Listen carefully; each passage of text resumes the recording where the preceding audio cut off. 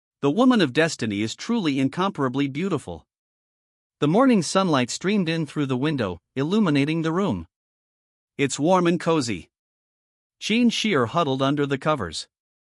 Her pretty face was a little pale, but a faint smile appeared at the corners of her mouth. Beside her, Shen Xi had already woken up, embracing her fair and smooth body, a smile playing on her lips. Shen Xi slowly opened her eyes, and what came into view was Shen Xi's familiar handsome face. Shen Xi raised an eyebrow and smiled. "Good morning." Shen Xi's pretty face turned red, and she immediately turned her back to Shen Xi. She was always embarrassed and shy after waking up. Shen Xi chuckled upon seeing this. "Why are you still embarrassed?"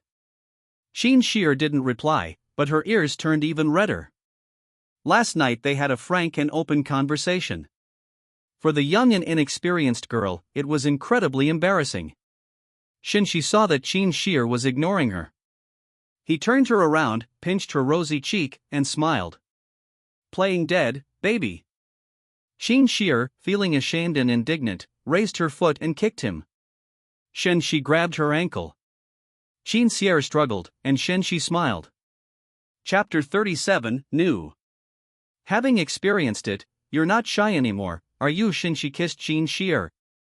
He decided to help the other person overcome her shyness, well, not because he was attracted to her beauty. Shen Xi's body went limp, her gaze softening as she looked at the other person. Bad guy Mu Nua's voice rang out. It was over, and Shen Xi had already fallen asleep. Shen Xi checked the time. It's almost noon. After getting up and washing up, I tucked the other person in and we went downstairs to the dining room for lunch. Although the 5-star hotel is a bit pricey, the service is very attentive. A sumptuous meal was laid out on the table, complete and nutritionally balanced. After eating something, Shen Xi suddenly noticed a new message notification from the system. Ding! Due to the host's contact with the new Lady of Destiny, you have obtained a new story synopsis *1 and 3000 Destiny villain points. Is Shen Xi also a woman of destiny? Shen Xi paused for a few seconds, then opened the view. It briefly introduces the protagonist, Xiao Chang, an abandoned young master from Kyoto. His family was wiped out when he was young, and with the help of kind-hearted people, he fled overseas, relying on luck and hard work. More than a decade later, a renowned, mysterious, and powerful force emerged out of nowhere, the Sea God Temple. By a mercenary organization and a large multinational corporation. It is a comprehensive team that includes elites from all walks of life.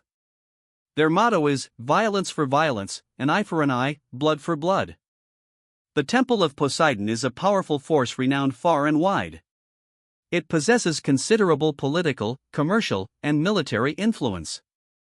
This generation's leader, Xiao Xiaodian, is even more mysterious and unpredictable. All that is known is that the opponent possesses extraordinary strength, exceptional intelligence, and godlike insight. However, this man was severely injured and disappeared a few years ago during a major political investigation. Meanwhile, in Jiangcheng City, China, Jiang Shuer, a commercial darling. There's one more handsome man. Yeah, the kind that's good for nothing except for its appearance. They're not even as good as ordinary people. The Jiang family members all despised him, resorting to insults and even beatings. Jiang Shui's marriage to him was merely to fulfill her grandfather's dying wish. In her heart, he was just a figurehead. That man's name is Xiao Chang, the Jiang family's notorious good-for-nothing son-in-law. Is this the new script? Shen Xi flipped through the documents, thinking to herself. This protagonist's situation is far better than that of his good buddy He Fan, who's still stuck in school. At least, at his peak, he enjoyed power, money and everything else. Even now, severely injured, he is still extraordinary. However, since it's unrelated, I'll feel free to use all my methods. After all, my moral standards are actually quite low. A dangerous, deep, cold glint flashed in Shen Xi's eyes. The previous chosen one was my good brother He Fan. His inner constraints prevented him from fully unleashing his potential. Now, with a complete stranger and no connection to him, he naturally wouldn't show any mercy. Besides, Shen Xi was already his woman, and he wouldn't allow anyone to covet her. That's right, in the story, Shen Xi is actually Xiao Chang's childhood neighbor. Even later on, due to the constraints imposed by the female lead and other reasons, Xiao Chang didn't actually touch anyone. But I've had evil thoughts many times. He especially coveted Shen Xi's stunning beauty. Chapter 38 Promotion. Right now, we should focus on increasing our strength. Thinking of this, Shen Xi looked at the remaining points for the villainous destiny. Perform a 4-pull. Ding, destiny villain points are being consumed. Congratulations, host, you have obtained the Crimson Membrane. The Crimson Membrane grants the host an abnormally fast wound healing rate, and its lethality does not exceed a certain stage, preventing it from causing any harm to the host. Immune to Inner Heaven Realm. Congratulations, host. You have acquired the Shadow Squad. The 4-member squad is now complete and can transform into shadows. Specializing in stealth, assassination, ambush, espionage, and surveillance. The realms, from the initial stage of the Inner Heaven to the peak, correspond 1-to-1.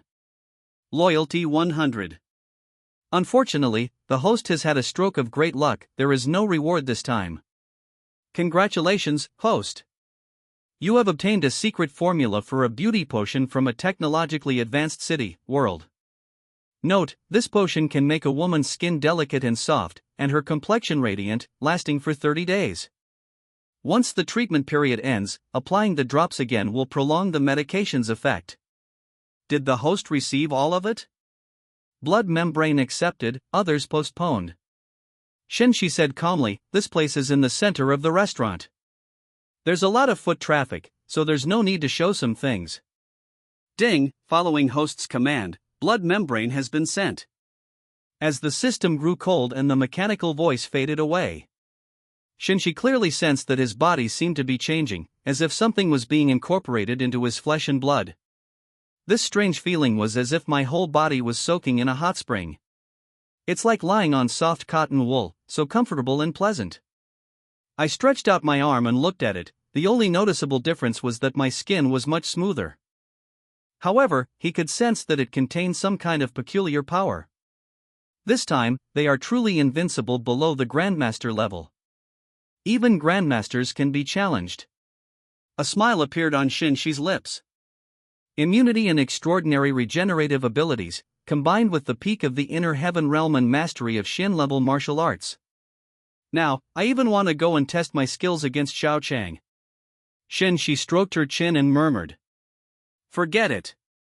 As the former leader of the Sea God Temple, even though he was severely injured, he still possesses the Grandmaster realm, and the kind with extremely strong combat power. Shen Xi thought about it and decided to give up her plan to seek out torture. He'll continue accumulating villainous points and increasing his strength before making any moves.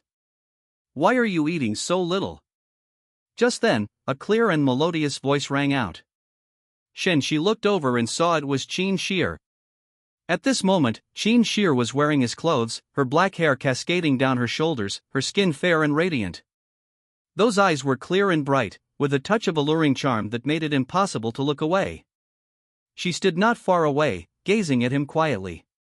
Shen Xi got up from her seat, walked over to her, and smiled. Why don't you rest a little longer? I'm hungry, Shen Xi said, pursing her lips. Her adorable appearance made Shen Xi unable to resist ruffling her head. "Sit down and eat with us, the food is still hot." Shen Xi replied sweetly, and sat down next to Shen Xi. They weren't embarrassed at all and started eating heartily. Clearly they were really hungry. Shen Xi didn't eat much, since she had already eaten. Most of the time, he just watched Shen Xi eat. After eating and drinking her fill, Shen Xi's face was slightly flushed. She looked up at Shen Xi and asked, "Did I eat too much?" The plate was completely empty, even the beverage bottles were gone. "It's alright, it's perfect." Shen Xi put the cup down. "That's good." Shen Xi breathed a sigh of relief. She usually doesn't eat as much as she did this time. "Yes, 3/4. Let's go." Shen Xi spoke with a smile. Where to?" Shen Xi asked, puzzled. "Are you going to keep wearing my clothes?" Shen Xi looked at the oversized shirt and pants and smiled, raising an eyebrow. "Well." A faint blush rose to Shen Xi's cheeks. Her black dress from last night had been torn. She had no choice but to wear Shen Xi's clothes, and now that she thinks about it, they really did seem a bit inappropriate. Chapter 39: Buying Clothes. Finally, she responded shyly. Shen Xi smiled and stood up, taking Shen Xi's hand. Shen Xi blushed. However, she did not reject Shen Xi and obediently followed him. The two people left the hotel. Strolling down the street, the sunlight shone warmly on the two of them. After walking for a short while, a high-end clothing store with exquisite and elegant decorations came into view. Shen Xi glanced at it, then pulled Shen Xi inside. Shen Xi hesitated for a moment. "These are all high-end brands, very expensive." "Don't worry, your husband has plenty of money," Shen Xi said with a smile. Husband Shen Xi was stunned, then her pretty face turned red. Without refusing, he let Shen Xi lead him inside. After all, the incident at the large bar yesterday proved Shen Xi's extraordinary nature, and there's no need to be pretentious about some things. The waiter immediately came over. "Welcome, gentlemen. What would you like to do for us?" "Take her to see her." Shen Xi didn't say much and placed the black card on the front desk. The waiter was stunned for a moment. The female shop owner then came out, and her attitude was extremely enthusiastic. "Is this the young lady? We will definitely choose the most suitable dress for you," the female shop owner said with a big smile. "Those who possess this black card are basically among the top figures in the entire Jiangcheng. If I could climb this tree, even if it only forged a small act of kindness, that would be a significant help to their clothing brand. Yes, building connections. Okay. Thank you." Shen Xi nodded gently. "This way, please." The female shop owner personally guided Shen Xi towards the inner hall. Shen Xi was somewhat surprised. Was Shen Xi's black card really that powerful? Why would the shop owner treat him with such respect, even flattery? Before long, she had several more outfits in her hands, each one very beautiful and gorgeous, and it seemed like she was still adding more. Too much," Shen Xi said somewhat awkwardly. The female shop owner still smiled and said, Not much, not much. If it's not suitable, we will also make adjustments according to your needs." Shen Xi. She suddenly realized. Shen Xi's identity seems to be far more terrifying than she imagined. Turn your gaze to the right. Shen Xi was standing by the window, tall and handsome. Upon seeing her, Shen Xi smiled and curled her lips. "Don't take it yet, let me try it first," Shen Xi said. "Yes," the female shop owner said with a smile, "please come into the fitting room." Shen Xi blushed and walked in wearing a blue dress. Shen Xi leaned against the window, looking at the scenery outside the glass, a slight smile in her eyes.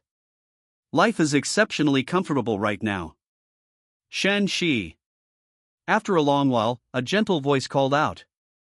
Shen Xi turned around and looked back. Shen Xi walked gracefully towards them, wearing a long blue dress.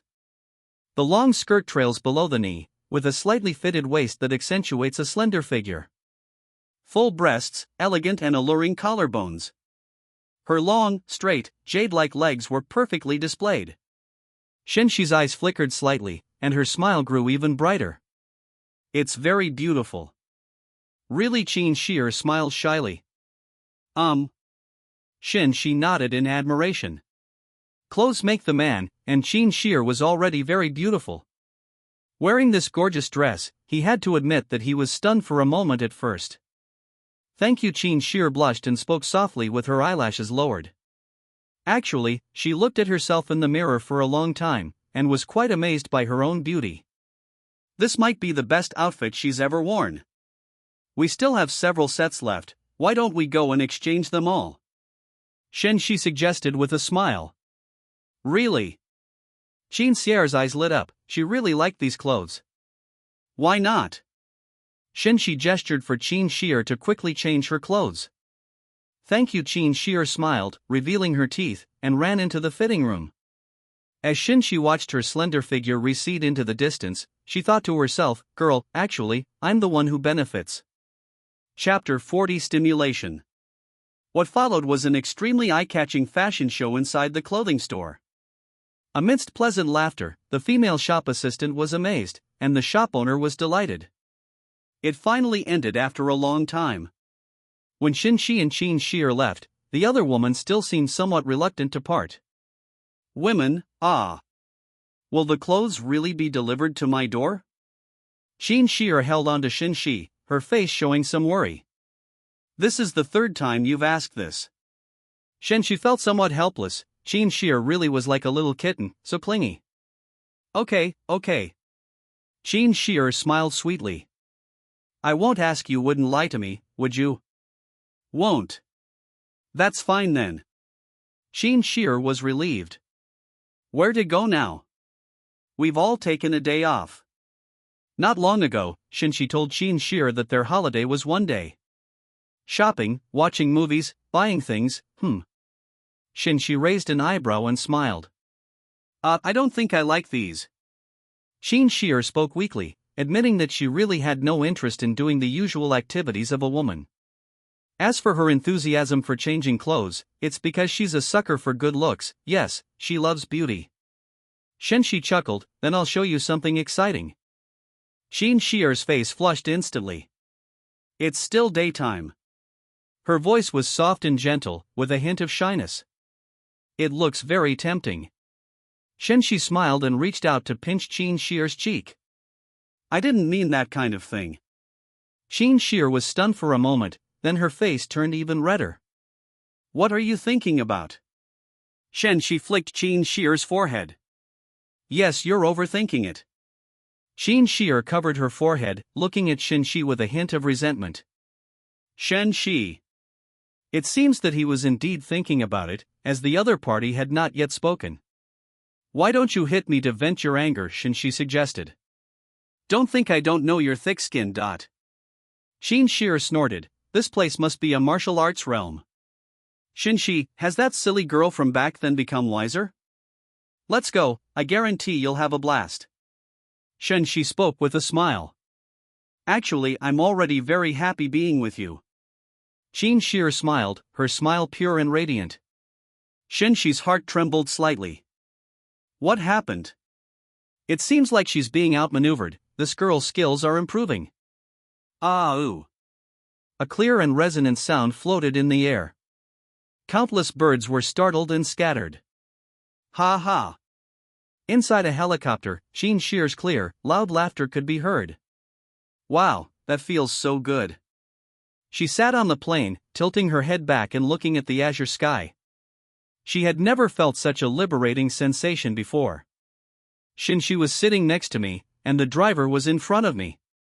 The two of them enjoyed a rare moment of freedom and relaxation on the plane. Shen Xi also showed a comfortable expression, letting the wind mess up her dark hair. He turned to look at Shen Xi beside him. Her smile remained pure and radiant, as bright as the sunshine. Shen Xi's lips curled slightly, clearly showing her genuine happiness. He reached out and touched Shen Xi's hair. Are you happy? Shen Xi nodded with a smile. This was the first time she had ever felt like she was flying, and it was truly a novel experience. For a girl like her, who is outwardly independent but inwardly passionate, this feeling of freedom was absolutely intoxicating. She couldn't help but cry out again. Wow woo! Shen Xi. Shen Xi noticed Shen Xi's gaze and immediately looked away, while I was just too happy. Shen Xi affectionately ruffled her long hair. It's all right. He, brother Xi, thank you. Her eyes curved into crescent shapes. There's no need for thanks between us. Shen Xi looked at her with a smile. Yes, there's no need for thanks between us. Shen Xi smiled sweetly. Chapter 41 Play. Driver. Ocean Park is a tourist attraction located in a relatively bustling area of Jiangchang. After the car stopped at the entrance, Shen Xi took Shen Xi's hand and walked inside. The interior is quiet, with various animals swimming around inside a large glass barrier, giving them a very spiritual feel. Brother Xi, I'd like to take some photos.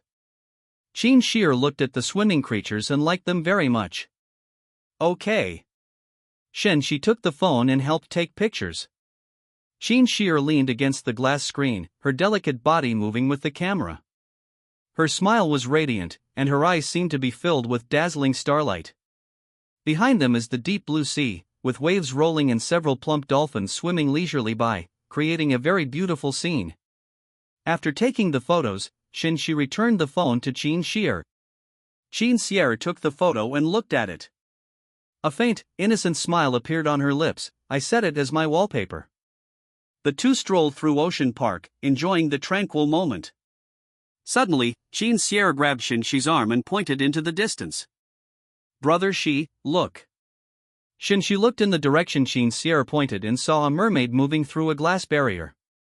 It was a woman, about 18 or 19 years old, with fair skin, delicate features, a voluptuous bust adorned with blue scales, and a fishtail as her lower body.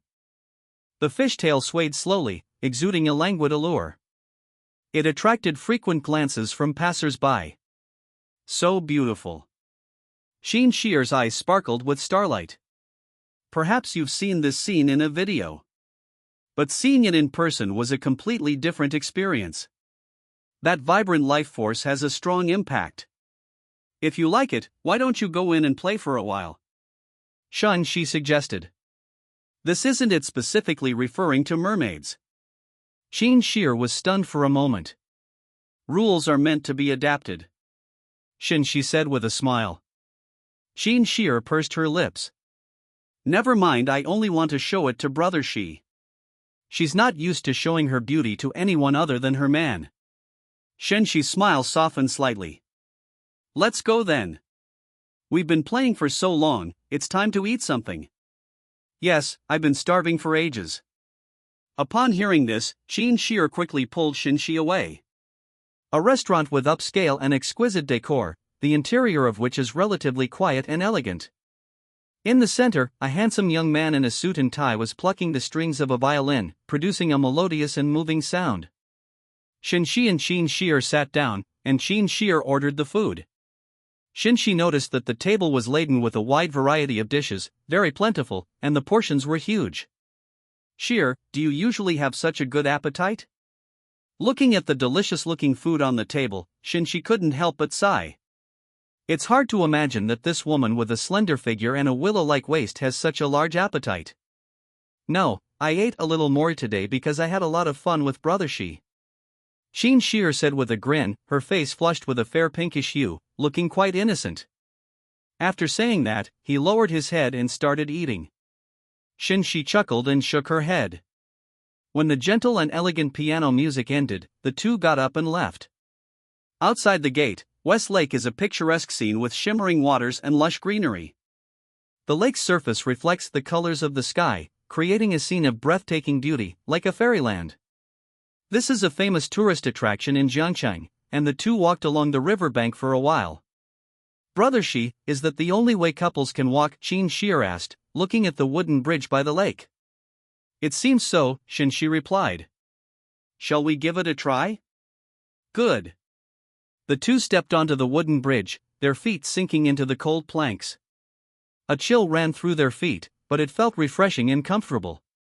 As I walked forward step by step, the ripples on the lake became clearer and clearer.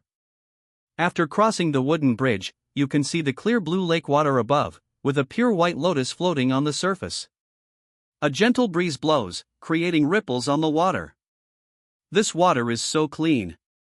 Shen Xi stood on the edge of the stone slab and reached out to touch the lake water. It feels cool to the touch, smooth and silky. Upon hearing this, Shen Xi smiled and nodded, replying, "It is quite clean. The south is really beautiful." Shen Xi looked up at the clear blue sky, the sunlight shining on her, and her smile was beautiful. Shen Xi gazed silently at Shen Xi, a thought rising in her mind. If we could maintain this lifestyle, it would seem quite wonderful. Bring a beautiful companion, stroll along mountains and rivers, admire the lovely face of a child, bathed in the clear moonlight, and intoxicated by the charm of autumn. However, Shen Xi nipped the thought in the bud as soon as it arose. The eternal allure of power and wealth will eventually lead him back to darkness. That was what he pursued and longed for. Self-reliance leads to freedom, not the things before him. Ultimately, it was his immense strength that brought him this advantage. Chapter 42. One person. He couldn't possibly give up all of this. Shen Xi lowered his eyes to hide the dark light in them. The two lingered by the lake for a long time before finally embarking on their return journey. As evening approached, as dusk gradually fell, the surrounding scenery became hazy. The two walked side by side. "Crescent Valley, shall we go again?" Shen Xi asked. Crescent Valley is a scenic area with beautiful scenery and a rustic charm. That was originally the purpose of today's visit. Shen Xi pondered for a moment. "Never mind, let's go next time. We've already spent a lot of time sightseeing at West Lake, and it's almost night now. Besides, she has to go to school tomorrow, so she can't indulge in any more novelty." Shen Xi nodded. "Then shall we find a place to deal with this and then rest?" Shen Xi blushed slightly and softly agreed. The street was brightly lit and bustling with people. Shops and vendors lined both sides of the street, their shouts echoing throughout. "Xi, over here." Shen Xi pulled Shen Xi into an alley and turned into a shop. Pushing open the door, a wave of heat hit me. "Oh, it's Xi." The shop owner, a man in his 40s, smiled warmly when he saw Shen Xi. "What made you decide to come here today? It's been a long time since I've had any good food. Come and have a taste, Uncle Song." "Oh my." Upon hearing this, the boss's face lit up. "Then we must treat Xi to a good meal." Shen Xi smiled and pulled Shen Xi to sit on the table to wait. "Don't be fooled by the simple interior, the roast duck here is incredibly flavorful." Before the Shen family became wealthy, Shen Xi had a good relationship with people on this street and even on several nearby streets. The Song family has a long tradition of chefs, and the family has inherited their skills since childhood, making their food exceptionally delicious. "Then I must try it," Shen Xi said greedily. She wasn't the kind of pampered young lady who never lifted a finger. "I often wander around the alleys of Kyoto, so I'm quite comfortable in this kind of environment." They believed Shen Xi's statement wholeheartedly. Indeed, there were many delicious foods in the alley, even more delicious than those sold in grand hotels. Soon, Old Song brought out the food for the two of them. "Xi, my girlfriend, why don't you try it first and see how it tastes?" Old Song handed over the chopsticks, smiling broadly. "This restaurant's specialty is roast duck." Upon hearing this address, Shen Xi's smile brightened even more. "Okay, uncle, thank you." Shen Xi picked up a large piece of meat and put it in her mouth, chewing it. Shen Xi quietly ate her food. I casually responded to Lao Song's chatter, occasionally chiming in with a few words. Although the restaurant is small, it is always bustling with customers and does very good business. The proprietress returned during this time, and after a moment of surprise upon seeing Shen Xi, she greeted her with extreme enthusiasm. He also gave Shen Xi a serving of the shop's newly produced sweet soup. When Shen Xi left, she turned 10 times the way she had left. Faintly, one could hear the voice saying, "The Shen family has really prospered." The night was as dark as ink, and under the bright moonlight, the city of Jiangchang was dazzling and dreamlike. Standing by the window of a high-rise building, Shen Xi held a glass of red wine, gazing into the distance with a melancholy expression. A moment later, a light footstep sounded. With her soft, dark hair still damp, Shen Xi, wearing a bathrobe, walked up to Shen Xi and stood beside her. "Brother Xi, what are you thinking about?" Shen Xi looked up at Shen Xi with a faint smile. Shen Xi turned to look at her, her gaze gentle. "Thinking of you." Shen Xi's pretty face flushed red. She lowered her head to avoid Shen Xi's gaze, biting her lip shyly as she spoke. "Brother Xi, that's so cheesy." Shen Xi smiled and rubbed her head. "That's called love." Shen Xi looked up to meet Shen Xi's gaze. "I love you too. Brother Xi, you're the only one I've ever chosen in this life. From now on, you're mine. My heart belongs only to you, so please don't hurt me." Shen Xi's face was flushed, her eyes sparkling, and she looked incredibly charming. The loose neckline of the bathrobe revealed snow-white skin, and her delicate collarbone trembled slightly, captivating the heart. Chapter 43 Meaning. Shen Xi paused for a moment, then laughed. "Silly girl, how could I bear to bully you?" He bent down and kissed Shen Xi's forehead, his hand caressing her soft, fair face. Shen Xi's cheeks flushed red, and she closed her eyes. Gentle as water, tender, and lingering. Shen Xi looked very pleased with himself, his handsome face beaming with a delighted expression. He had only had the system for a short time, and had rarely been moved by emotions. "Even if you've experienced sexual pleasure?" "But when that peerless beauty in my heart." He felt he couldn't resist the allure. Fallen flowers and flowing water, a small bridge and old trees, the traveler is finally on his way home. Shen Xi put his arm around her slender waist and said, "Go take a bath." After saying that, he carried Shen Xi towards the bathroom. "Shen Xi, why are you carrying me without having showered yet?" A strange thought occurred to her, and she felt her ears burning. However, feeling the strong masculine scent emanating from him, Shen Xi pursed her pink lips, but ultimately said nothing. "Since we've already gone beyond being completely honest with each other, is there any point in having any concerns?" Warm pool water overflowed, and steaming mist spread out. Shen Xi was immersed in the water, the ripples reflecting a blurry image. "Wash it, okay?" Shen Xi whispered, her voice low and hoarse. Shen Xi nodded, "Okay." As soon as she finished speaking, a smooth and slender body plunged into the water, creating ripples on the surface. The water murmurs gently, a sound both tender and enchanting.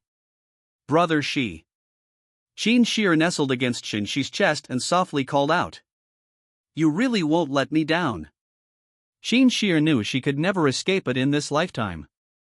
Whether it was the other party's handsome appearance or his astonishing power. Even that passionate and wild love was enough to make her fall for him. So she chose to give everything without reservation. "I will never let you down in this life." Shen Xi reached out her right arm and wrapped it around Shen Xi's soft, boneless waist. "A warm sensation flows from your fingertips. I believe you." Shen Xi smiled broadly, like a gentle spring breeze. A warm sensation was spreading. Shen Xi gently raised her head, tiptoed, and took the initiative to kiss those cool lips. "The night is getting darker." A faint smile appeared on Shen Xi's slightly flushed face. Shen Xi held the soft, delicate body tightly in his arms, as if he wanted to infuse this love into his very being, until it became a part of him. "I will never fail you in terms of power, wealth, and material possessions," Shen Xi murmured to herself. He may have many women in the future, but Shen Xi, a woman he approves of, will always be unique. As long as he lives, his woman's living conditions will remain top-notch. At dawn, sunlight streamed down on the earth, birds sang, and sparrows chirped and frolicked. Shen Xi lay asleep on the bed, her eyelashes trembling a few times. She opened her eyes. The familiar handsome face came into view, everything from last night had been real. She raised her hand to touch her face, her heart racing. The vows she made last night still echoed in her ears, and she smiled. Shen Xi woke up, turned over, and lay on her side, holding Shen Xi's warm and delicate body in her arms. "What are you laughing at?" Shen Xi asked. "I was happy, so I smiled." Shen Xi rubbed her face against Shen Xi's neck. Shen Xi affectionately stroked Shen Xi's hair. Shen Xi's phone suddenly rang. Shen Xi glanced at it. It was the alarm clock's notification sound. Shen Xi moved Shen Xi's arm away and turned off the alarm clock. Then I got up and got out of bed to find some clothes to wear. Shen Xi gazed at that flawless back, her right hand pressing down on the other's slightly bent, jade-like foot. I've also booked your classes for today. Now you can sleep a little longer. Shen Xi turned to look at him and said with a smile. No, I'd better go, otherwise I'll fall behind in my classes. I'll take care of you, Shen Xi said with a smile. Shen Xi paused for a moment, then shook her head and chuckled. I know you are capable, but I want to develop my own abilities. I hope to be able to stay by your side and help you in the future. Shen Xi raised an eyebrow but remained silent. Shen Xi leaned down and kissed Shen Xi's handsome face. Then, dressed neatly, he pushed open the door and left. Shen Xi stared at Shen Xi's retreating figure and sighed softly after a moment. The other person didn't know that no matter how hard they tried, it was impossible to keep up with their pace. The system destined him to be high above everyone else, looking down on all others for the rest of his life. However, he did not discourage the other party's enthusiasm. Firstly, it was indeed inappropriate to deny the other party in the early stages, as it would hurt feelings. Secondly, as time goes by, Shen Xi will inevitably understand what she truly means. Chapter 44 Overlooking. After resting for a while, Shen Xi got up, changed his clothes, tidied his hair, and sat down on the sofa. Shadow Squad, receiving.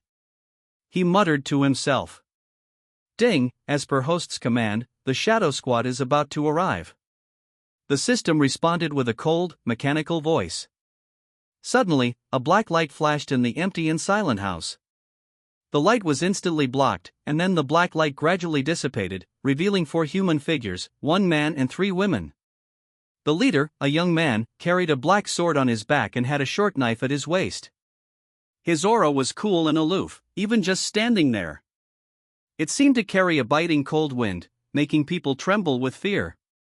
The other 3 women, triplets, were all slender and graceful with fair and delicate skin. She has delicate and beautiful features, and a soft and slender figure, giving people a feeling of fragility. They stood behind the man, their black dresses as dark as ink, their long hair flowing like a black datura blooming in the night, eerie and captivating. Greetings, Master. At almost the same moment, the 4 of them bowed to greet him. Shen Xi remained silent, her gaze slowly sweeping over the group, her expression slightly surprised. The Shadow Squad from another world, and they're not some other race or creature, that's fine.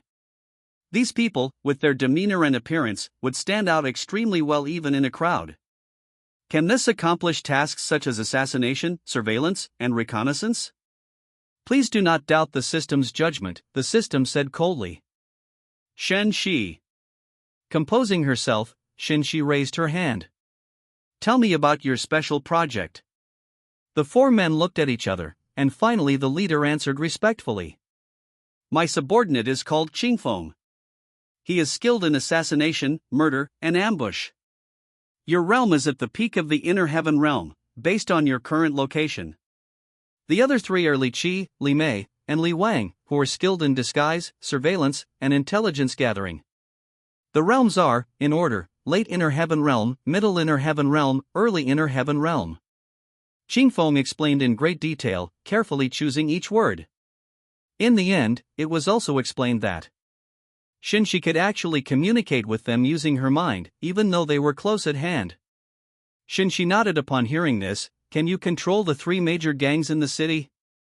He has already conveyed the general information about the power structure in Jiangchang. Qingfeng was silent for a moment. Yes, but it will take time. Okay. Shen Xi nodded. Just do your best. This was just a random idea that came to him, and it wasn't that important. Yes. The 4 men bowed their heads respectfully.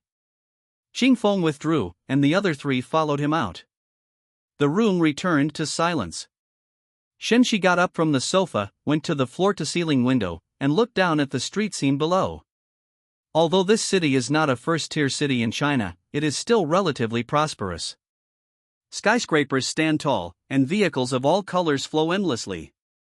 He has lived in this city for more than 10 years and has basically integrated himself into it. Soon after, he trampled the city under his feet and became its king. This possibility is still quite high. Who would have thought I'd end up like this? Shen Xi smiled slightly.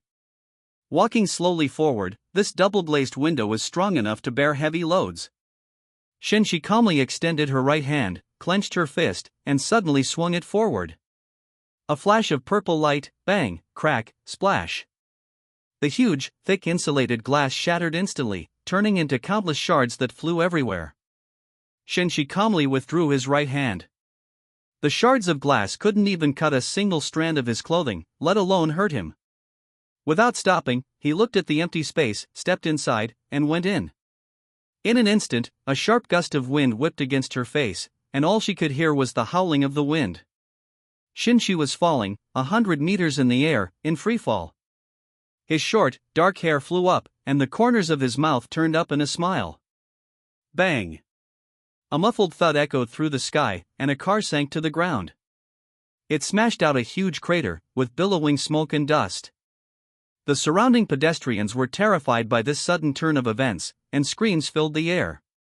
Shen Xi lay at the bottom of the pit, spitting out several mouthfuls of blood. He raised his eyes. A black silhouette was reflected in the dark pupils. A fall from 100 meters is nothing more than this. Ha ha ha ha. His laughter carried a hint of wickedness as he slowly rose from the ground. His bleeding skin, bruised wounds, and ribs that had been crushed in his chest were healing at a visible speed. After a while, Shen Xi stood up, stretched her limbs, and left the ruins that had caused the commotion. Chapter 45 Mistake. There were many onlookers nearby, and even the sirens of police cars were already blaring. Shen Xi, the instigator of this chaos, has long since disappeared. The sky was turning a pale white as sunlight streamed down, warm and comforting. Shen Xi emerged from a bathroom, his handsome face. There was an added sense of indifference, a disregard for life. This time of year is the day Ruoshi and Madame Xia are discharged from the hospital. Shen Xi glanced at her watch and muttered to herself. In a pleasant ward at Zhongcheng First Hospital. You silly girl, how could you be so clumsy? You even twisted your ankle at the hospital. A beautiful woman gently scolded the girl lying on the hospital bed. She has a pure and innocent appearance, fair skin, and delicate and beautiful features. A loose-fitting hospital gown couldn't hide her curvaceous figure and graceful physique. Ms. Lansao, this is the 8th time you've mentioned this in my hospital room, Churuwashi said with a hint of helplessness. Her mother always liked to nag. She can ramble on about even the smallest thing for ages, can't we at least get her discharged? Now, Mom is getting impatient with you, isn't she? Humph, my life is so miserable. Even the daughter I raised dislikes me. My life is so miserable. Xia Lansao feigned tears. Of course, it was said to be fake crying, but the tears really did fall down in a steady stream, making him look utterly heartbroken. Okay, I was wrong, Mom, Churuwashi quickly begged for forgiveness. Even if you know it's an act, this move is still very damaging to her. You really know you were wrong, Xia Lansao blinked, her beautiful phoenix eyes filled with tears, as if she had suffered a great injustice. I know I was wrong. Churuwashi obediently raised 2 fingers in a gesture of surrender. Xia Lansao then stopped crying. All right, since you've admitted your mistake, I'll forgive you. Churuwashi shook her head helplessly, her mother was clearly much older than her. But their personalities are like those of children, it makes one wonder if fate switched them. All right, since everything's all right now. Get discharged, don't stay in bed any longer, Xia Lansao urged. Churuwashi rolled her eyes. If it weren't for you nagging me, I would have been discharged from the hospital long ago. Xia Lansao pulled her up and began another lecture. Nuashi, from now on, pay more attention to the road when you go out, and take extra care to protect yourself, okay? Ruashi, eat more after you get back to school. You've gotten so thin lately. Also, a balanced diet of meat and vegetables is essential for good health. Besides, Churuwashi. She had lost all will to live and just wanted to be discharged from the hospital as soon as possible. The two arrived at the registration area, where Chu Nuashi filled out the forms. Ruashi, Aunt Xia. A clear male voice suddenly came from beside me.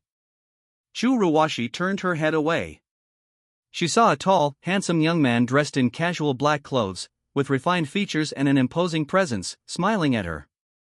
His eyes were clear and pure, as if they could cleanse the soul. Brother Xi. Son-in-law. The two of them exclaimed in surprise at the same time. Well, isn't today the day Ruashi and you are being discharged from the hospital? I was thinking of coming to help out for a while. Shen Xi smiled and glanced at the two women. These two are stunningly beautiful. Today, Xia Lanzhao is wearing a long black dress, her face is gorgeous, and her smooth, black hair falls to her waist. With a stunning figure and elegant demeanor, every smile and gesture is alluring. As for Chu Ruashi, even if it were just a simple hospital gown. Even so, it couldn't conceal her stunning beauty, her features were exquisite, and she was exceptionally beautiful. This combination is enough to attract the attention of many passers-by. Chapter 46 Plot. Now that your son-in-law is here, let him help you with the procedures. Xia Lanzhao smiled and put down what he was holding. He left with a flourish, carrying a custom-made, expensive handbag. The nursing home that her friends booked happened to be very close to here. Chu Ruashi. Shen Xi? Chu Ruashi watched her mother's disappearing figure speechlessly. Once you've finished processing your paperwork, you're no longer concerned about your daughter's life or death? Auntie is really something else, Shen Xi said with a smile as she walked over. Chu Ruashi sighed helplessly. Having this mother was truly. Shen Xi helped with the discharge procedures, and the two walked out of the hospital. He Fan, didn't he come? Shen Xi looked at the girl beside her and asked. I didn't tell him I was hospitalized, after all, it was just a minor injury. Chu Ruashi pursed her lips, a hint of sadness in her eyes. She was still very sad, after all, He Fan was like a boyfriend to her. However, no news has come during this period. It was as if she had left and the other party didn't care at all. So he didn't know. No wonder he still had the mood to go to Su Qin's house for archaeology. Shen Xi mentioned it as if it were unintentional. Chu Ruashi was stunned, a hint of surprise flashing in her eyes. Isn't Su Qin's family in the retail industry? Where did they get these antiques? Su Qin, a low-key and pretty girl in their class. He was quiet and reserved, rarely speaking, until the alumni reunion in his sophomore year. Su's father made an appearance on the leadership platform. Only then did everyone realize how wealthy the other party was. Didn't you know? During this period, Xiao Fan and Su Qin have been going in and out of the campus together, saying they were going to study some antiques. Shen Xi shrugged. I thought you knew. Chu Ruashi's pretty face turned pale after hearing Shen Xi's words. Putting aside the fact that they're involved in antique research and need to enter and exit the campus together. Even if there really are antiques, what does that have to do with you, He Fan?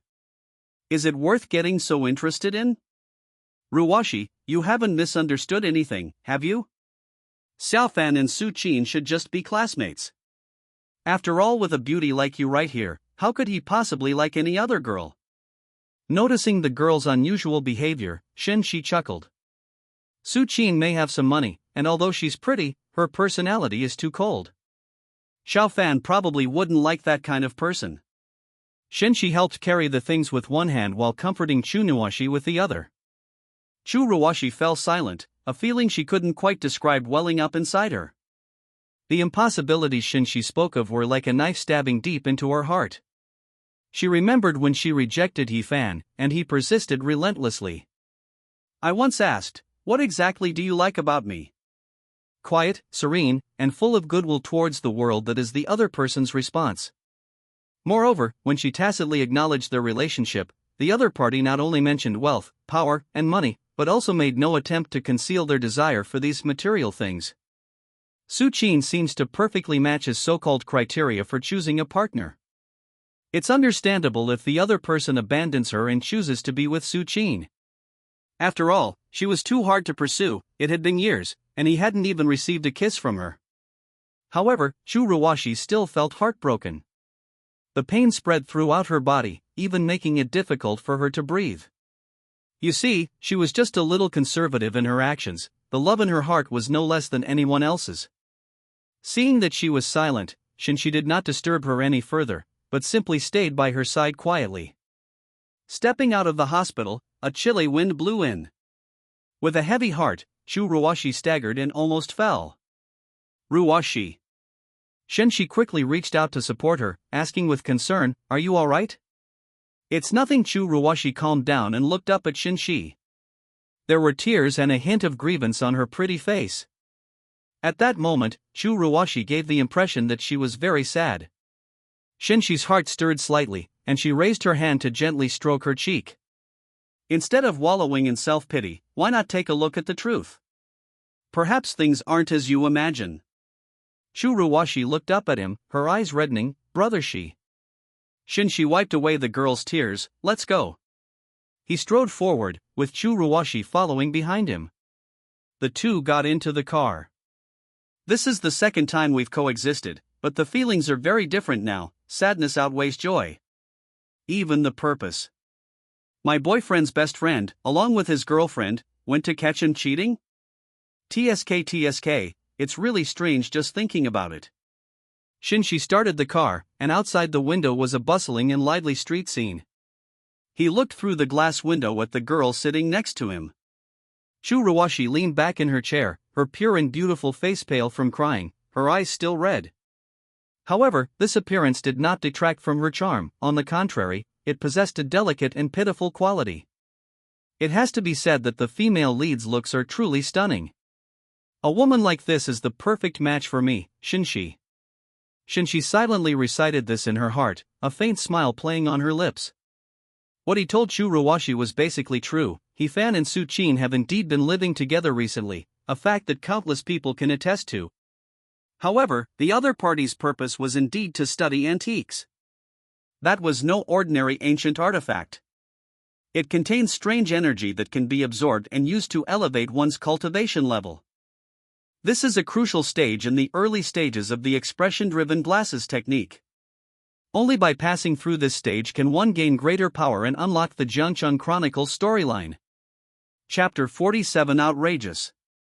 Furthermore, in order to enhance He-fan's overall strength in the early stages of his emergence from seclusion, an extremely absurd plot was added out of nowhere. That is, when He-fan and Su-chin absorb energy, an illusion will automatically appear, which can only be seen by outsiders. In this illusion, He-fan and Su-chin will have a sexual encounter, their bodies intertwined, oblivious to the world around them. This move also made Su's father the leader in Jiangcheng's retail industry. This became He-fan's biggest backer when he entered Jiangcheng, and also laid the foundation for his early success. Extremely melodramatic and full of plot holes. However, for Shen Xi right now, this is the best help. Thinking about it, he slightly twitched his lips and accelerated the car considerably. At this moment, Churuwashi, who was in a low mood, was completely unaware of Shen Xi's change. Her thoughts drifted away, completely immersed in the sadness of He-fan's infidelity. Shortly after, the car drove into the suburbs and stopped near a quiet villa area. "Let's go, Ruwashi." Shen Xi pushed open the car door and got out. This isn't the university town. Upon hearing the sound, Churuwashi raised her fair neck and looked ahead. A hint of confusion appeared on her pretty, pale face. "Shen Xi. So you were just spacing out the whole time?" He-fan has taken the past few days off.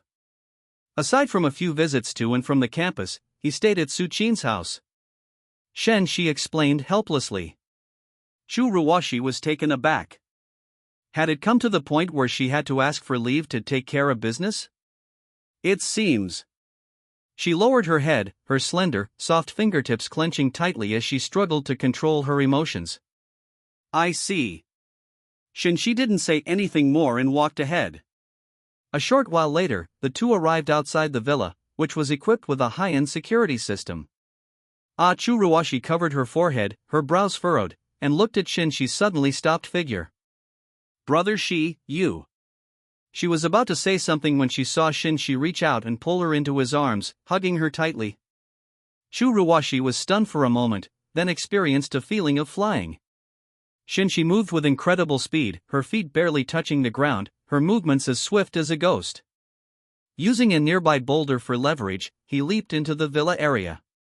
And with astonishing speed, they ran or jumped on various buildings. In the blink of an eye, they had scaled the wall and ridge, landing on the trunk and branches of a tree that seemed to embrace each other. Shu Ruwashi. She knew the other person was a martial artist, but she didn't expect him to be this powerful. The martial arts masters on TV are probably just like this. Shu Ruwashi thought blankly. Seeing the girl lost in thought, Shen Xi gently patted her cheek. Nuwashi. The girl snapped out of her daze, her face slightly flushed. Brother Xi, I. Stop talking, look over there. Shen Xi gestured with her chin towards a spot not far away.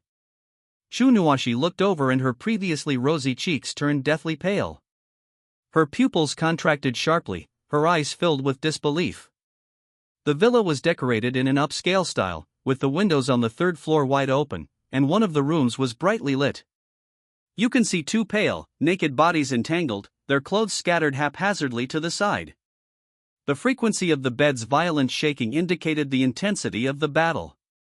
The man is He Fan, the woman is Su Qin. Shu Ruwashi bit her lip hard.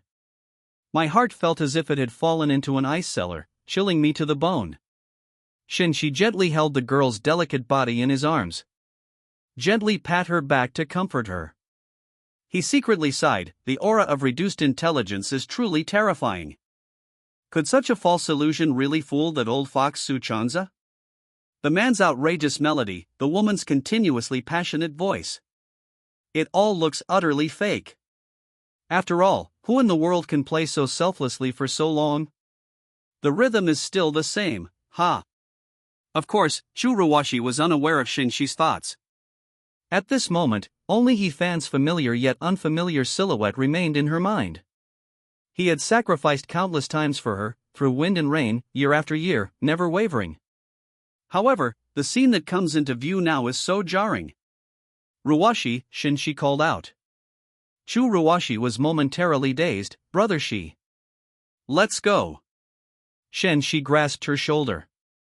Shu Ruwashi remained silent for a while, then pursed her lips and said, Crack. A crisp sound rang out from the tree, and Shen Xi lifted the girl into the air. Chapter 48 3 times. Shu Ruwashi wrapped her arms around Shen Xi's neck, and Shen Xi carried the girl and landed steadily on the ground. That's fine. Shen Xi let go of her. Thank you. Shu Ruwashi's pretty face was still very pale. She turned and looked into the depths of the villa area, quiet and indifferent. Shen Xi didn't say anything, just stood quietly to the side. Ding! Due to the host's behavior, the magical glasses have caused the female lead's feelings for the male lead to become completely indifferent. The storyline has undergone a dramatic change, and the reward is 5,000 Destiny Villain points. Even though the system was cold, a mechanical voice rang out. He can now remain expressionless. After watching for a long time, Shu Ruwashi withdrew her gaze. Seeing Shen Xi waiting for her silently, she felt a surge of emotion. Is he really so without regrets or resentment? Let's go. Seeing that she had calmed down considerably, Shen Xi spoke up. Shu Ruwashi followed behind Shen Xi. The two got into a black car, which quickly disappeared into the distance. The third time they coexisted, things turned completely different. The brother lost his girlfriend for good. It was calculated by him. Compared to when he first acquired the system, he felt no remorse at this moment. At this moment, in a room on the third floor of the luxurious villa. Sitting opposite each other, He Fan and Su Qin gazed at each other, between them an ancient Celadon artifact that shone with dazzling brilliance. The atmosphere was incredibly oppressive. A transparent, silk-like substance rises from the center. It wrapped around Su Qin and He Fan's wrists respectively, and slowly spread up their bodies. Their foreheads were covered in sweat, and their bodies trembled. It seemed as if they were enduring unspeakable pain. How could one absorb power, especially such immense power, without paying a price? It's safe to say that, in stark contrast to the comfortable and illusory world presented, every cell in the body was trembling in reality. Put. Suddenly, blood splattered on the table, staining a large area red. That was He Fan's spurting blood. He swayed and almost fell, but luckily he managed to grab the table for support. He Fan, what's wrong? Are you alright? Su Qin asked worriedly. She was flustered by the other person's sudden disheveled state. He Fan wiped the blood from the corner of his mouth, said nothing, and clutched his chest with his right hand, panting. For some reason, his heart had just clenched suddenly, a tearing pain that made it difficult for him to breathe. It felt like losing something extremely important in one's life. I hope this antique won't have any side effects. Seeing He Fan in so much pain, Su Qin couldn't help but ask. It's not a problem with the antiques. He Fan shook his head. He wouldn't believe that black glasses analysis was wrong. Then what about you? Su Qin frowned, noticing that He Fan's condition was not quite right. It's alright, let's continue, He Fan said calmly. Su Qin glanced at it a few times, but ultimately didn't say anything more, and continued to absorb power. The black sedan left the suburbs and returned to the bustling city center of Jiangcheng. The journey was silent. Shu Ruoshi leaned against the window. Let the cold wind blow through her long hair. Sadness filled her pure and beautiful face, and her beautiful eyes were red. Seeing her boyfriend passionately engaging in a love scene with another woman right in front of her. That kind of heart-wrenching pain can only be understood by those who have experienced it. Moreover, her personality was rather delicate, making the pain she endured even more intense. Are you going back to school? Shen Xi turned her head to look at her. Shu Ruoshi was about to refuse when she heard Shen Xi talking to herself. You won't be able to concentrate on your studies if you go back like this. I'll take you out to cheer you up.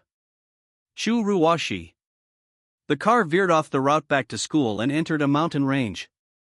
Several buildings stand on the mountainside.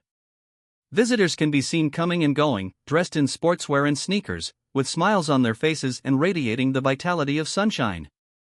This mountain is called Longshan. It is a high mountain with steep ridges, and it has been passed down since the northern Song dynasty, so it has a long history. Moreover, it is said that during the War of Resistance against Japan, our ancestors once ambushed people here with a small force. The annihilation of an entire regiment of Japanese pirates is vividly described in historical records. Shen Xi got out of the car and talked as she walked. Brother Xi, did you bring me here to commemorate our ancestors? Shu Ruoshi asked in confusion. No, besides its rich cultural heritage, this place also has a unique charm that draws people together. Shen Xi smiled and strode towards the mountaintop. Shu Ruoshi quickly followed. At the mountaintop, shrouded in mist, a giant rock juts out from the cliff face. There was also a small pavilion, with ropes coiled up and some props displayed. A wooden tablet stood nearby, its inscription bold and vigorous. To comprehend life and death, to transcend the mundane, and to roam freely between heaven and earth. And the heart-wrenching, chilling screams echoing from below the cliff. Yeah, bungee jumping bliss. Seeing Shu Ruoshi's pale face, Shen Xi smiled brightly. Chapter 49 is like. Brother Xi, maybe we should just forget about it. Looking at that bottomless, seemingly hellish cliff. Shu Ruoshi felt a chill run through her body and couldn't help but take 2 steps back. But, in the next instant, Shen Xi pulled her to her side, pressed her arm against hers, and silently fastened the safety gear around her neck. They then led her to the edge of a cliff, where Shen Xi jumped. Ah! Shu Ruoshi gasped in surprise, her pretty face turning ashen. The wind howled in my ears, and a chill swept through my limbs and bones. She clung tightly to Shen Xi in fear and closed her eyes. However, the expected pain did not come. She opened her eyes and found herself swaying in midair. Shen Xi glanced down at her. Was it good? Shu Ruoshi's heart hadn't calmed down yet. She glared at Shen Xi with a fierce expression but didn't say anything. Is this guy crazy? You know, there were no safety personnel present just now. If he had fastened the wrong harness and fallen, he would have been dead for sure. Shen Xi smiled and said, "Let's continue." Shu Ruwashi was stunned. A sharp scream shattered the sky. Shen Xi gripped the rope, leaned back a few times, and slammed hard against the stone wall in front of him. Those sharp, hard rocks came into view and were rapidly approaching. Shu Ruwashi hugged Shen Xi tightly again. Her soft, delicate body was tense, showing her nervousness. Shen Xi sensed her emotions, and the corners of her lips curled up slightly. He held her tightly, and with a sharp tug on the rope, the speed at which they were crashing into the rock wall slowed down instantly. By the time they got close, the inertia was no longer enough to harm them. Shen Xi landed easily on a large, protruding rock.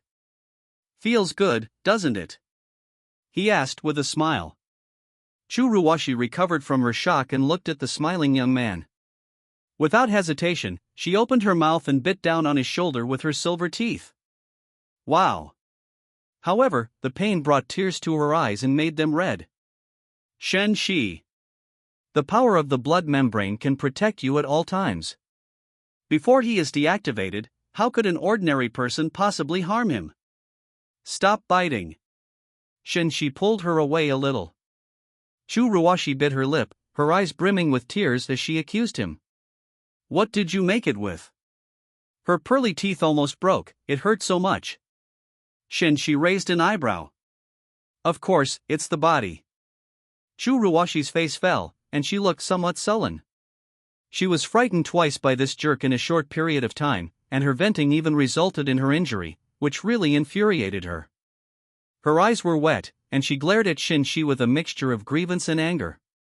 Shen Xi couldn't help but chuckle, and reached out to ruffle her hair. "Don't cry, you're getting uglier and uglier. Shu Ruwashi. Your sister is ugly. She's beautiful, okay?" She wiped away her tears and glared fiercely at Shen Xi. How come she didn't know this guy had become so sharp-tongued? "Okay, enough joking around. Are you feeling better now?" Shen Xi suddenly became serious as she looked at the girl in front of her. Shu Ruwashi was stunned, she did indeed feel much better. Although she was quite frightened just now, this kind of stimulation helped to dispel much of her sadness. "Thank you, brother Xi." Shu Ruwashi was silent for a moment, then spoke softly. Shen Xi laughed, "Between you and me, why are you thanking me?" Shu Ruwashi looked at him, a hint of warmth in her eyes. Brother Xi is always so gentle, kind, and likable. Even the other person's embrace felt so warm and comfortable. "Ha!" An embraced Shu Ruwashi suddenly came to her senses and realized that her whole body was leaning against his chest. That masculine scent, brimming with hormones, filled the air. They seemed to be in this position the entire time. Shu Ruwashi's cheeks flushed crimson, and she shifted her body slightly away uncomfortably. Shen Xi noticed her subtle movements, but didn't say anything, instead holding that warm, delicate body even tighter. Shu Ruwashi felt the position was even more ambiguous than before, and looked at Shen Xi shyly with her clear and bright eyes. "Brother Xi." She wanted to offer a reminder, but Shen Xi interrupted her. "I know what you want to say, but it's not safe," he said without changing his expression. "This is a 1,000-foot cliff. If you fall down it, you will be smashed to pieces." Shu Ruwashi. For some reason, she still didn't choose to struggle. However, an unusually bright blush appeared on her pure and clean face, and her ears turned bright red. Shen Xi felt the girl's body become hot, and a slight smile appeared on her lips. "Now that we're already down here, let's enjoy the scenery a little longer." He held her waist tightly, his figure moving swiftly along the rock face. In Shu Ruwashi's view, there were all kinds of rocks with strange colors and blurry textures, as if telling an ancient story. Besides these, there were also those peculiar plants and the thin, diffused white mist. And some vines growing on the steep rock face. Shen Xi's steady performance helped her relax. Feel the beauty of drifting with the wind, passing through various landscapes. The morning sun shines through the clouds, accompanied by a gentle breeze. Shen Xi lowered her eyes, her gaze lingering on the girl's delicate and beautiful features. Her eyelashes were long and thick, and her skin was fair and soft. At this moment, the other person hugged him tightly, as if he had found a sense of security. "If you think I'm good, then stick to that view forever." Shen Xi murmured, a dark light flashing in her eyes. Even if it's a scheme, following him is better than being his enemy.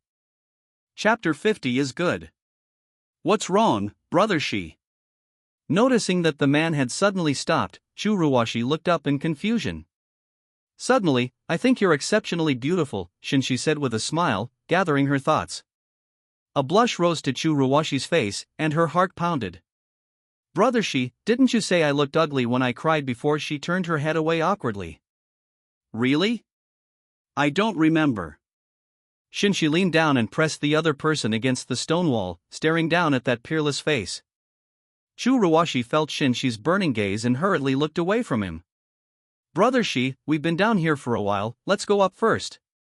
She changed the subject, her heart pounding. What's the rush? Do you think you'll hold someone up? Shen Xi looked at the red lips so close to hers and smiled slightly. Sensing the ambiguous atmosphere, Chu Ruoshi's pretty face flushed red. She pursed her pink lips and suddenly closed her eyes. Shen Xi was taken aback. He had only made a casual little test, but he didn't expect her to actually agree. Had her favorability rating already reached that level? He thought to himself, but dared not hesitate in his actions. He immediately reached out and wrapped his arms around the back of her neck, ready to kiss her. People down here, come up quickly. This place hasn't been risk tested yet, it's not safe. Suddenly, a rapid loudspeaker announcement came from above. It was the voice of a professional. Chu Ruoshi opened her eyes. Let's go upstairs first. She pressed her jade-like hand against Shen Xi's lips and pushed him away. Shen Xi. I silently cursed the staff above me countless times in my mind. Seeing Shen Xi's somewhat helpless expression, Chu Ruoshi chuckled. All right, what's meant to be yours can't escape. After saying that, he stood on tiptoe and lightly pecked Shen Xi's lips. Shen Xi paused for a moment, then laughed, a hint of wickedness creeping into her eyes. You said it yourself. Chu Ruoshi. Did she say something she shouldn't have? At this moment, Shen Xi hugged her tightly with one hand, held the auxiliary rope with the other, and leaped upwards with a sudden burst of strength. Holy crap, is this going to be a huge boost? On the cliff, the staff rubbed their eyes as they watched the two people who seemed to have leaped from mid-air to the ground. Shen Xi didn't say much, and unfastened her safety gear. Chu Ruoshi, however, couldn't help but tease, indeed, uncle should go back and get some more sleep. Upon hearing this, the staff knew that he was conscious. Girl, your boyfriend is a modern-day martial arts master. You're so lucky to have a boyfriend like that. The staff member gave a thumbs up, his face full of admiration. In his opinion, this technology is simply incredible. Upon hearing the word boyfriend, Chu Ruoshi's face flushed with a peach blossom color. She didn't say anything. Shen Xi raised an eyebrow and smiled, then took Chu Ruoshi's hand. With Ruoshi by my side, I should be the one who's blessed. After all, she is not only beautiful, but also extremely gentle and kind, and has the power to heal people in an invisible way. Chu Ruoshi opened her mouth, her heart racing again. Was she really that good in his eyes? Staff. Was this a public display of affection, or did they invite it upon themselves? Young people are so energetic. Watching the two walk away hand in hand, the staff member couldn't help but shake their head. Youth is truly wonderful. Once upon a time, he and his lover were inseparable, sweet and happy, but in the end sigh. Shen Xi held Chu Ruoshi's hand, the other small hand was soft and smooth, very pleasant to touch. The two strolled leisurely down the mountain, the atmosphere peaceful and pleasant. Chu Ruoshi lowered her eyes, not daring to meet Shen Xi's gaze, her heart was pounding too fast. Shen Xi's fingers caressed the back of her hand, making her heart pound even harder. Brother, she always manages to shake her resolve. Seeing Chu Ruoshi's shy appearance, Shen Xi couldn't help but tease her. You're already boyfriend and girlfriend, why are you still so shy? Who said that? That was just to appease. Chu Ruoshi stammered and her rebuttal was incomplete. Shen Xi laughed. Are you sure? His gaze was fixed on Chu Ruoshi, his eyes serious. Hey, Brother Xi, why are you so annoying now? Chu Ruoshi murmured softly, her gaze turning away to the side. Shen Xi wrapped his arm around her and pulled her into his embrace. All right, then I won't say any more.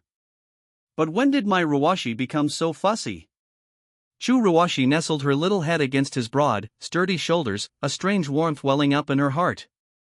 She really liked this feeling, the feeling of being loved and cared for. Love always makes people childish, doesn't it? She winked mischievously.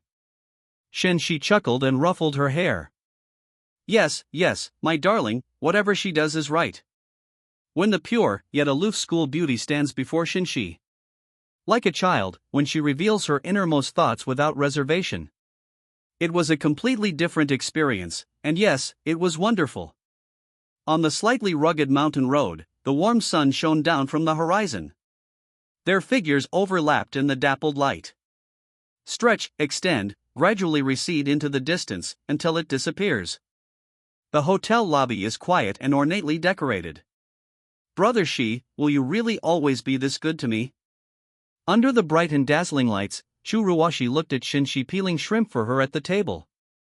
Her voice was very soft and faint. It sounded like a question, but more like a murmur to herself. Shen Xi looked up, gazing into her clear, innocent eyes, and smiled, of course. Why do you ask that? He held the peeled shrimp to her lips. Chu Ruwashi obediently bit down and chewed. I always feel that you are so unreal, like a dream bubble, making people afraid to touch you. She worried that if she exerted even the slightest force, the dream would shatter. Shen Xi paused for a moment. After a moment, he raised his hand to stroke her fair face and said softly, Don't worry, as long as you always stand by my side, I will treat you as you expect. It seems his performance was too perfect, causing her to feel uneasy. Upon hearing this, Chu Ruwashi's eyes crinkled with laughter, and her mood instantly brightened. Brother Xi, I believe you. In her view, Shen Xi's taking sides was. It refers to maintaining fidelity between partners and not cheating on each other. She can definitely do that. Because she loves Shen Xi, she loves him so much that she's willing to give so much. After an ambiguous meal, we rested for a while. Shen Xi took Chu Ruwashi to visit many scenic spots and neighborhoods, including ancient towns, temples, and natural landscapes. Of course, all areas related to Qin Xie were avoided. Along the way, Chu Ruwashi's mood visibly improved, and she was radiant and energetic, like a lively and agile elf. At night, the ancient temple was quiet and secluded. The two strolled through the woods and occasionally encountered a few cranes flying gracefully. Under the bright moonlight, Chu Ruwashi looked up at the star-studded night sky and suddenly stopped in her tracks. What's wrong, Ruwashi? Shen Xi followed her gaze and looked up at the night sky. I've heard that when cranes dance under the stars at night, the old man of the moon will descend, and wishes made under his influence will come true. Chu Ruwashi clasped her hands together, closed her eyes, and looked completely devout. The girl's face glowed with a soft silver light under the moonlight, and she looked very innocent. Shen Xi gazed at her, a flutter rising in her heart. At that moment, he suddenly felt somewhat dirty. It wasn't worth it for such a simple girl to be trapped by him. However, those negative thoughts were quickly banished from his mind. How many people in the world can compare to him? If someone like me isn't even worthy of him. So, probably very few people in this world are qualified, so why bother? At this moment, Chu Ruwashi finished making her wish, opened her eyes, and turned to look at Shen Xi. Her eyes and brows were full of a pure smile. Brother Xi, I'm all better. Shen Xi replied with a smile, and continued walking forward. How about you come alone? Chu Ruwashi took 2 steps forward and hugged Shen Xi's arm, her pretty appearance as cute as a kitten. Shen Xi looked at her for a moment, then finally smiled and shook her head. Never mind. Why? Chu Ruwashi blinked. Because I believe that destiny is something we can control ourselves. Instead of pinning your hopes on something unrealistic, otherwise. Even if a wish comes true, it will still fade away with time. If one's virtue does not match their position, it will eventually disappear without a trace. Shen Xi's words stunned Chu Ruwashi for a moment. Looking at his handsome profile, she felt a strange sensation welling up inside her. Brother Xi, your words are always so philosophical. Alright, it's late, time to go. Shen Xi took Chu Ruoshi's hand and walked outside. Chapter 51 Shigu.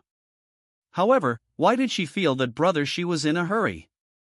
Her fair and pretty face was slightly flushed. Chu Ruoshi looked down at the large hand that was tightly clenching her fist. A sweet and shy smile slowly curved her lips. Having strayed from Jiangcheng, Shen Xi brought the girl to a hotel in the scenic area. The receptionist was a pretty young woman wearing a black uniform and denim shorts. When she saw the two approaching, her gaze swept over Chu Ruoshi's innocent face before landing on Shen Xi. Although the other person was dressed in simple casual clothes, their temperament was still undeniable. His handsome and striking face, in particular, is very eye-catching. She politely inquired, "Would you two like to check in?" Shen Xi showed her ID card to the receptionist for verification. Registration was completed quickly. The receptionist smiled gently and said, "I hope you two have a pleasant evening." "Thanks." Shen Xi took back her ID card and room key. "Brother Xi, are you only opening one room?" Chu Ruoshi asked in confusion. Shen Xi raised an eyebrow. "Okay, you'll sleep with me tonight. After all, it's an unfamiliar area, and safety comes first." His tone was calm. "Oh." Chu Ruoshi pursed her cherry-pink lips, her cheeks slightly flushed. The two took the elevator to the 6th floor. Shen Xi took out her room card, opened the door, and pulled the girl into the living room. "Would you like to take a shower first, or rest for a while?" "I want to take a shower first." Shen Xi nodded and casually sat down on the sofa. "Okay." Chu Ruoshi grabbed her clothes and ran to the bathroom, slamming the door shut. Shen Xi looked at the closed bathroom door and smiled faintly. Why is this girl in such a hurry? He hasn't decided to take her here. It was that innocent smile tonight that stirred ripples in Shen Xi's heart. She is also the female lead, and possesses something extraordinary. To maximize profits, now is not the best time. I changed my position, lay down on the sofa, and turned on the TV to watch. Yes, the children's channel is a way of reminiscing about our lost youth. After an unknown amount of time, a girl's clear and melodious voice suddenly came from the bathroom. "Brother Xi." Shen Xi paused for a moment, stood up, walked to the bathroom, and knocked on the bathroom door. "Ruoshi, what's wrong?" After a few seconds of silence in the bathroom, the girl's voice came again. "I forgot to bring a bath towel." Shen Xi. This kind of thing actually happened to Chu Ruoshi. After taking the bath towels from the shelf, Shen Xi knocked on the door. "Nuoshi, here you go." The bathroom door opened a crack, and half of the girl's face peeked out. Her fair skin was so smooth and delicate, and her long eyelashes were slightly curled. Her dark, bright eyes were like a spring of water, and her long, curly hair, glistening with water droplets, cascaded over her shoulders. Shen Xi glanced over, and although she couldn't see the girl's full beauty, yet it was also like a spring breeze brushing against the railing, stirring the heartstrings. His Adam's apple bobbed, and he forced his eyes away. Using this to test cadres? Doesn't this girl realize she's playing with fire? Chu Ruoshi blushed slightly. "Thank you, Brother Xi." She took the bath towel with her delicate hands and closed the bathroom door again. As the door closed, Shen Xi didn't know whether she should breathe a sigh of relief or feel disappointed. "The fragrance still lingers in my nose, refusing to dissipate. I guess I'm a modern-day version of Lu Xiaohui, a legendary figure known for his virtuous conduct." Shen Xi murmured, then couldn't help but rub her forehead. Just as I turned to leave, the bathroom door behind me creaked open again. The girl was wrapped in a bath towel, her long, wet hair hanging down her chest, and her fair face was flushed. Those clear, bright eyes gazed at him with a mixture of shyness and timidity. The voice was soft and sweet. "Hey Shiji, how about you blow dry my hair for me, Chapter 52 Hair Blowing. Chu Ruoshi bit her thin lips slightly, as if she had mustered up her courage. "This is an invitation." Shen Xi swallowed hard. "Are you sure you want me to blow dry your hair?" Shen Xi stared at her, her voice low and husky. At this moment, Chu Ruoshi was only wrapped in a thin bath towel, revealing her long, slender, snow-white legs. Her skin was as white as jade, delicate and smooth, without any blemishes. That bath towel didn't cover anything at all. Her collarbone was visible at the base of her neck, and even the alluring, snow-white cleavage. The scene was so beautiful that it made one's imagination run wild and one's blood boil. Shen Xi's breathing became heavy, he felt he was about to lose control. Thank you for your trouble." Churuwashi's voice grew softer and softer, her face flushed red, like a ripe apple, tempting to be picked. Shen Xi's fingers trembled slightly, but she didn't say anything more. He picked up the hairdryer, walked over, and stood beside Churuwashi. He slowly raised his right arm and gently stroked her long, smooth, jet-black hair. The moment they touched, Churuwashi's body stiffened for a split second, then she slowly relaxed her body, letting Shen Xi dry her long hair. However, her increasingly flushed face betrayed her nervous and shy state of mind.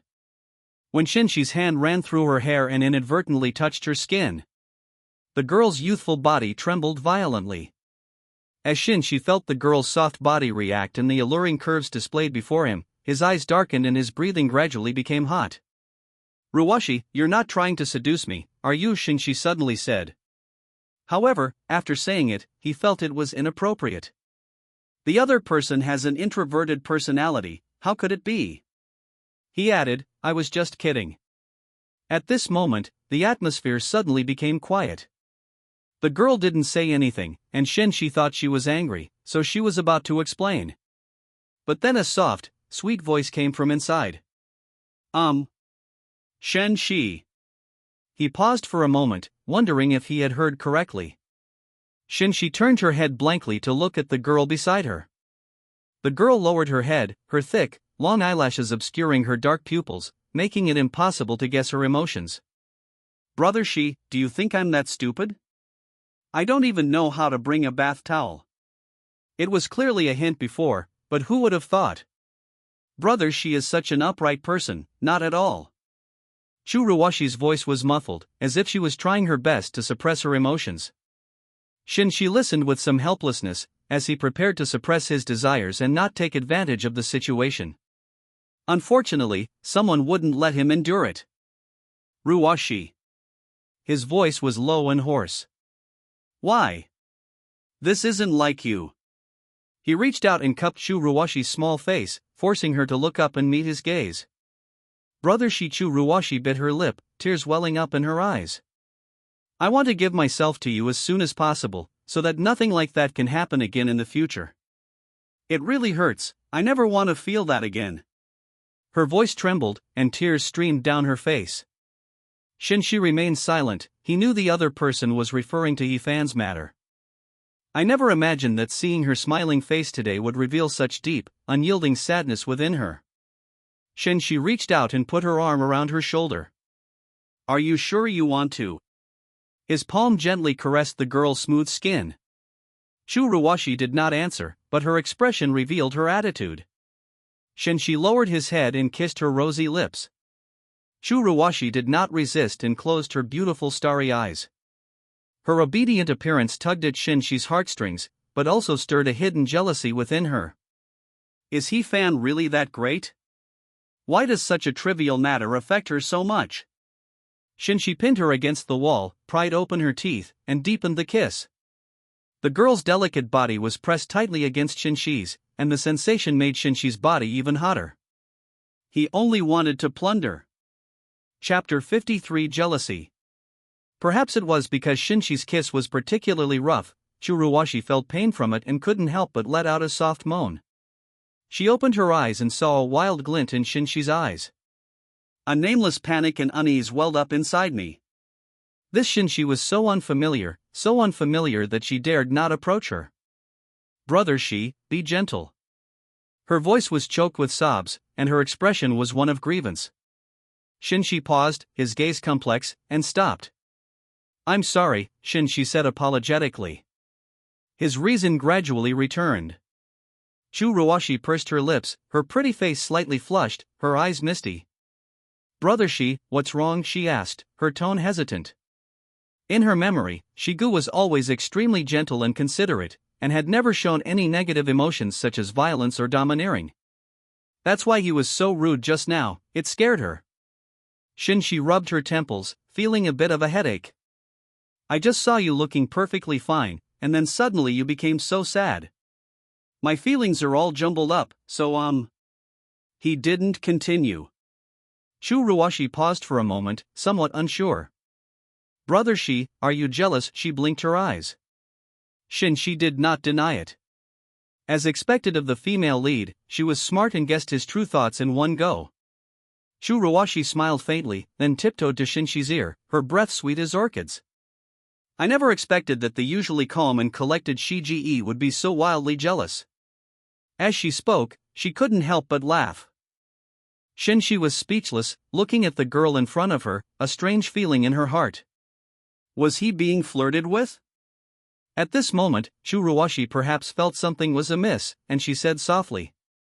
Actually, He Fan and I have never had any intimate interactions. He's dead to me, Brother Xi, there's no need for you to dwell on it. She tilted her head back, her gaze clear and resolute. She only had eyes for him, he was unique, and she would only ever love him. Looking at the girl in front of him, Shen Xi suddenly felt his heart race. He never imagined that one day he would be comforted by Shu Ruoshi instead. Whether she was clean or not, he knew the script better than anyone else. It's just a psychological effect. Seeing that Shen Xi remained silent, Shu Ruoshi thought that he had not yet let go of his feelings, so she continued to speak. Brother Xi, I'm with you now, and we're about to make love. What else do you have to worry about? And don't they even have this most basic trust in me as a person? As she spoke, she sighed softly. Shen Xi was amused by her and reached out to pull her into her arms. I was just thinking for a moment, and you're already thinking so much about it. Because I'm worried about someone. She raised her lips, her eyes serious. The girl was pure and innocent, her stunning face brimming with innocence. Shen Xi felt a surge of warmth in his heart and lowered his head to kiss her soft lips. Shu Ruoshi responded softly. The atmosphere in the room gradually became ambiguous, and their hearts grew increasingly passionate. Shen Xi kissed her all the way down, landing on her fair neck and delicate collarbone. Shu Ruoshi closed her eyes and stopped struggling, her body gradually turned pink. At this moment, her bath towel was half pulled off, exposing her fair and delicate skin to the air. Her pure, fair face was flushed with a blush, making her breathtakingly beautiful. She seemed a little shy, holding onto the middle of the bath towel with both hands to prevent it from falling. Shen Xi looked at her, his eyes darkening considerably, a surge of heat rising within him, his Adam's apple bobbing. What is pure desire? This is what pure desire is. It's far more lethal than any seduction. Chapter 54 Telephone. Without hesitation, Shen Xi picked up the other person's snow-white body and walked towards the bed. Amidst Shu Ruoshi's shy exclamation, the bath towel completely fell off. Shen Xi, so bittersweet. As dawn broke, Shen Xi woke up from her dream, looked at Shu Ruoshi sleeping soundly beside her, and curled her lips into a smile. He turned to the side, pulling the snow-white body into his arms. Shen Xi closed his eyes, enjoying the peace and tranquility. Shu Ruoshi opened her eyes somewhat groggily when Shen Xi hugged her. Feeling the warm, broad chest, she shifted her body, found a comfortable position, and continued sleeping. She slept very soundly. The sunlight outside the window has already filled the room. The light shone on the two people on the large bed, creating a golden glow. The naughty kid is calling. The naughty kid is calling. The naughty kid is calling.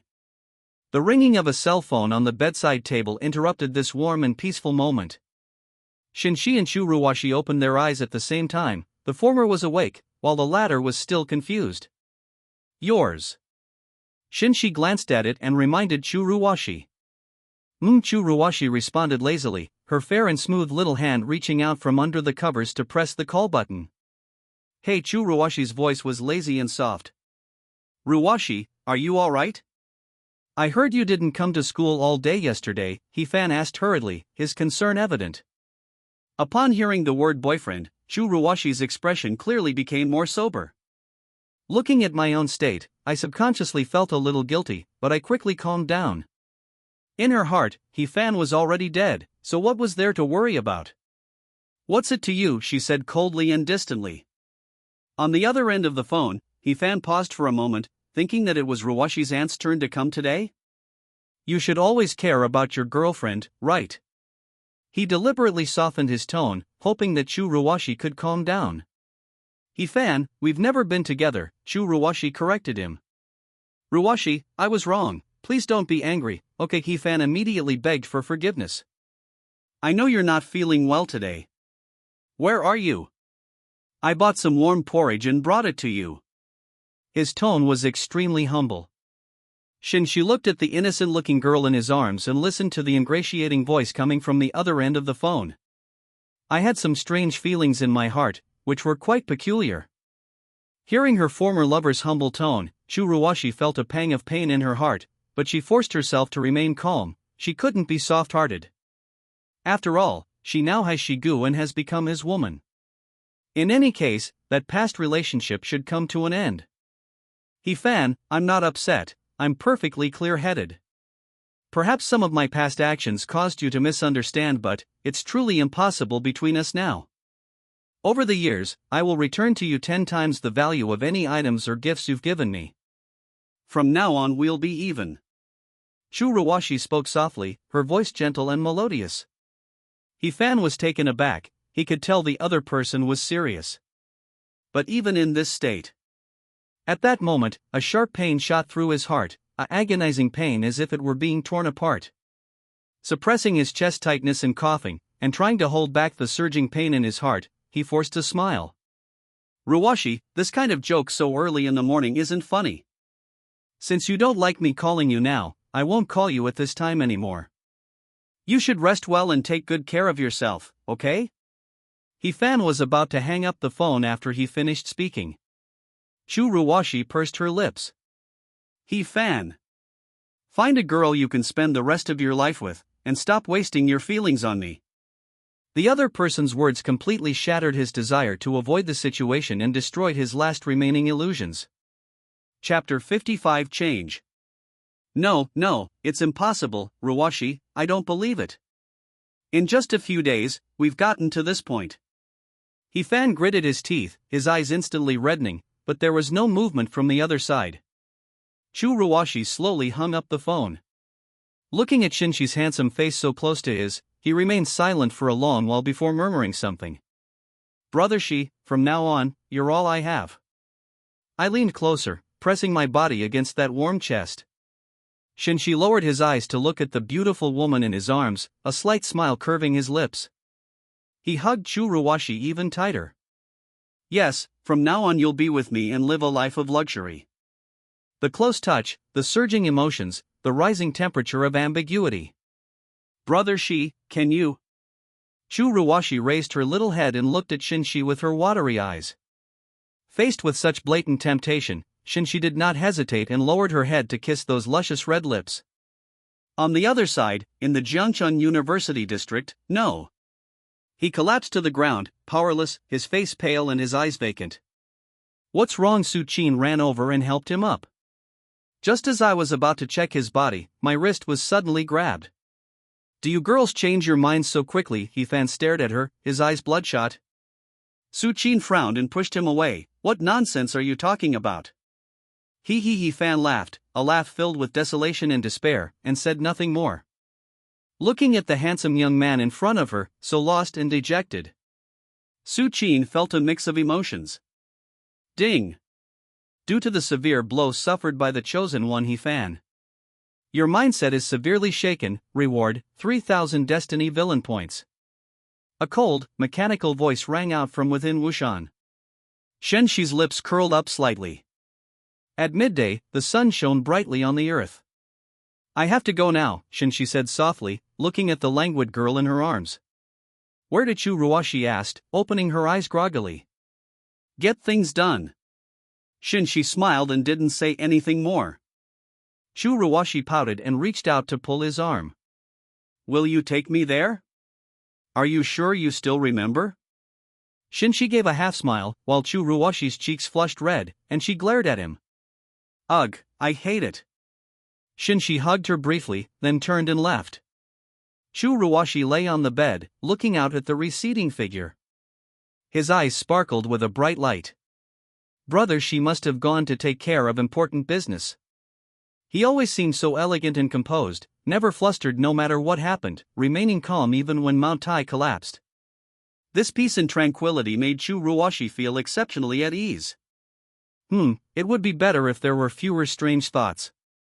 Recalling the kiss from just now, her cheeks instantly burned. Shen Xi went down the building and gave instructions to the receptionist. After preparing a meal for Chu Ruoshi, they left the hotel. By this time, several unfamiliar luxury cars had appeared parked at the intersection in the central area of the scenic spot. There were also many bodyguards in black suits around, who seemed to have been waiting for a long time. Mr. Shen, this way please.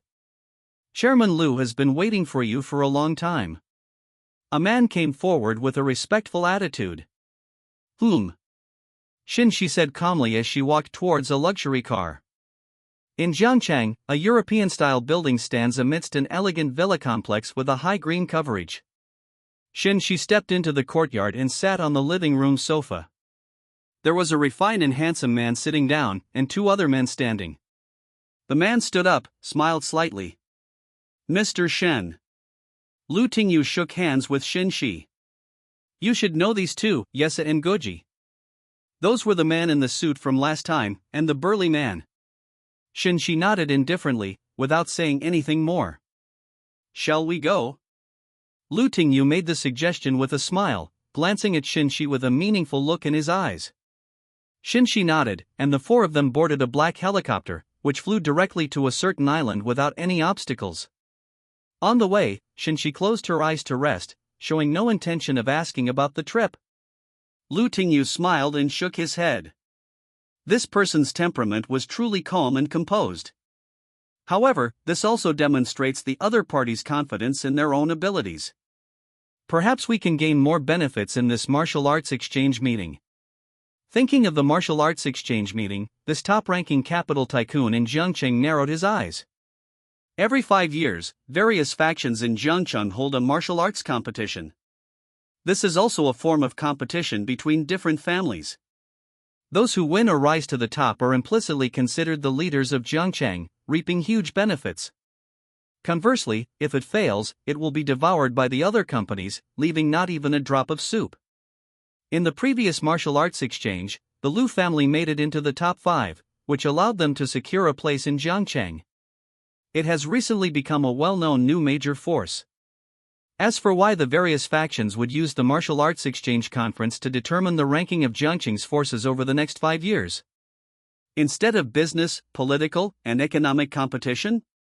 Because in the Beihai region, powerful martial artists can kill without facing legal consequences. This is tantamount to a strategic weapon. Once launched, it would be enough to overturn the entire order. This is something that ordinary people cannot know. As for why this unspoken rule exists, no one knows.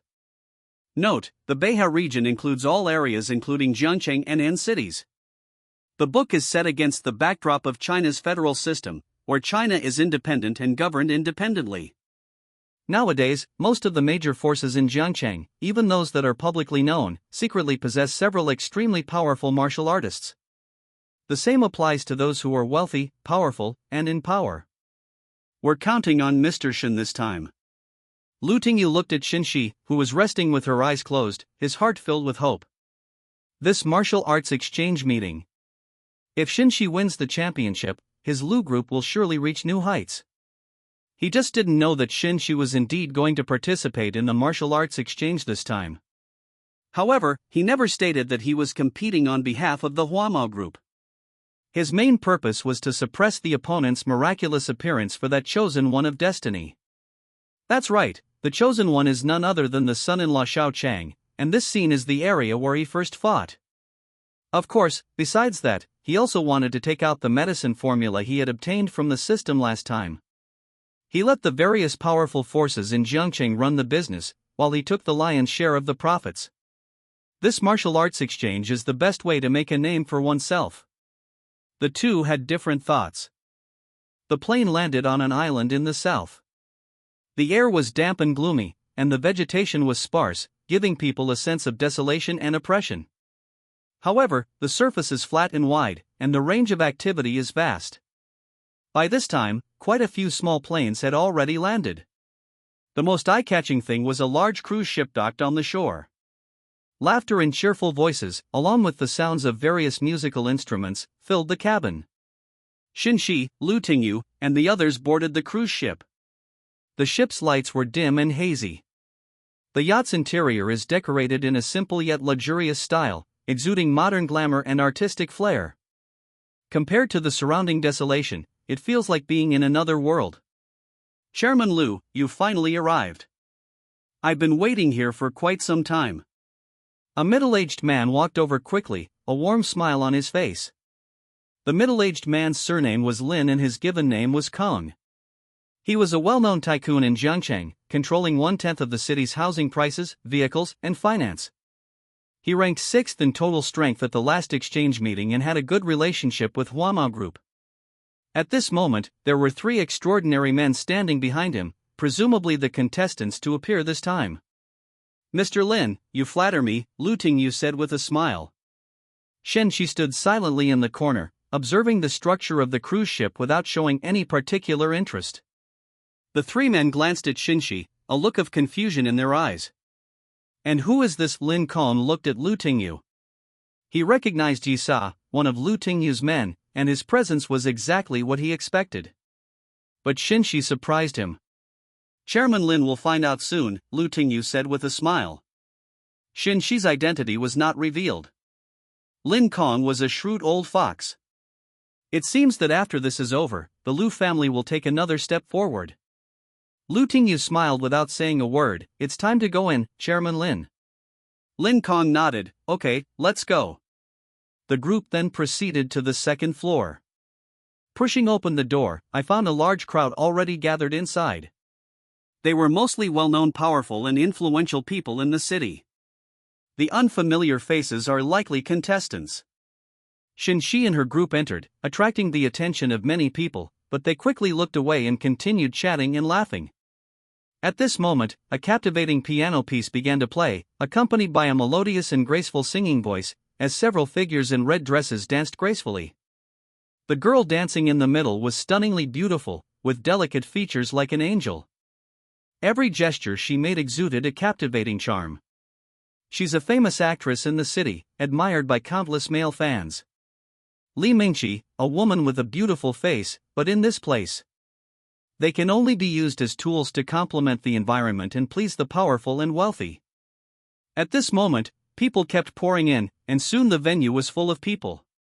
Shen Xi's gaze fell on a man wearing a mask and whose entire body was shrouded in a black robe.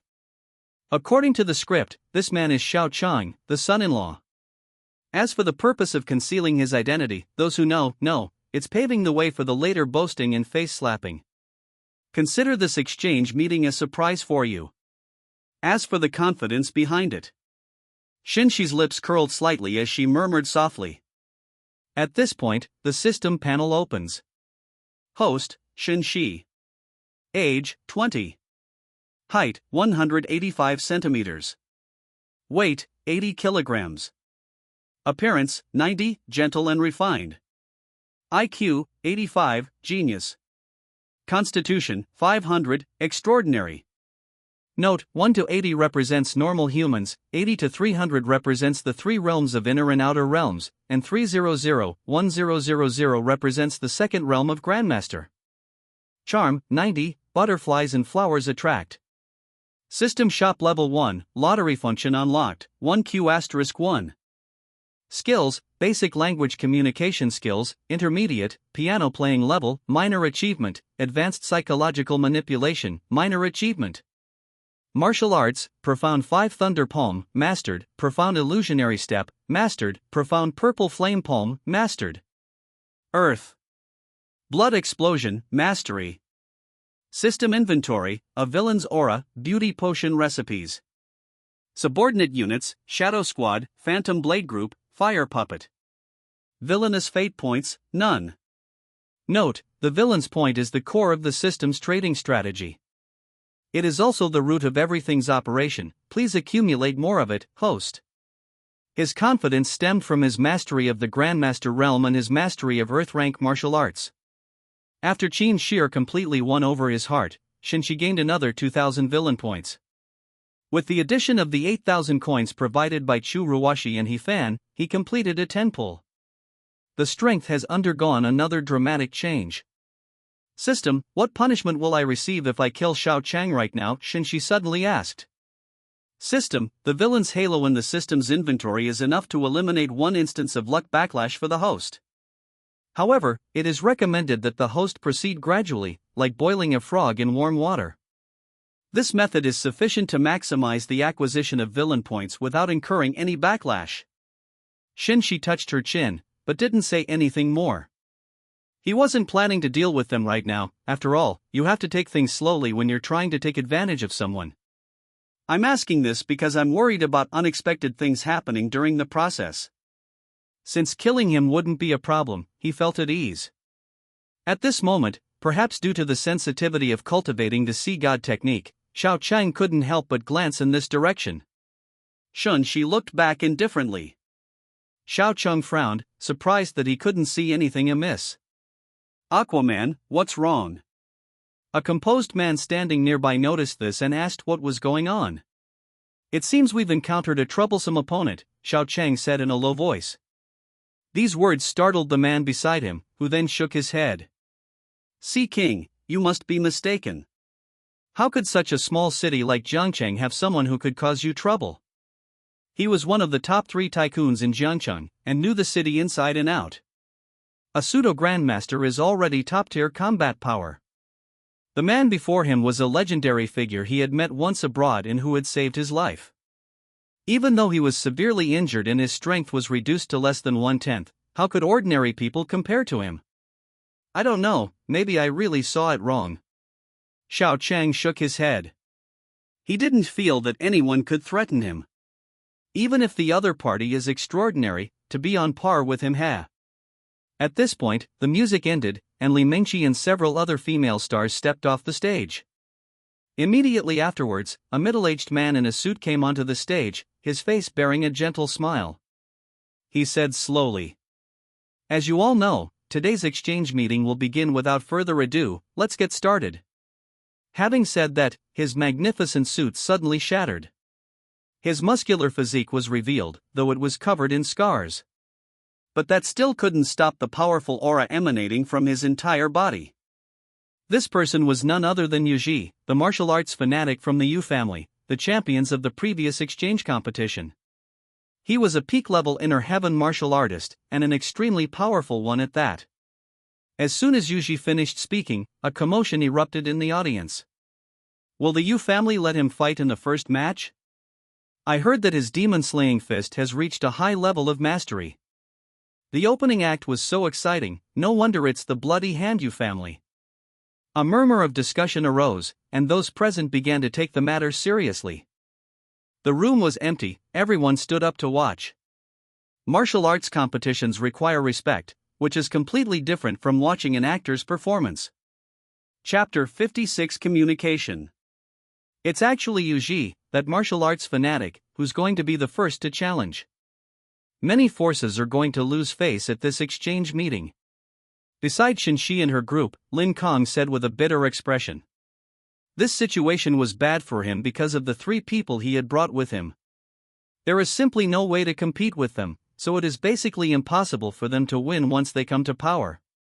In previous exchange events, the relatively weaker faction would first challenge the first arena, followed by representatives from other factions. Whoever wins will replace the winner, with the strongest advancing later, until only one person remains. The final winner will be the ultimate champion, and the rest will be ranked according to their overall performance. Now, a martial arts fanatic has suddenly appeared. Who can withstand that? Lu Tingyu's expression also changed. He glanced at Shen Xi, who remained calm and composed, but seemed not to care. It seems Mr. Shen is quite confident. His mood also relaxed a lot. At this point, someone had already gone up on stage. Yu Ji, I didn't expect you to be the one defending the title this year. This is interesting. He was a burly man with a fierce appearance, his arms bulging with muscles, making him look exceptionally strong. His name is Lu De, and he owns the Song Group, one of the top 3 capital groups in Jiangcheng. The head of the security company also holds a certain number of shares in the group. Last time, he made it into the top 5 on his own. Yuji didn't speak, but as soon as the man stepped onto the stage, he suddenly rushed out. As he raised his hand, black energy swirled around him. Demon-slaying fist, the fist was thrown, accompanied by a cry of terror. Zoom in directly. Lu De chuckled, "I knew you'd be good at scheming." As he spoke, he moved with uncanny footwork, instantly flashing to the side. Yuji's attack was too close to change course and slammed directly into the yacht's iron railing with a loud bang, shattering the railing instantly. "Get down here, you son of a bitch." Lu De seized the opportunity and suddenly kicked Yuji in the back. Crack! The spine was broken instantly. With the momentum of the impact, Yuji was thrown backward, crashing into the broken railing with a thud before falling into the sea, where blood surfaced. 1 strike, 1 kill.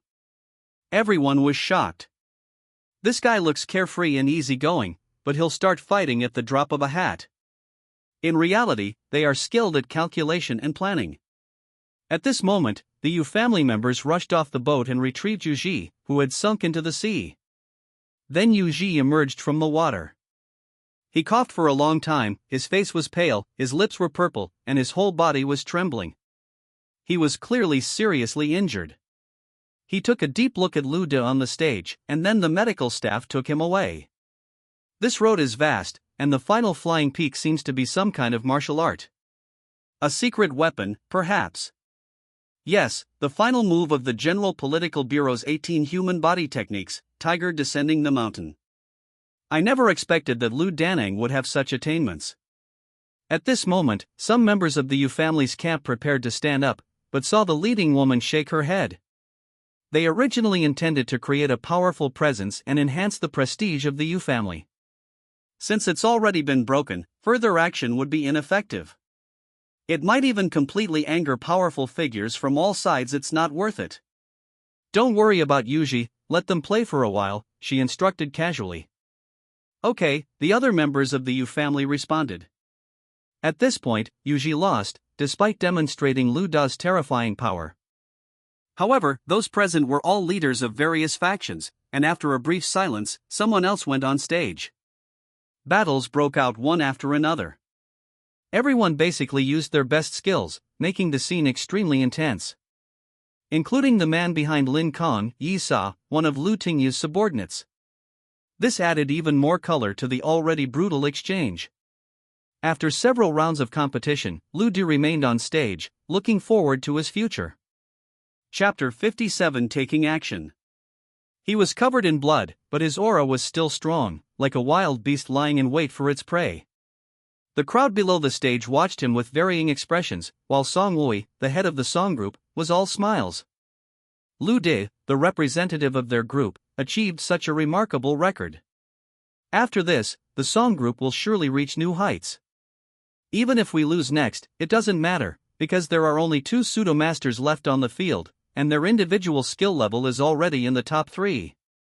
This child is extraordinary, he is destined to become a grandmaster in the future. Among the Yi family's group, an elderly man with a white beard commented. The Yi family's ranking as the second best overall at the previous exchange conference is a testament to their strength. The old man was also a notorious and ruthless pseudo-master. Alright, let the old man stretch his muscles a bit. Having said that, he was about to take a step forward. Having come this far, it's time for them to make their appearance. But just then, a figure in black stepped into the arena before him. It was a woman, she was tall and slender, wearing a black dress, and her face was covered by a thin veil, obscuring most of her features. Her long, black hair cascaded down her shoulders, fluttering in the wind. Behind her, 2 black daggers hung at her waist, gleaming with a cold light. This move attracted a lot of attention. Whose powerful figure is this? How dare they enter the arena so rashly? That location seems to belong to the last owner of the previous term. Someone recognized him. The boss, Donghai Enterprise? I remember they only have one late-stage inner heaven realm expert to hold their own, How dare they get involved in a battle of this scale? Perhaps they have more trump cards this year? After all, although this situation is rare, it has happened before at previous exchange meetings. But it's just a young girl on stage, it's unlikely she'll win. The crowd was buzzing with discussion, but no one seemed to agree. The woman wearing a veil to conceal her face will win. However, two figures changed color slightly. One of them was Xiao Chang, the former lord of the Sea God Temple. His expression was complicated as he murmured, "She still participated in the end." The other one was naturally Shen Xi, whose expression held a strange look. His gaze lingered on the woman's pretty face, hidden beneath the thin veil, for a moment before he looked away. I wonder if it's as beautiful as described in the story. Shen Xi pondered to herself. This is the first time the protagonist, Xiao Chang, has manifested his divine power. Of course, it's not just about simple showing off and getting slapped in the face. The game also includes elements such as female characters, enemy countries, and invasion plans. The woman in the black dress was none other than Chiba Keiko, one of the minor leaders sent by the Yamaguchi Gumi from the island nation to corrupt Jiangqing's forces. This is a stunning beauty with both looks and strength, and her methods are equally ruthless. Countless people have lost their lives at her hands, earning her the nickname Black Widow. As for her relationship with Xiao Chang? When she was young, she encountered danger abroad, and Xiao Chang of the Sea King Palace happened to be seriously injured during one of those encounters. The two met and spent some time together, developing a deep affection for each other. Of course, it's the kind of relationship between an older brother and younger sister, or even an uncle and niece. However, things took a turn for the worse later on, similar to what happened with Qin Shi. Due to the strong female lead's authority and various other factors, no physical relationship ever occurred, but there were plenty of wicked thoughts. And if Xiao Chang hadn't shown up this time? So the ultimate winner should be this woman from the island. Shen Xi thought to herself.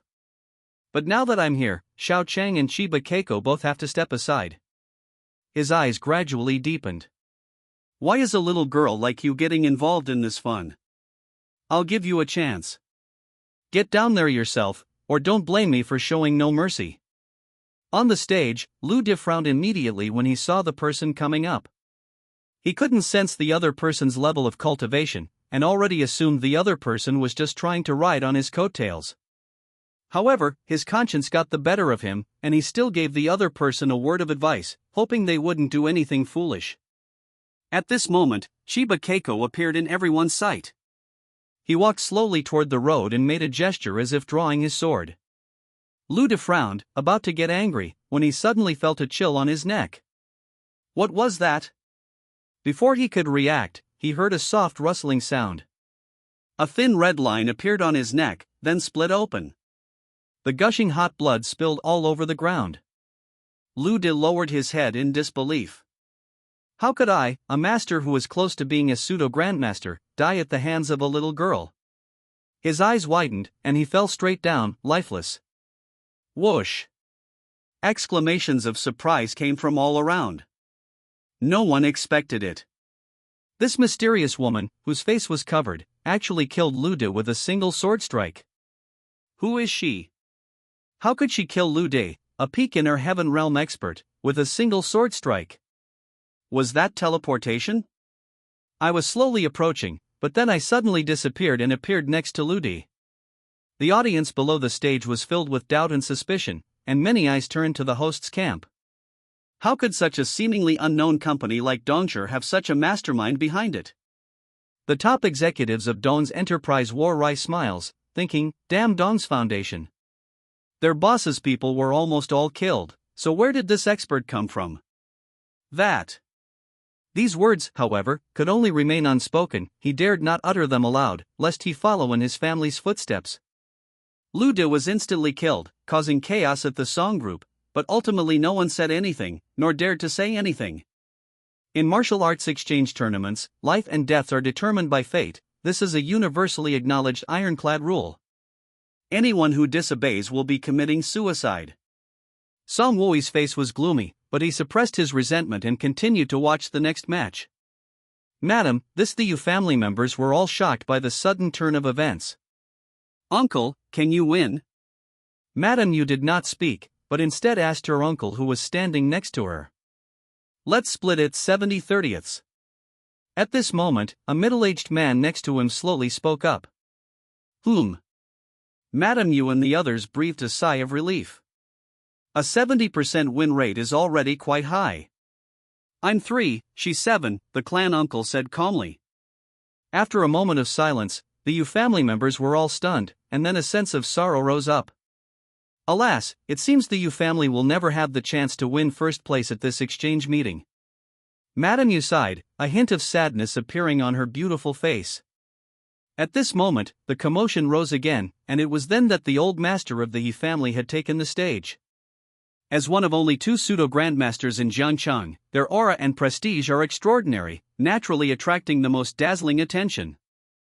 Little girl, you are very strong, but I am not the kind of person who retreats without a fight.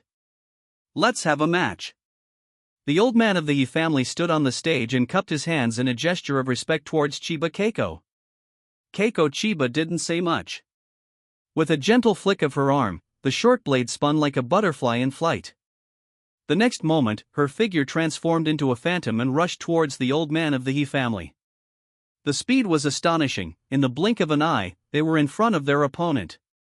The crescent-shaped short blade in his hand slashed towards the neck of the old man of the Yi family. The old master of the Yi family looked solemn, his internal energy circulated, and he unleashed a series of punches. The explosive force caused the air to explode with a popping sound. However, his attack landed on the short blade, only causing sparks and shifting his position, but it did not stop the opponent's offensive at all. Laugh. The sound of a sharp weapon tearing through skin was clearly audible. Blood flowed freely, flesh and blood were separated. The old man of the Yi family had both arms severed at the wrists.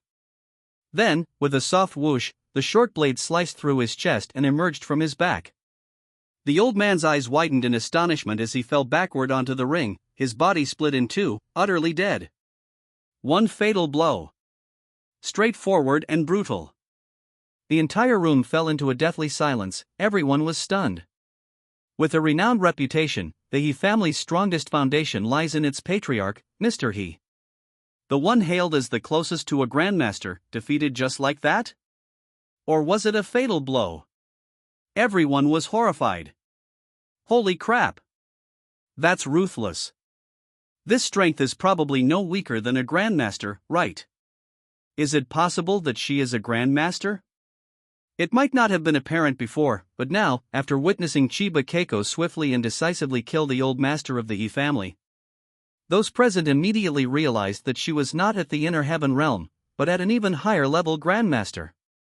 This term represents the pinnacle among martial artists in the Beihai region, signifying the top masters.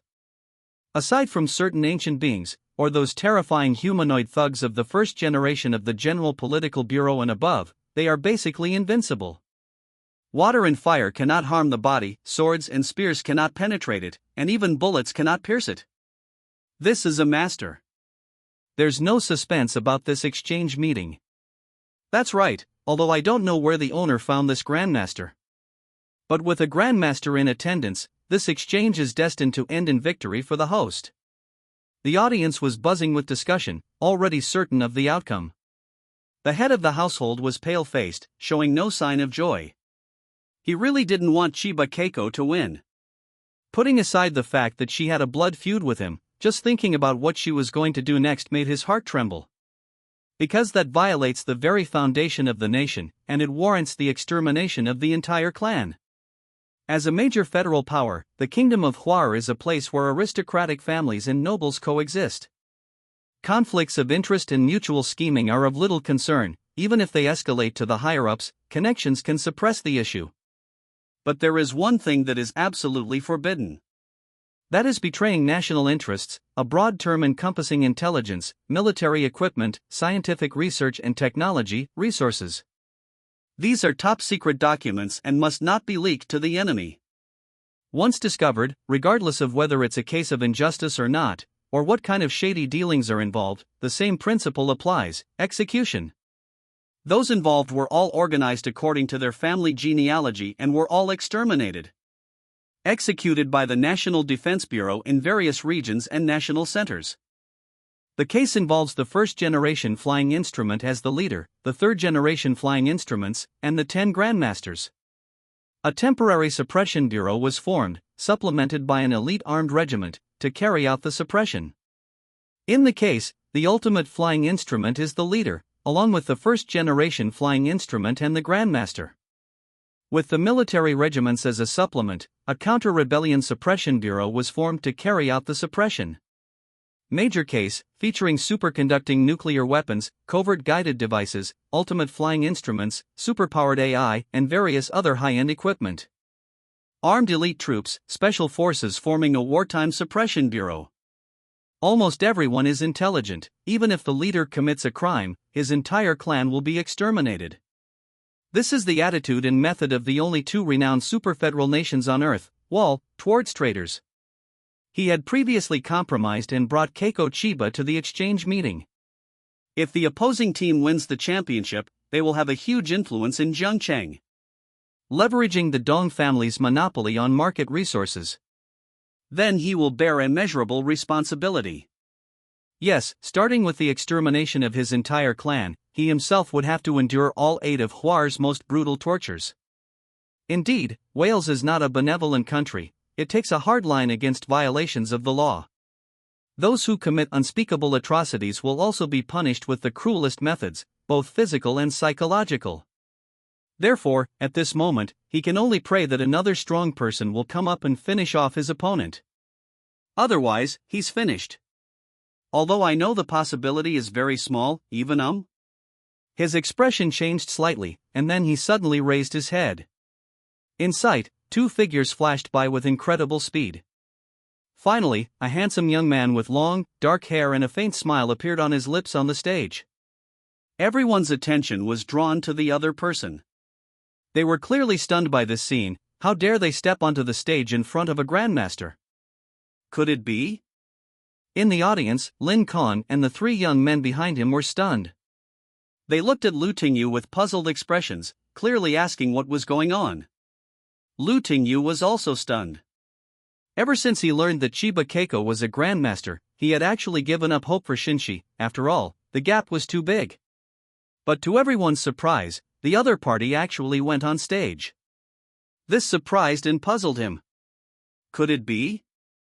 Does he think he has a chance of winning? At this moment, Xiao Chang, dressed in a black robe and with his face covered by a mask, stopped in his tracks. He frowned, his cold gaze falling on Shen Xi, who had gone on stage before him, a hint of surprise flashing in his eyes. Under the spotlight, Shen Xi remained unfazed. His gaze swept over the woman's alluring figure, and he smiled as he said, "I've heard that there are many beautiful women on the island, and seeing them today, I can confirm that the rumors are true." As he spoke, his gaze was unrestrained and undisguised. Upon hearing this, everyone present was stunned. It wasn't Shen Xi's temperament that surprised him, but rather the woman's identity. Islanders? Those were Wall Street's greatest enemies in the last century, and even today they remain objects of hatred and disgust for many Chinese. Moreover, this identity is very sensitive. Once revealed, it will naturally be associated with some kind of conspiracy. Consequently, the gazes of many forces unconsciously turned towards the upper echelons of the Dong family. Dong's face twitched, sweat beaded on his forehead, and he lowered his head uneasily. Clearly, he had something to hide. On stage, upon hearing this, Keiko Chiba narrowed her eyes and spoke in a cold voice. "You deserve to die."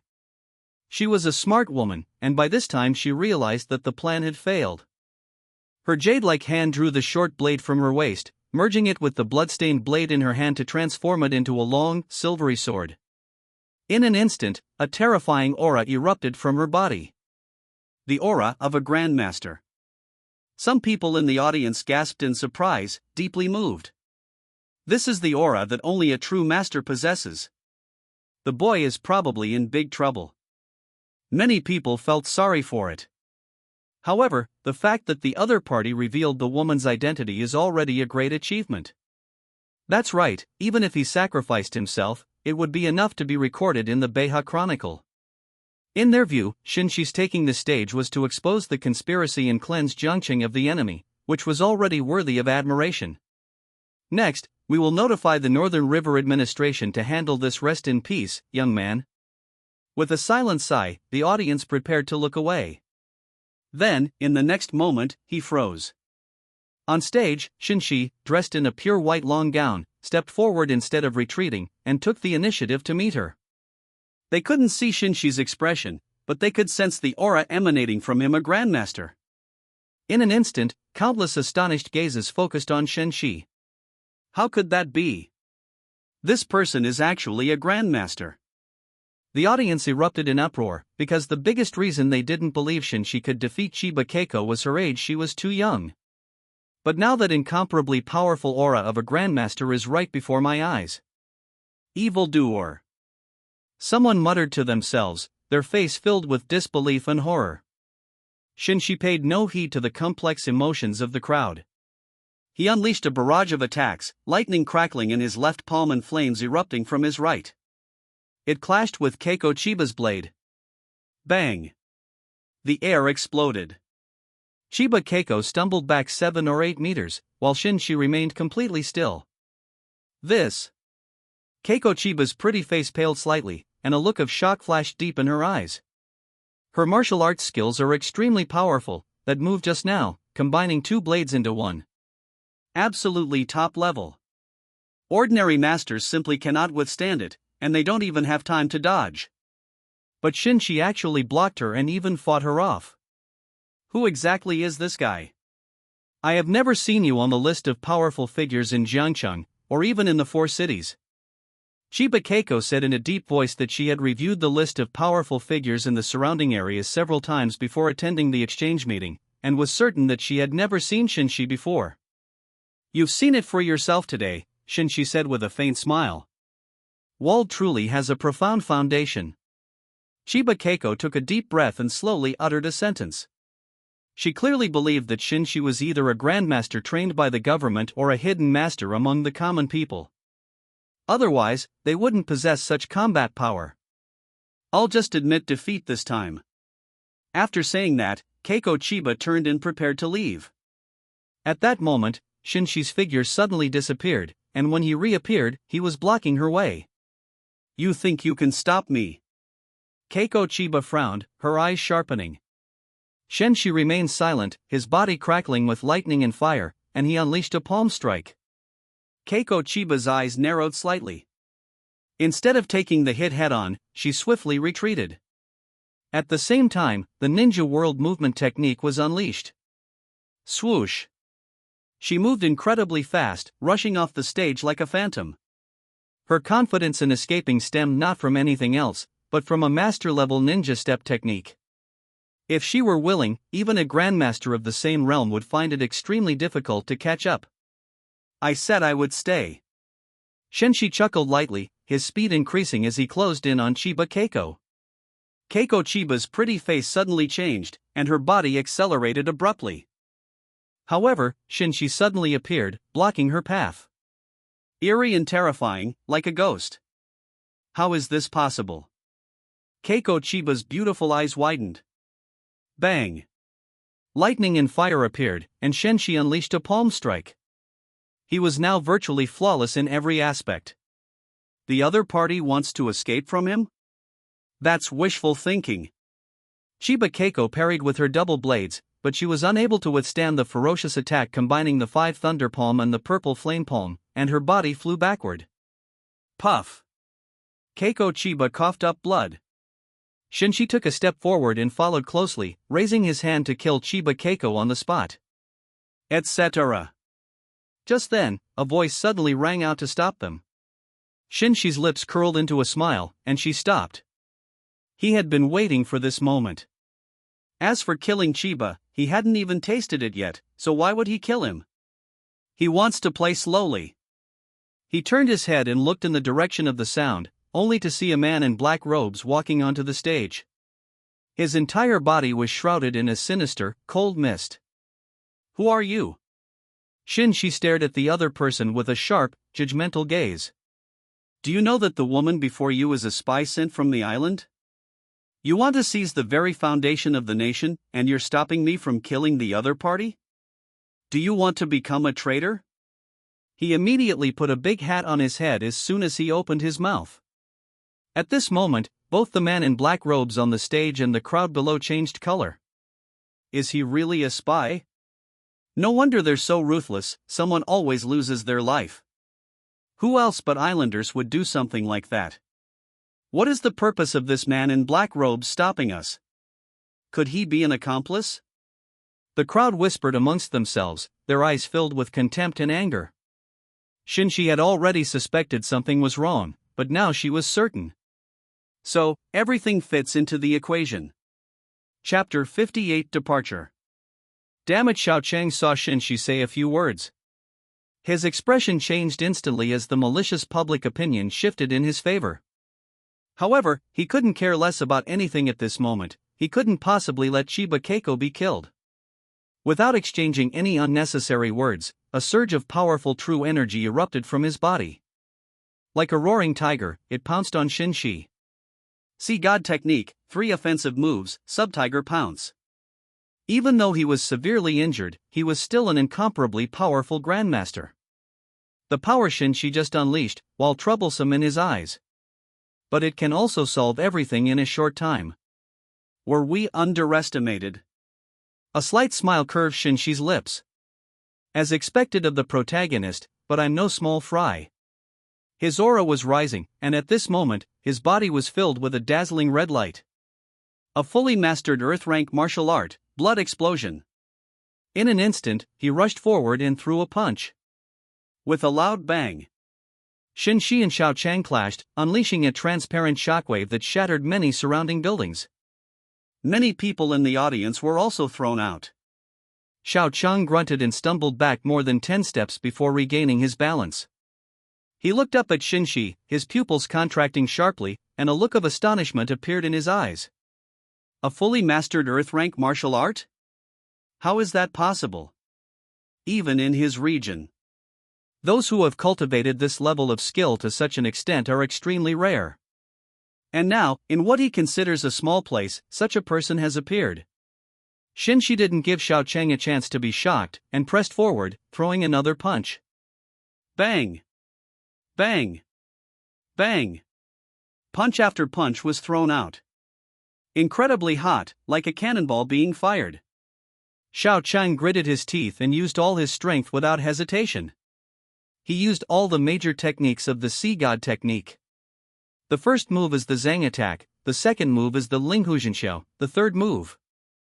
The atmosphere inside the venue instantly became intense, and the aftershock spread outward from the center of the stage, causing the building to shake and the crowd to retreat in alarm. Xiao Chang grew increasingly alarmed as he fought, realizing that his attacks were completely unable to suppress the young man before him. On the contrary, as the battle continued, he became increasingly exhausted. What kind of weird constitution is this? He exclaimed in surprise. His strength was now nearly equal to his opponent's, and he even held a slight advantage. The main reason is the opponent's terrifying physique. Even if they suffer severe injuries, they can recover quickly, and their strength also increases. As a result, his advantage vanished. This made Xiao Chang's heart tremble. At such a young age, such combat power had already reached the first level of forbidden strength. If this happened on the international stage, it would be one thing, but in a place like Jiangcheng it's simply outrageous and unbelievable. Who exactly are you? Xiao Chang asked in surprise. The one who will kill you, Shen Xi said indifferently, continuing her relentless attacks. With his life-or-death fighting style and the presence of his blood membrane, he can maximize his damage output. Gushes of blood spurted out. Xiao Chang's injuries were also worsening. Crack! A loud bang was heard, and the stage built on the second floor of the cruise ship collapsed, sending dust flying everywhere. The two fell onto the metal plate on the first floor. Is this what a battle at the Grandmaster level is like? It's incredibly powerful. Everyone was utterly shocked. This battle was terrifying, as if only the two of them remained in the world, beyond description. No wonder the legends say that Grandmasters are not afraid of bullets, even machine guns would be hard to deal with them, right? Fear. People were shocked and stared in awe at the huge crater. By this time, Keiko Chiba had regained consciousness. Her face was pale, and her black dress was stained with blood. Their gazes fell upon the two figures colliding, and they also overheard the surrounding chatter. Her expression was disdainful. This was not the kind of destructive power a grandmaster could inflict. He's already close to the level of a grandmaster, even. Without much thought, her heart turned cold. She had originally come out representing the Yamaguchi-gumi to carry out the plan. However, he was abruptly interrupted by the other party and told he had failed. After returning to the organization, she will inevitably be punished, and may even lose her life. As these thoughts flashed through her mind, Shen Xi and Xiao Chang clashed once again. Bang! A loud explosion occurred. Xiao Chang's figure flew backward and crashed heavily onto the deck, causing the entire large cruise ship to shake a few times. Xiao Chang coughed up a mouthful of blood, struggled to his feet, his face filled with fear and resentment. If I were in my prime, someone like you. Before he could finish speaking, Shen Xi rushed forward and slammed a large object over his head. Snap! Xiao Chang was slammed to the ground, his entire face swollen, teeth mixed with blood splattering out. You! Xiao Chang covered his cheek, writhing in pain, and glared angrily at Shen Xi. You dare to insult me like this? Shen Xi didn't answer, but instead stepped on his abdomen. Click! The sound of bones cracking suddenly rang out. Xiao Chang screamed in agony, sweat pouring down his forehead, his face contorted and grotesque. Hand over the Pearl of the East, Shen Xi said in a low voice. Or die. After saying that, he stomped his foot hard. Ah! Xiao Chang screamed in agony again. His face was contorted, and his whole body was convulsing. Although it's unclear how this person knew he possessed the Pearl of the East. But the intense pain brought him fully awake. They also realized that if things continued this way, they might really perish here today. Okay, I'll pay. Despite the pain, Xiao Chang spat out a flawless, round gemstone. The gemstone is dark blue. It gleamed with a cool, eerie light, much like the stars in the night sky. It was incredibly beautiful. Just as Shen Xi was picking it up, a surge of true energy emerged from Xiao Chang's hand. In an instant, the bead was sent flying, hurtling towards the ocean. If they are not pursued in time, the Pearl of the East may disappear completely. Shen Xi's expression turned cold, but without hesitation, he used his illusionary steps to catch up. Xiao Chang endured the excruciating pain and headed out of the cruise ship. During this time, I caught a glimpse of the seriously injured Chiba Keiko. His eyes flickered slightly, but in the end he chose to abandon it. When he left, Xiao Chang's black robe was tattered, revealing his handsome face stained with blood. Brother Xiao!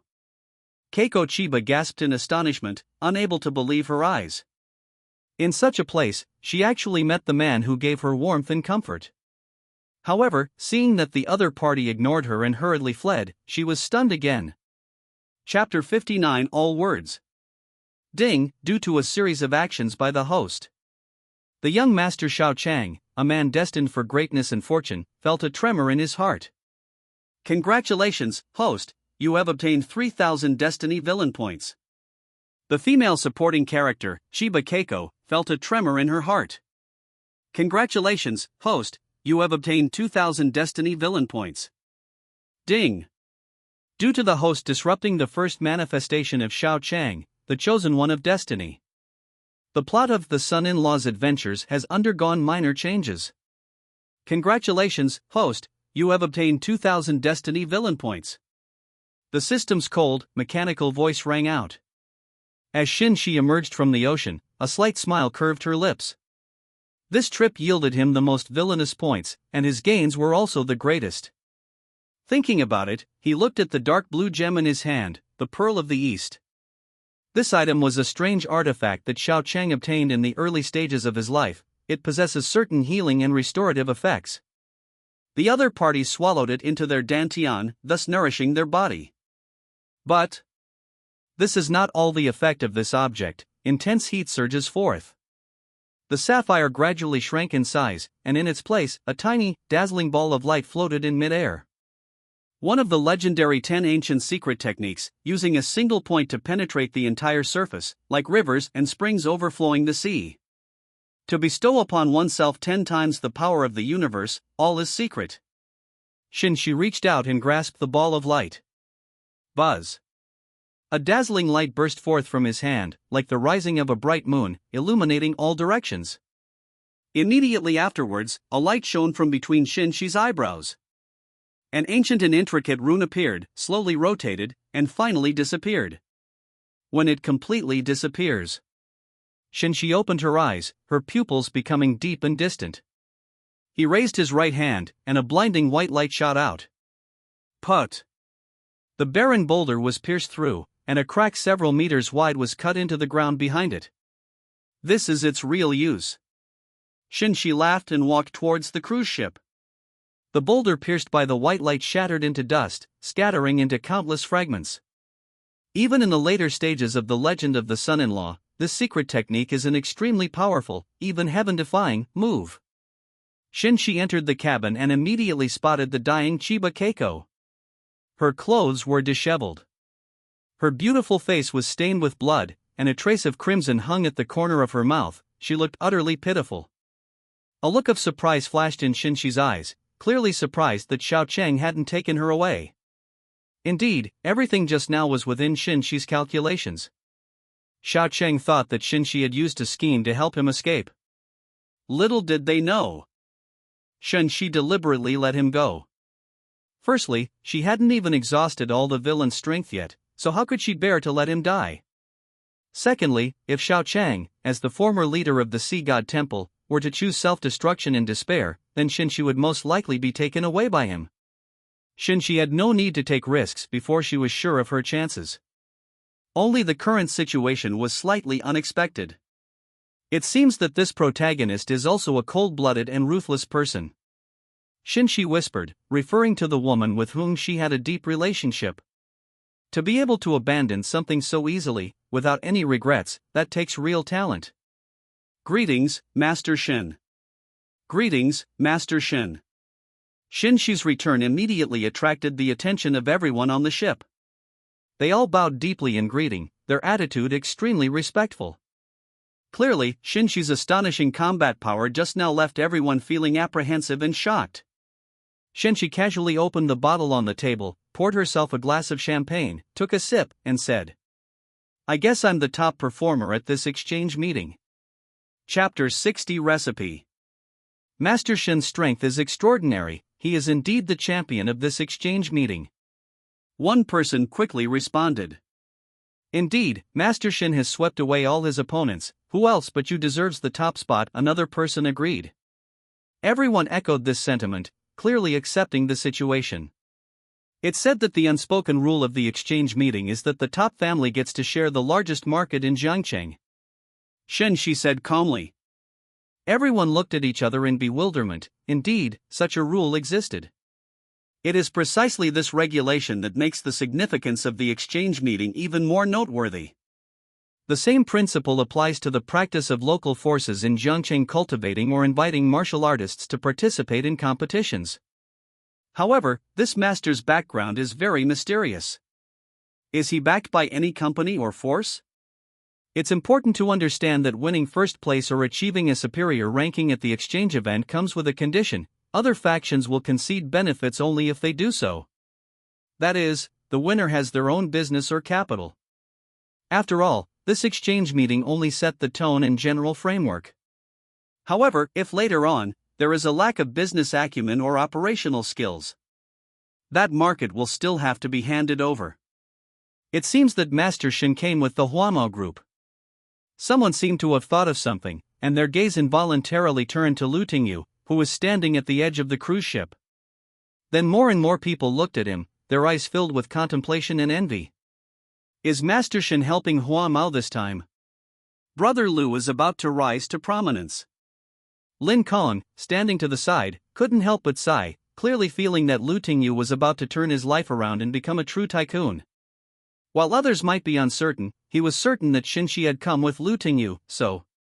Listening to the crowd's discussion, A bright smile spread across Lu Tingyu's face, as dazzling and captivating as a chrysanthemum blooming in the sunlight.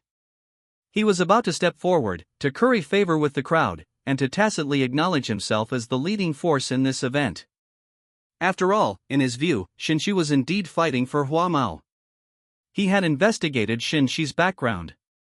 Although he didn't know why she was so powerful, her family background was extremely weak. Apart from being a small, insignificant company, it has nothing special about it. Even if the crown is accepted by that company, its development is unlikely to be very high. At most, it will only reach an average level. But Hua Mao's capital, which ranks among the top 10, is different. He could even become the #1 tycoon in Jiangcheng, or even the only dominant force. Thinking of this, Lu Tingyu's smile widened. Master Shen, that is indeed true. After a moment's thought, everyone answered. I think I should have no problem winning the championship this time on my own. Shen Xi raised an eyebrow and said indifferently. Everyone was taken aback by these words, clearly not expecting the other party to say such a thing. Lu Tingyu, who was about to take a step, froze in place upon hearing these words. This. He opened his mouth, but didn't say anything. The crowd's expressions varied, and a moment of silence fell. After a long while, someone tentatively asked, What are Master Shen's plans? His tone was quite cautious, because this matter was not easy to handle. However, if they were angered, given their strength, killing them here would be an easy task. Seeing everyone's expressions, Shen Xi realized that they had mistakenly thought she was going to break the rules. Shen Xi swirled the champagne in her glass, the clear liquid rippling in layers. I intend to share a medicinal formula with everyone present. Manufacturing, sales a complete supply chain. I'll take 70% of the profits. What do you all think? Upon hearing this, everyone was stunned again. With their intelligence, they could naturally understand what the other party meant. Shen Xi provided a raw material formula. They jointly invested in and provided a complete production and sales service, with the other party taking 70% of the profits. Putting aside the quality of the formula, just look at that 70% cut. Damn it, are you the capital or are we the capital? After clarifying their thoughts, everyone's expressions became quite interesting. This level of exploitation was simply outrageous. Unfortunately, they dared not refute it, otherwise they might get themselves into trouble. After all, if a powerful figure like Shen Xi were to get angry, none of them would probably survive. Of course, we can agree to that beforehand and find a solution later, since even grandmasters aren't immortal. If they really join forces, even a grandmaster might be brought down. Seeing that everyone's expressions were a bit off, Shen Xi smiled and slowly took a sip of champagne.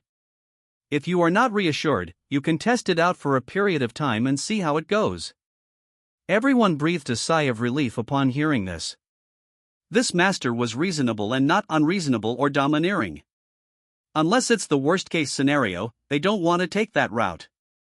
After all, the benefits involved are too great, and there are also significant risks. Since Master Shen is so sincere, Mayu Group is willing to use 30% of the group's market to test the waters. Madame Yu, Yakin, came out, bowed slightly to Shen Xi, and spoke with proper etiquette. My He family is willing to give up 60% of the market share. He Jiron, the head of the He family, then spoke up. They made a huge sacrifice. The old master of the He family died. They wanted to get involved with Shen Xi, a grandmaster, and take a gamble. If successful, the whole family will reap immeasurable benefits. 1/10 of my Song family's wealth. I, Linha, will take 1/10 of the credit. My blood dragon gang is involved. Everyone present spoke up, giving Shen Xi plenty of face. Of course, Shen Xi also knew that if the medicinal liquid couldn't expand into a large market, then everything before your eyes is nothing but a mirage, easily shattered. However, I still trust the things produced by the system. Shen Xi thought to herself, perhaps most of these people were forced into this situation. But when the medicine becomes a hit, they'll probably want to invest even more money and resources. On a larger scale, the entire industrial structure of Jiangcheng will change. By then, Jiangcheng will become a medicine city? A beauty city? Chapter 61. I've gone too far. Shen Xi suppressed her thoughts, raised her glass of champagne, and smiled. It's a pleasure to work together and create a brilliant future. Let us encourage each other, Master Shen. Let us encourage each other, Master Shen. Those present also raised their champagne glasses and laughed in response. They're all seasoned veterans, they've mastered the art of social maneuvering to an extremely high degree. After finishing his glass of champagne, Shen Xi casually picked up Chiba Keiko. Mr. Liu, it's time to leave. Lu Tingyu was taken aback, then smiled wryly and said, yes. A black helicopter slowly rose from the island and headed towards Jiangcheng in the afterglow of the setting sun. Shen Xi's expression remained calm, though the delicate body in her arms trembled slightly, yet she dared not offer any resistance. She let his large hands play with her hair. Her pretty face was slightly pale, making her look pitiful. In the back seat, Lu Tingyu and Yi Sa couldn't help but turn their heads away, pretending they hadn't seen anything. After all, they had witnessed the terrifying power of this witch. She killed without blinking an eye. This appearance now feels particularly unsettling. Feeling the warm and soft touch, Shen Xi's heart stirred slightly. His fingertips slid down the girl's beautiful hair, across her fair and delicate neck, and lingered on her full and firm breasts. The girl let out a soft murmur. This was the first time an outsider had ever been so intimately close to her body. Even through her clothes, it still sent shivers down her spine. Shen Xi looked down at the girl in his arms, watching her shyly lower her eyes. You really are a dangerous beauty. He tightened his grip slightly. The other person appeared harmless. But the murderous intent deep in his eyes could not escape his notice. As expected of the island assassin? Ha! Holding the girl close to her chest, Shen Xi closed her eyes and leaned back in her chair. A look of struggle appeared in Chiba Keiko's eyes, but she ultimately chose to grit her teeth and remain silent. She's no match for this man now. If she doesn't want to die, she has to endure. The plane landed at Jiangcheng Airport. Stepping out of the hall, Lu Tingyu looked at Shen Xi hesitantly, as if he wanted to say something. Finally, he sighed again, turned around, and led his group away in a car. He also took the beauty potion formula with him, which he then handed over to various powerful factions. Shen Xi remained calm as he put his arm around Chiba Keiko and got into a luxury car. He didn't actually owe Hana Mao anything. At most, he'd just offer her a small favor. Once the medicine becomes popular, giving the other party a larger share of the profits will suffice. After all, even a little bit would be enough to elevate Hua Mao to a higher level. It's just that the other party can't see a future prospect right now.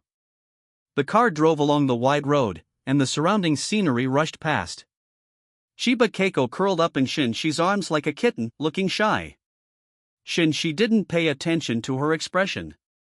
Instead, they focused their attention on the transparent, crystal-clear circular screen in front of them. System panel. Host, Shen Xi. Age, 20. Height, 185 centimeters. Weight, 80 kilograms. Appearance, 90, gentle and refined. IQ, 85, genius. Constitution, 500, extraordinary. Note, 1 to 80 represents normal humans, 80 to 300 represents the three realms of inner and outer realms, and 300-1000 represents the second realm of Grandmaster. Charm, 90, butterflies and flowers attract attention. System Mall Level 2, lottery function enabled, 3Q*1. Skills, basic language communication skills, intermediate, piano playing level, minor achievement, advanced psychological manipulation, minor achievement. Martial arts, profound 5 thunder palm, mastered, profound illusionary step, mastered, profound purple flame palm, mastered. Earth. Blood explosion, mastery. System inventory, a villain's aura, beauty potion recipes. Subordinate units, Shadow Squad, Phantom Blade Group, Fire Puppet. Destiny villain points, 7,000. Can be used for a second draw. Note, the villain's point is the core of the system's trading strategy. It is also the root of everything's operation. Please accumulate more of it, host. Other changes were minor, but the system shop underwent an upgrade because the accumulated Destiny villain points reached 20,000. 3,000 per session, the price has tripled, but empty options have been removed. The value of the goods has also increased considerably, that's what the description says. Shen Xi stared at the light screen before her, thinking to herself. It's hard to say whether there will be gains or losses, at least, you can't be sure before you try. Chapter 62, Cooperation. Draw twice in a row. Since that's the case, there's no need for him to hesitate. Ding, Destiny villain points are being consumed. Congratulations, host. You have obtained a substitute, a life-saving item created by a powerful being in the cultivation world. Encountering deadly danger. It can protect the host from a wave of damage for 10 seconds. Note, this will not work if you encounter an indescribable force. However, the host has nothing to worry about in the world at present. Congratulations, host. You have obtained a love potion, a product from a fantasy world laboratory. When used on severely injured women, it can make them behave in a way that makes them love the host and become completely devoted to her. Prerequisites: equal cultivation level and in a state of being unable to resist. Does the host accept all of this? The system was cold, and a mechanical voice continued to ring out. Shen Xi's expression changed from indifference to surprise. It seems that the quality of this shopping mall system has indeed improved significantly after the upgrade. Putting aside everything else, the idea of using a scapegoat is already incredibly overpowered. It's like having an extra life, it's practically a bug. The quality of the second item was also quite good. Could this be a perk for my first upgrade? Shen Xi guessed. Host, do not underestimate the system's capabilities. Suddenly choked, Shen Xi touched her nose. I will stop thinking about this issue and choose to postpone receiving it. At this moment, the car stopped in front of a luxurious hotel. Chiba, you'll cooperate, right? Shen Xi looked at the girl in his arms, a faint smile appearing on his lips. Keiko Chiba pursed her lips and remained silent, her beautiful face flashing with struggle and humiliation. Of course, Mr. Shen. A moment later, she slowly raised her head, and her charming smile returned to her face. That's a good boy. Shen Xi pinched Chiba Keiko's delicate skin. Wait a minute, I'll make you happy. Shen Xi opened the car door and strode towards the hotel. Chiba Keiko followed behind him, her face pale. One battle will decide the fate of the world, avenge the blood feud, and when the mountain flowers bloom, the tides will cease. The dimly lit room was in a mess, with clothes, shoes, and socks scattered all over the floor. Shen Xi stood barefoot on the carpet and put Chiba Keiko down. The other person was wearing a bathrobe, but it was incomplete and couldn't hide their perfection. Those long, snow-white legs were revealed, along with a straight, slender waist. It is so slender that it can be grasped in one hand, as alluring and captivating as a water snake. Shame and pain filled her face, and her delicate hands trembled slightly without hesitation. He assumed a deadly stance and aimed for Shen Xi's throat. Clatter.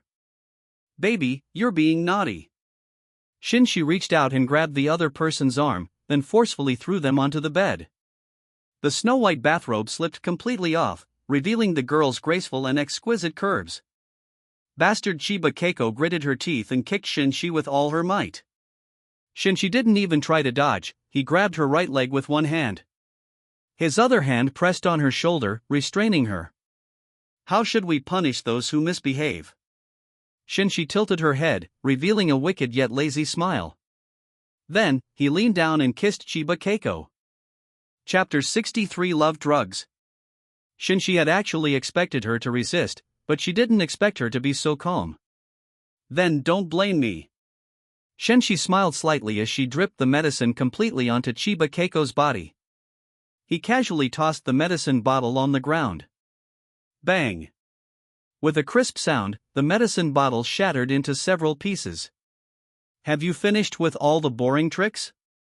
Chiba Keiko turned her head to look at Shen Xi, her eyes filled with mockery. Yes, it's over. Shen Xi sat on the edge of the bed, took out a cigarette and took 2 puffs. Keiko Chiba scoffed, you must have a lot of free time. Her hatred for Shen Xi remained strong, and her mind was perfectly clear. In her opinion, that lousy medicine had absolutely no effect. Give me a kiss, Shen Xi suddenly said. Keiko Chiba. She was stunned. Is this guy stupid? She's filled with hatred, how could she kiss him? Just as Chiba Keiko was about to mock the other person, she suddenly felt a change in her body. She braced herself against the bed and struggled to get up, then moved closer to Shen Xi beside her. Smack, he leaned in and kissed Shen Xi's cheek. Good girl, Shen Xi said with a smile, pinching her soft little cheek. Keiko Chiba? Her face froze, her eyes widened, and she stared at Shen Xi in disbelief. You did it. Call me Lord, Shen Xi corrected her. Chiba Keiko paused. My master, what did you do? After saying that, her face turned ashen, as if she were about to spit blood. Why would she call Shen Xi Lord? What is my own status? She is none other than Keiko Chiba, one of the youngest leaders in the Yamaguchi-gumi, and even a potential candidate to become its president. How could he possibly address this young man as Lord? Ah! Keiko Chiba screamed, damn it! What did you do to me? I already told you, I'm giving you a baby who will fall in love with me. Seeing her irritable state, Shen Xi didn't mind. Instead, she patted her head and said slowly, you should get some rest now. We'll continue later. After Shen Xi left, Chiba Keiko fell into a daze and fell in love with him. How could she possibly fall in love with him? Absolutely not. But the changes in her body told her that it was all real. Even though she harbored deep hatred in her thoughts, her actions completely contradicted her principles. I don't. She had only uttered 2 words when she suddenly lay down, slowly closing her eyes. The other person said she needed to rest. Anything produced by the system is guaranteed to be of high quality. As Shen Xi left the hotel, she thought about the scene that had just occurred. I can't help but think this potion is truly outrageous. They retained their thoughts but completely submitted in their actions. It was an immense horror for the victims. However, I am the beneficiary, very comfortable. Shen Xi smiled with pleasure, savoring the feeling of dominating others. Well, at least we avoided a big problem. Previously, Chiba Keiko would take his life whenever she had the chance, but now cough. There was a sound nearby, and then a black sedan drove up and stopped a short distance away. The car door opened, and several young men in black suits stepped out, bowing respectfully. Sir. Shen Xi composed himself, he knew these people were from a gang. Let's go. Yes. The group got into the car, and the car started moving. After a long while, it stopped at a building in the western district of Jianchang. This is the headquarters of the Black Dragon Gang, the leader of the 3 major gangs. 2 enormous sculptures stand outside, lifelike and exuding a chilling and domineering aura, as if guarding a section of the world. Tu Guan yes. Sir, please. Several burly men stood at the gate, bowing in unison. Shen Xi stepped inside, and the journey was unimpeded. Men in black, close-fitting outfits, are frequently seen patrolling. Most of these people had knife scars and gunshot wounds, and exuded a menacing aura. He is clearly a shrewd and ruthless individual. Chapter 64 Paying Respects. Greetings, Master. Greetings, Master. Inside were 7 figures kneeling on one knee. It consisted of 4 members of the Shadow Squad, 2 members of the Illusion Blade Group, and 1 fire puppet. Get up, Shen Xi said calmly. Everyone stood up and stood in 2 rows. Shen Xi walked towards the highest point, where an ancient throne was placed. After sitting down, have you completed your mission? Shen Xi asked. It would normally take quite a bit of time, but with the participation of the Illusion Blade Group and the fire puppet, the 3 major gangs are basically under control, they are only awaiting the master's order. The gentle breeze opened its mouth in an orderly fashion. Hearing this, Shen Xi wasn't too surprised. After all, the fact that the other party sent a message and sent someone to pick him up already proved his suspicions.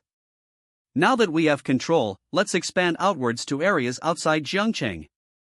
Yes, just do your best. If you encounter a strong opponent, please let me know. Yes, Qingfeng and the others responded in an orderly fashion. From now on, just call me Lord. It's a more comfortable name, Shen Xi said with a smile. Qin Feng was slightly taken aback, then replied, Lord. The others echoed him. Lord, we are considering publishing your identity information within the gang, so that all forces will know of your existence, Qin Feng suggested. Shen Xi nodded in agreement. He wasn't planning all this to hide his identity. The more people who know, the better. To avoid encountering any situations in the future where you're mocked or forced to act cool. Does your majesty have any further instructions? Qin Feng asked. Now that the gangs are unified, let's change the name to Shiha Gang. Shen Xi thought of a novel and said with a touch of wicked humor. Qin Feng. As your excellency has said. Qin Feng accepted the order and withdrew. And so, in the dark world of the future, a formidable name. A super dark gang that shakes the entire land, causing the cries of infants and the barking of dogs, has been born, the Shiha Gang. Of course, that's a story for another time, so let's leave it at that. Li Qi, Li Mei, Li Wang, you all seem to have become much prettier. Shen Xi looked at the shadow triplets, who were still dressed in ordinary modern clothes. But for some reason, it's even more eye-catching than when we first met. Well, it has a unique charm. If your majesty wishes for me to serve you in bed. The subordinates are willing to dedicate themselves. Upon hearing this, the demons and monsters spoke in unison, their pretty faces expressionless. Shen Xi. I'd better not, it just feels weird. Shen Xi shook his head. He had no interest in dealing with living people from the system at the moment. Then I shall take my leave. Shen Xi watched the departing figures of the group, her eyes flashing with an unusual light. He stood up from his seat after a moment, walked to the window. Looking through the glass at the pedestrians on the bustling street outside. The dark world of Jiangcheng has submitted. Meanwhile, those financial giants have already begun producing the pharmaceutical solution. I estimate that soon my reputation and abilities will resound throughout Jiangcheng. In a sense, I control both the underworld and half of the legitimate world in Jiangcheng. Shen Xi touched her nose, feeling a strange sensation. It's a strange feeling to have the city where you grew up now under your control. However, it still doesn't feel enough. Shen Xi murmured, a chilling light gleaming in her jet-black eyes. Chapter 65 begins. My gaze fell upon the transparent, crystal-clear light screen. There are 5,000 points of destiny villains provided by Chiba Keiko after the medicine is dripped there. Shen Xi's eyes narrowed. Jiangcheng University, campus. Is Ruwashi really unwilling to give me a chance? He Fan looked at the stunningly beautiful girl opposite him, his handsome face filled with disappointment. He Fan, we're destined to be just friends. Shu Ruwashi sighed. After meeting Shigu, she didn't want to get involved with any other men. He Fan's eyes dimmed. How many times had it happened since that phone call? Although Ruwashi was polite to him, a sense of distance lingered. Chu Ruwashi picked up her book and said calmly, nothing's wrong, I'm going back to class. Without waiting for He Fan's reply, she headed straight for teaching building A. Watching that graceful figure recede into the distance, He Fan smiled bitterly, lowering his eyes to shield them. He knew that he and Nuwashi could never go back to the sweet and wonderful state they once were. He Fan, Shu Ruwashi has said goodbye to you. She will regret it later. At this moment, a girl walked over from around the corner. She looked in the direction Shu Ruwashi had left and said softly. This woman has delicate features, a petite and slender figure, and a gentle and fragile temperament. Su Qin is the daughter of a wealthy man in Jiangcheng. You've embarked on a different path, a path to heaven, with limitless potential, while her decision to abandon you is a mistake, Su Qin continued to persuade her. She had been cultivating with him recently and had discovered He Fan's extraordinary nature. He is exceptionally gifted, a martial arts prodigy. His father says that the true elites of the Beha region are not those financial tycoons. They weren't government officials, but powerful martial artists who could kill without consequence, served the wealthy and powerful, and enjoyed legal immunity. In her view, He Fan might also become one of them in the future. He Fan remained silent upon hearing this. Su Qin felt that He Fan had tacitly agreed. She chuckled, a girl like that isn't worth all your effort to pursue. Ruwashi is fine, so don't say things like that. He-fan said in a low voice, raising his eyes to look into the distance. However, he also resolved in his heart to strive hard and improve his social standing. I've heard that Subo, the local gang leader in the Dongfang Street area, is the head of the local criminal gangs, and he's the one who created the rampant thugs in the university town. So from there, I'm going to forge my own path. He clenched his fists, his gaze resolute. This algorithm is called 9 Palaces numbers and was created by Sokolas, a scholar from Siberia. It has made indelible contributions to the demarcation of mathematical boundaries, and its core theory is: in classroom 134 of Building a professor with a full head of white hair is speaking eloquently on the podium. Most of the students in the front row were listening attentively, but one girl stood out. Her pretty face paled slightly, her eyes darting around, and she wasn't listening to the teacher at all. What's wrong with Xi'er? Su Lina, her roommate, asked in confusion. They were best friends and had a very close relationship. These days, she's noticed that the academic superstar Qin Xi'er has been acting a bit strange. He was often lost in thought, occasionally showing a look of confusion. Huh? What's wrong? Qin Xi'er was taken aback. I give up. Su Lina rolled her eyes. Qin Xi'er gave an awkward smile. Sorry. Why don't you take some time off? You don't seem to be doing well, Su Lina said, looking at her with concern. Qin Xi'er didn't refuse. She touched her chest. It was exceptionally cold there, almost like a human body temperature. Perhaps I should go see Brother Shi. The other party is a martial artist. They should be able to tell what's going on with her. Chapter 66 Physique. Congratulations, host, you have acquired the demonic physique, fragment, a product of an unknown otherworld. Once activated, it enters a bloodthirsty, slaughterful, ruthless, and berserk mode. Unable to suppress it, and as more injuries were inflicted upon him, his strength gradually surged, reaching a maximum increase of 1000%. Congratulations, host. You have obtained the Jade Flute of Lamentation, a treasure from a certain martial arts world. When the wind blows, gusts of wind rise, like the tolling of a death knell and the wailing of wronged souls, creating a powerfully stimulating effect on the spiritual level. Did the host receive all of it? The system's cold, mechanical voice rang out. This meant that Shen Xi's accumulated villain points were cleared again, but he didn't care too much. After all, villain points are meant to enhance one's strength. Collecting them isn't his habit. I'll accept them all, Shen Xi said calmly.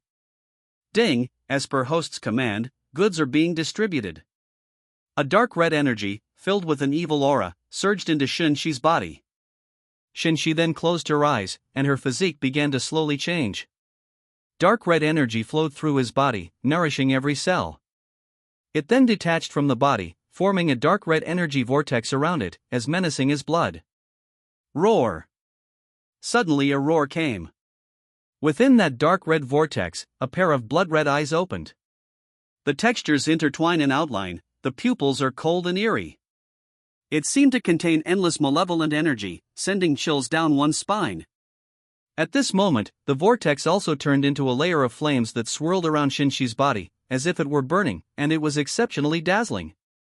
This feeling is a bit ominous. Shen Xi frowned. He felt the negative emotions surging within him, making him feel restless and uneasy. Moreover, this situation worsened over time, seemingly driving him to madness.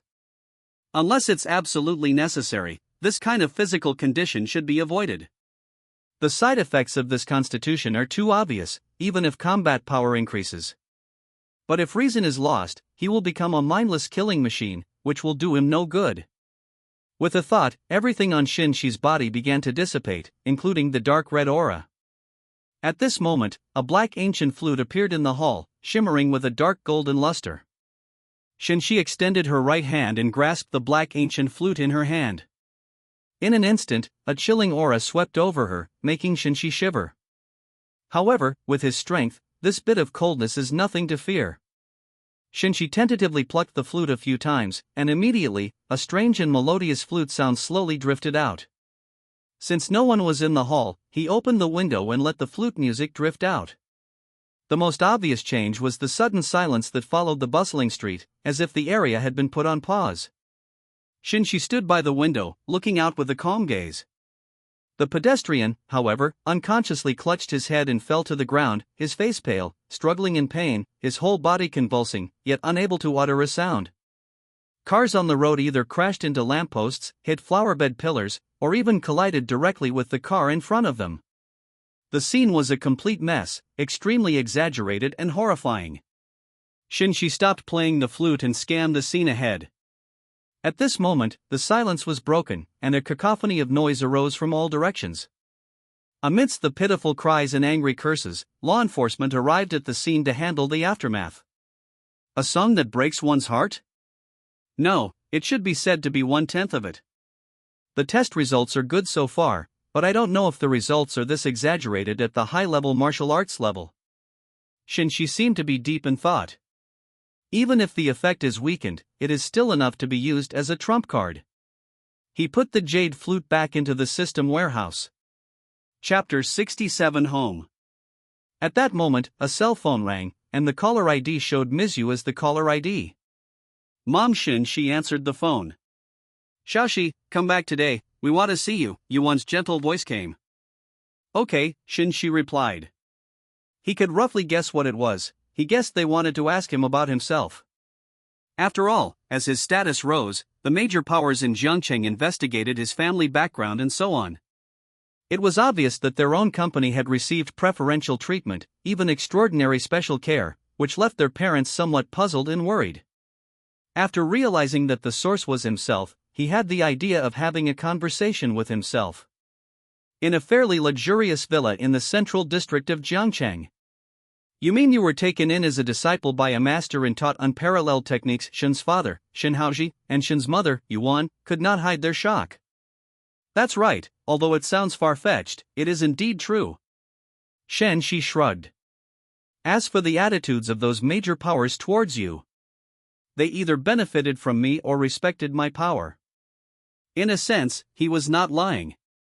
Masters do exist, the system is a living big shot. Looking at his son, Shen Haoji remained silent for a long time before sighing. You've grown up quite a bit.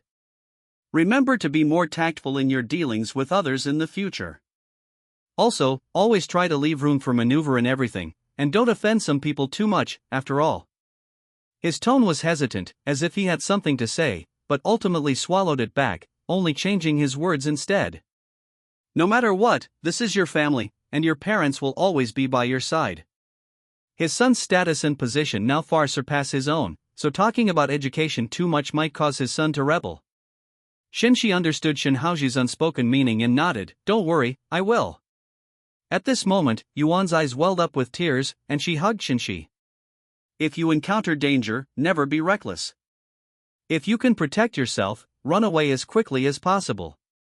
There's nothing more I can do to help you in this life. I just hope you're doing well and happy, that's enough for me. For her, the improvement of her son's status was not about wealth, power, or position. Rather, it's because the higher the social circle the other party has, the greater the risk becomes. After all, in the eyes of the truly high-ranking officials, life is worthless. Moreover, her son had entered the Tao through martial arts, and those martial artists were ruthless and merciless, so she didn't want anything to happen to her son. Shen Xi's eyes welled up with tears upon hearing this, and she patted her mother's back. Don't worry, I know what I need to do, he said with a smile. Today was probably the day he experienced the biggest emotional fluctuation in recent times. Alright, our son is capable now, that's a good thing, don't make it sound like a life or death separation. Shen Xi's father began to comfort Yuan. His mental resilience is quite good, after all, he has built a small company and weathered many storms. Yuan wiped her eyes. That's true. Why say such discouraging things? My son will surely rise to great heights, achieve great success, and enjoy boundless glory in the future. I'll go cook first, we have to celebrate. After several kind words, Yuan finally turned and went into the kitchen to prepare the ingredients. Shen Xi sat on the sofa, chatting idly with her father. They were just everyday conversations, nothing particularly insightful, but they were very heartwarming. I don't know how the conversation suddenly veered to the topic of marriage. Mr. Shen often said, "Son, how many more years until you graduate? Do you have a suitable girl to bring home for us to meet? I know you're aloof, but you can't be vague about something this important. You need to find a good girl and cultivate a relationship, so you don't end up single at this age." At this moment, Yuan, who was carrying the food out with the housekeeper and Wu, couldn't help but chime in, "That's right, son, Mom knows you're rather aloof. But a real man should find a wife. Moreover, the social environment is somewhat deteriorating now. If you don't find a partner during your university years, there will be fewer clean and suitable girls available after graduation." Shen Xi. If you knew I have more than one girlfriend. You even managed to win over your best friend, I wonder what your expression will be like then.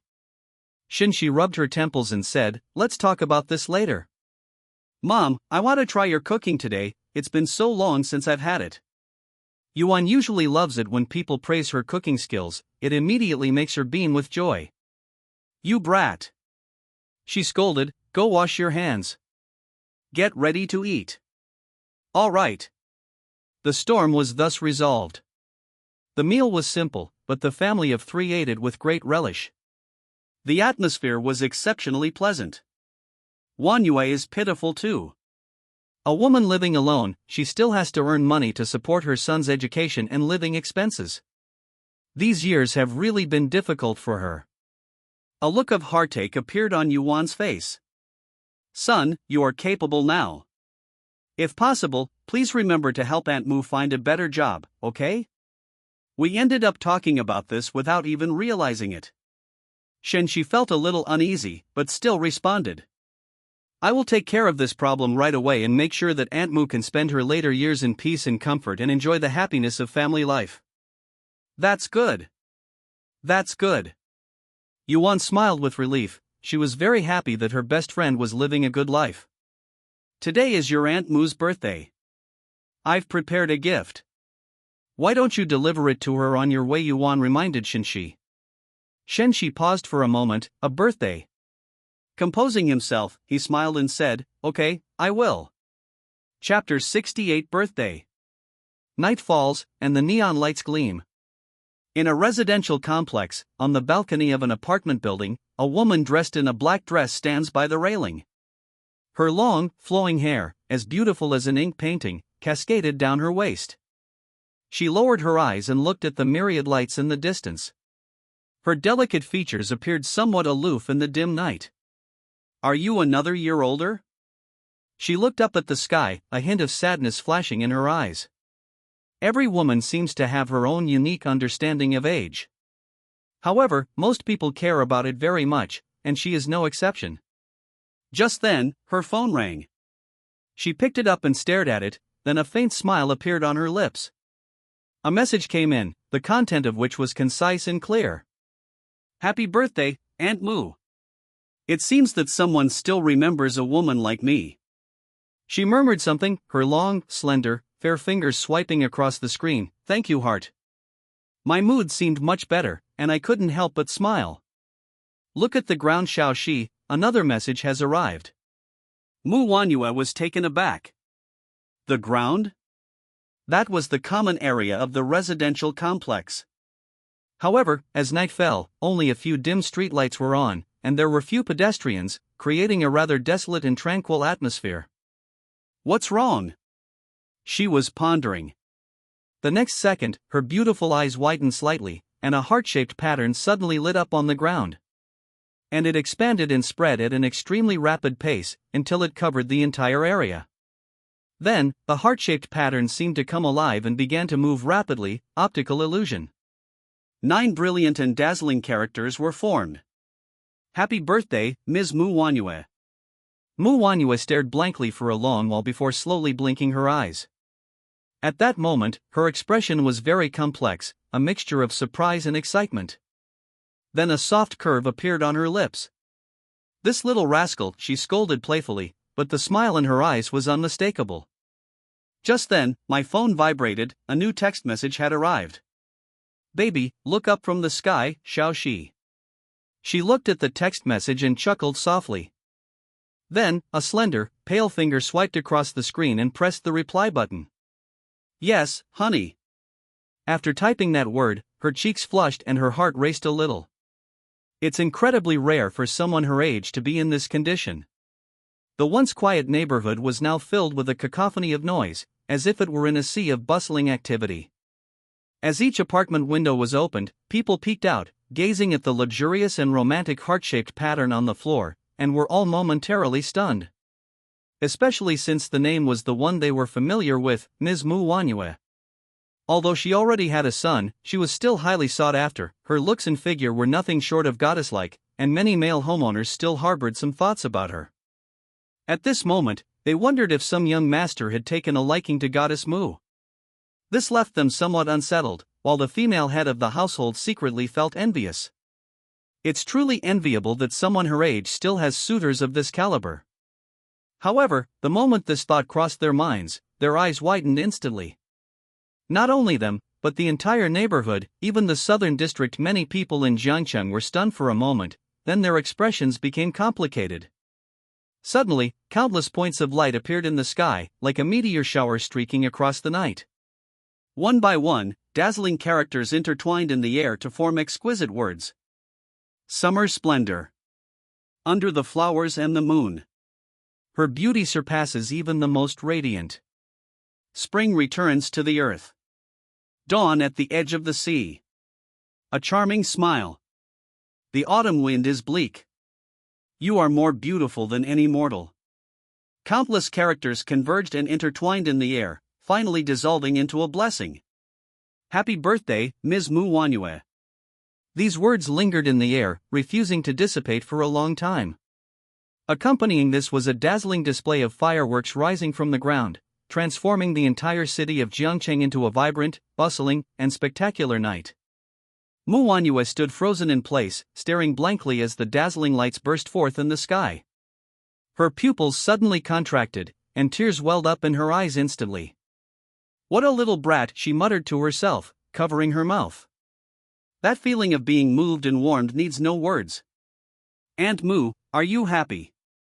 At this moment, Shen Xi's voice rang in his ears, and he embraced Mu Wanyue's delicate body. Chapter 69 Happiness. Mu Wanyue trembled slightly, but said nothing and turned to kiss Shen Xi's lips. She wanted to express her love through her actions. The two kissed passionately until they were both breathless, at which point they finally separated. I never expected my aunt to be so crazy. Shen Xi felt the lingering moisture on the corner of her mouth and couldn't help but tease her. Want to see something even crazier? Mu Wanyue raised her beautiful eyebrows and curled her lips into a smile. That instant was like the blooming of a night, blooming serious, mesmerizing and intoxicating. Shen Xi paused for a moment, then laughed, okay. At this moment, Mu Wan possessed an unfamiliar allure that captivated him, and his heart fluttered. Mu Wanyue led Shen Xi to the rooftop, the highest point in the residential complex. Looking down from here, you can see half of the bustling city of Jiangcheng. She sat down on a wooden chair, her delicate hands slowly unbuttoning her collar. Her snow-white neck was exposed against the night sky. Snap! Shen Xi reached out and stopped her. I don't like live broadcasts. Mu Wanyue raised an eyebrow and glanced at him. The security cameras here are broken. I work part-time as a community manager. To explain briefly. Shen Xi paused for a moment, then let go of her hand. Soon, Mu Wanyue untied her black dress, which slipped down to her ankles. Her skin was fair and translucent, appearing even more radiant under the bright moonlight. A sheer inner garment covered her exquisite curves, with her chest subtly visible. Her snow-white legs were long, straight, delicate, and smooth, inspiring the imagination. Mu Wanyue raised her eyes and glanced at Shen Xi, whose handsome face was slightly flushed, then raised the corner of her eye and asked, How is it? Shen Xi's eyes were deep, and her Adam's apple bobbed. You're so beautiful. Mu Wanyue blushed slightly and gave a soft snort. You have good taste. Tonight, Jiangcheng is bustling and lively, with many people gazing at the night sky. But on the top floor, however, Mu Wanhua leaned on Shen Xi's shoulder, her eyes like water, her cheeks flushed. Xiaoxi, thank you for everything today. This is the best birthday gift I've ever received. She pursed her red lips, her eyes brimming with intense sweetness and happiness. Shen Xi stroked her smooth skin and smiled, saying, "No, for the rest of your life, you will find someone even better." Upon hearing this, Mu Wanhua was stunned for a moment, then her eyes lit up with a radiant smile, captivatingly beautiful. The next day, as the morning sunlight streamed into the room, Shen Xi opened her eyes. Looking at Mu Wanhua sleeping peacefully in his arms, a satisfied smile appeared on his lips. The birthday party he meticulously prepared last night went better than he expected. Unexpectedly, this caused the usually dignified and elegant Mu Wanhua to lose control. His large hand gently pinched her smooth, alabaster-like face, his eyes filled with a smile. Mu Wanhua let out a soft moan, her eyelashes fluttering as she slowly opened her eyes, her gaze shimmering. She paused slightly upon seeing Shen Shijuan's handsome face. Her pretty face immediately flushed slightly, showing a hint of embarrassment, clearly recalling bad memories. "Woke up?" Shen Xi asked with a light laugh. Mu Wanhua remained silent, lowering her head to hide her embarrassment. Seeing this, Shen Xi's smile widened, and she leaned closer to Mu Wanhua. He planted a kiss on her pink lips. "Good morning." He felt obligated to help his aunt overcome her shyness. Therefore, this kiss was naturally not a fleeting, superficial one. When the two parted, although Mu Wanhua's cheeks were flushed, the shyness in her eyes had disappeared. Instead, there is a sense of mystery and allure. Chapter 70 Strange. 7 days have passed, and changes have already begun in Zhangchang. A product called a beauty serum spread rapidly in Zhangchang. In just a few days, it set off a trend within the upper-class aristocratic circles. Subsequently, with the personal authorization of the Jiangcheng chief political officer and the impetus of major capital entities, the cosmetic pharmaceutical industry has become the largest industrial chain in Jiangcheng, and is rapidly spreading to the 4 cities and even the Beihai region. It was incredibly popular, and Shen Xi received his first share of the profits, propelling his reputation to new heights once again. Especially the Shiha gang, currently the largest gang in the underworld. It was once hinted that Shen Xi was the true controller of the gang. These unexpected events shocked the upper echelons of Zhangcheng. That Mr. Shen is incredibly powerful. Now, in secret, most of the powerful and influential have already tacitly accepted Shen Xi as the sole king of Zhangcheng. His influence can be said to be even greater than that of the general political officer. The source of the turmoil, Shen Xi, has been having a very pleasant few days. If you feel lonely, go find Aunt Mu to chat and have a meal. When he's feeling particularly irritable, he plays games with Keiko Chiba. Of course, during this time, the pure and innocent school beauty, Shuruwashi, was also taken very well care of, even though they only saw each other every few days. However, the relationship between the two was already very close, and everyone knew the extent of it. "Brother Xi, what's wrong with me?" On a large, snow-white bed, Shen Xi lay beside Shen Xi. Her pretty face flushed slightly as she gazed at Shen Xi, her large, bright eyes filled with confusion. Shen Xi touched the other person's chest, where a cool sensation emanated, subtle and almost tangible. Shen Xi's eyes narrowed slightly, a thoughtful look flashing across them. If I'm not mistaken, this is a sign of the awakening of the icy spirit in the story. Once this icy spiritual body awakens, the awakened individual will undergo a transformation, even able to cultivate using the cold energy of heaven and earth, becoming a martial arts prodigy. In the later stages of the drama The Rise of the Son-in-Law, Shen Xi makes frequent appearances. It can be said that it relies on the power of this icy spiritual body. However, according to the timeline, Shen Xi shouldn't be showing any signs of awakening at this moment. Shen Xi murmured to herself, a strange light flashing in her eyes. "Brother Xi, is there any hope for me?" Seeing Shen Xi's furrowed brows and shake-headed expression, Shen Xi's pretty face turned deathly pale. She gritted her teeth. "If it's too difficult for you, Brother Xi, then forget it." Her voice trembled slightly, clearly her imagination was still running wild. Shen Xi snapped out of her daze, looked at the misty tears welling up in the girl's eyes, and chuckled. "Fool, this is amazing news. What are you thinking? Upon hearing this, Shen Xi paused for a moment, then asked in confusion, good news? Shen Xi nodded with a gentle smile, and then recounted the general situation to Shen Xi. Brother Xi, does that mean I might become as strong as you? Shen Xi blinked and looked at Shen Xi, her bright eyes sparkling with hope. She knew Shen Xi's strength, his invincible fighting power was simply despair-inducing.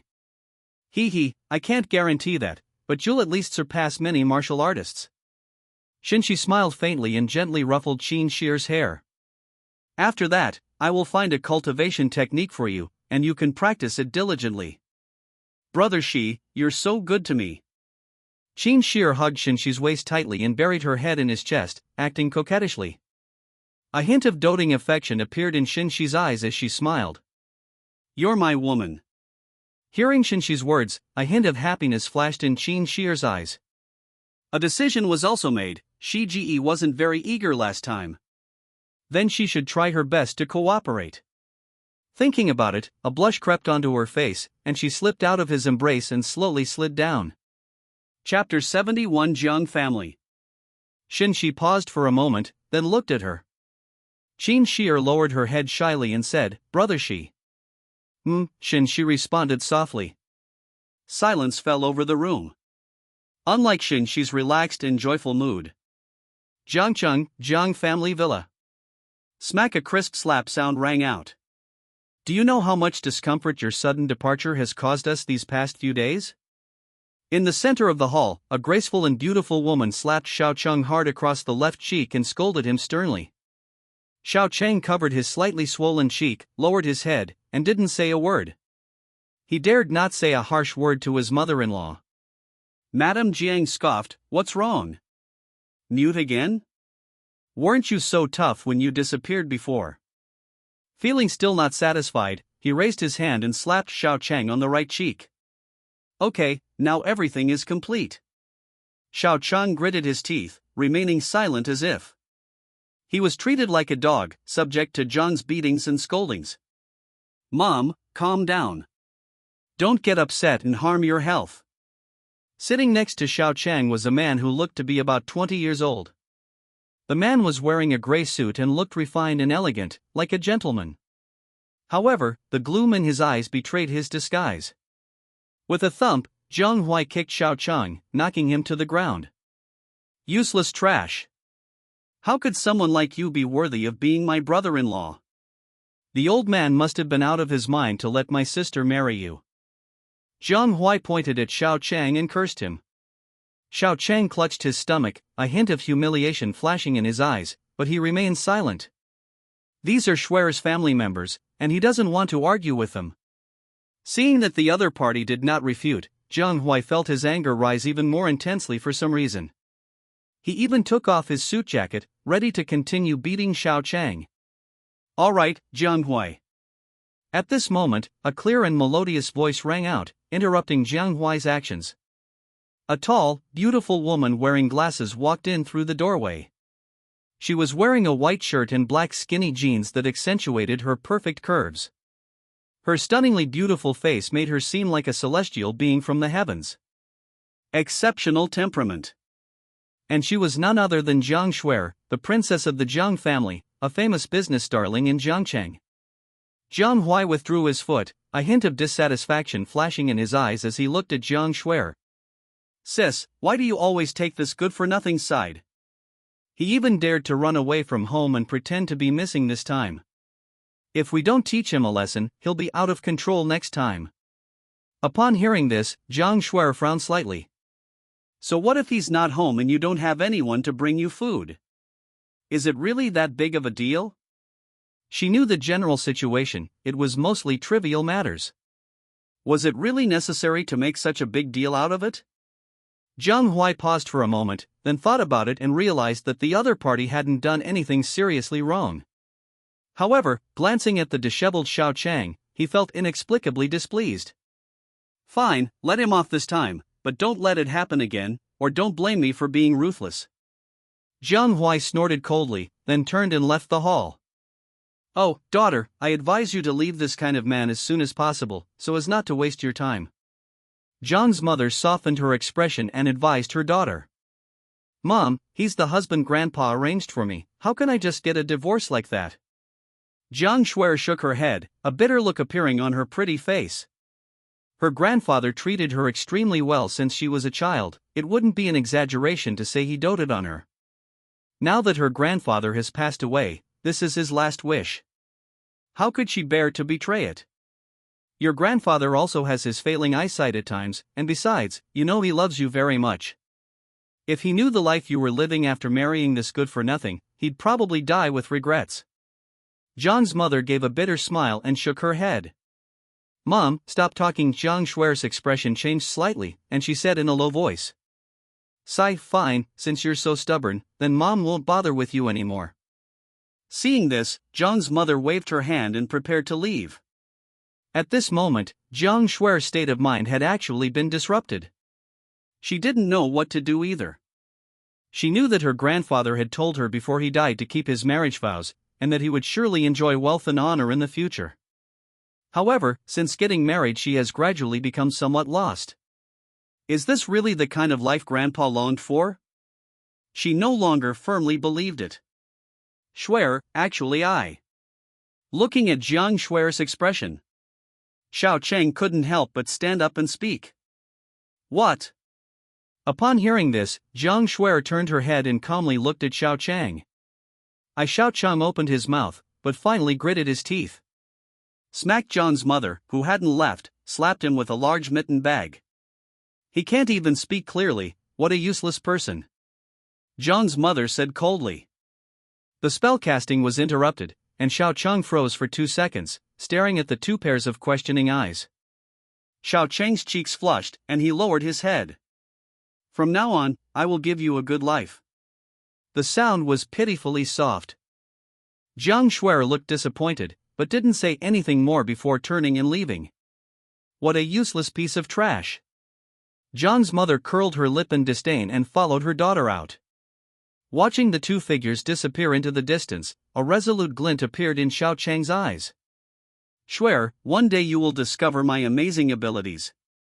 But these things need to be done slowly, step by step, to unveil my mysterious veil. Xiao Cheng covered his face, a wicked smile playing on his lips. After leaving the villa area, Jiang Huai grew angrier the more he thought about it. His sister was so outstanding. She actually married such a useless good-for-nothing. That good-for-nothing dares to pull off all sorts of crazy things, it's infuriating. Wait a minute, it seems my sister is currently in talks with the Huamao group about a collaboration. Jiang Huai suddenly remembered something and stopped in his tracks. He thought of his friend's brother, Li Ronghao, the current CEO of Huamao, handsome, refined, and knowledgeable. Most importantly, he comes from a wealthy family. He's said to be the son of the chief political officer of the neighboring city. These conditions meet the Zhang family's standards for a son-in-law in every aspect. Yes, we have to try and bring them together. Thinking of this, Jiang Huai immediately called his friend. As the call ended, a smile appeared on Jiang Huai's face. Xiao Cheng, you good-for-nothing will soon be kicked out of the Jiang family. Jiang Huai thought, feeling a surge of secret pleasure as he considered the other party's tragic fate. Although he didn't know why he disliked Xiao Cheng so much, it didn't stop him from gloating. Sheer, you're so kind. Shen Xi looked at the girl in front of her with a gratified smile on her face. Shen Xi didn't say anything, got up and headed towards the bathroom. After washing up and changing his clothes, he came back to have breakfast with Shen Xi. Her pretty little face, slightly flushed, looked very alluring. Sheer is getting cuter and cuter, Shen Xi said with a smile. Shen Xi's cheeks flushed even more, brother Xi. Okay, I won't tease you anymore. You eat first. Shen Xi smiled and then lowered her head to drink her porridge. Seeing this, Shen Xi breathed a sigh of relief. Looking at the white porridge in front of me, I felt a strange sensation. However, it quickly dissipated. Mr. Shen, are you going out? At this moment, Shen Xi and Qin Xier walked down from the hotel. Several men in sharp suits came forward at the gate and greeted us respectfully. Shen Xi didn't speak, but turned to look at Shen Xi, who was in a daze, and asked, "Xi, where do you want to go?" Whatever. Shen Xi came to her senses, her cheeks slightly flushed. Brother Xi, I wonder when you've reached this level. He always has bodyguards escorting him when he goes out.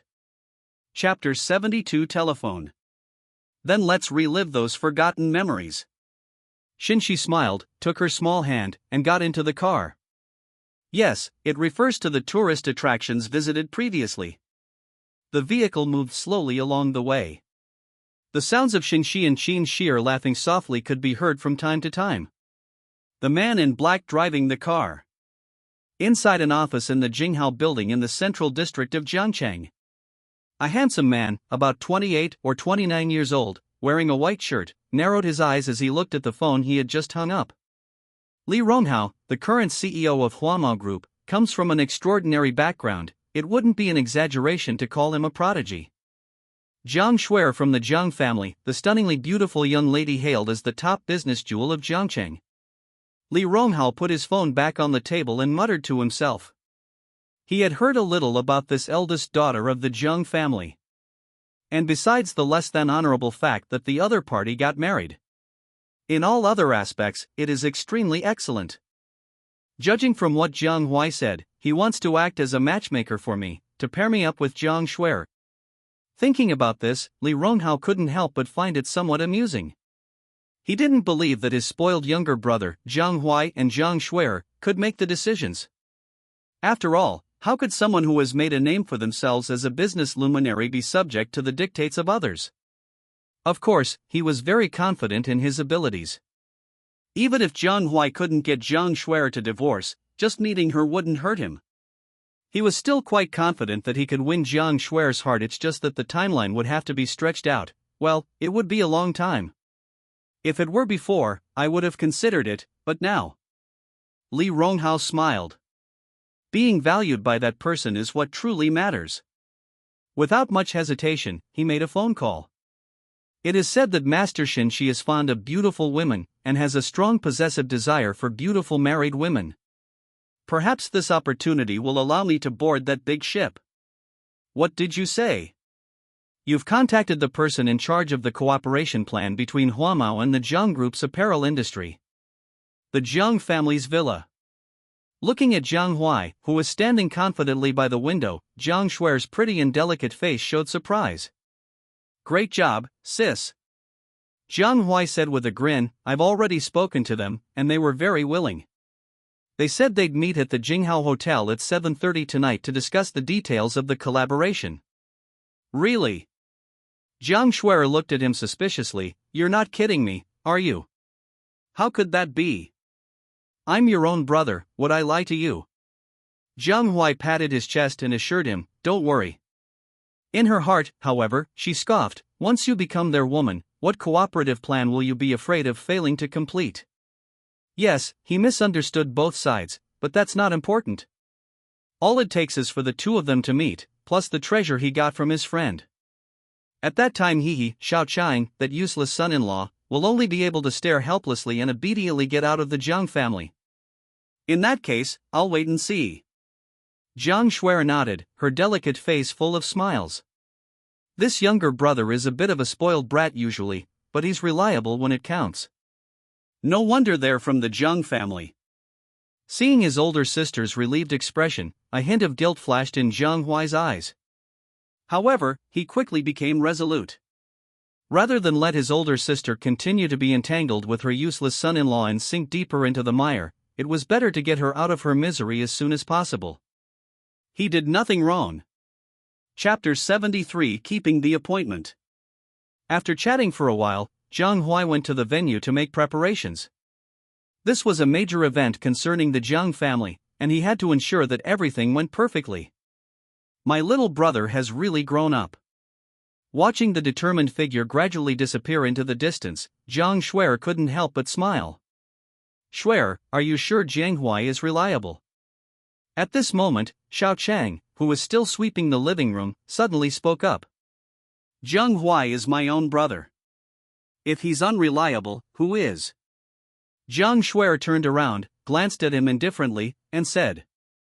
He swear, you should know that Jiang Huai's spoiled and dissolute nature is notorious outside.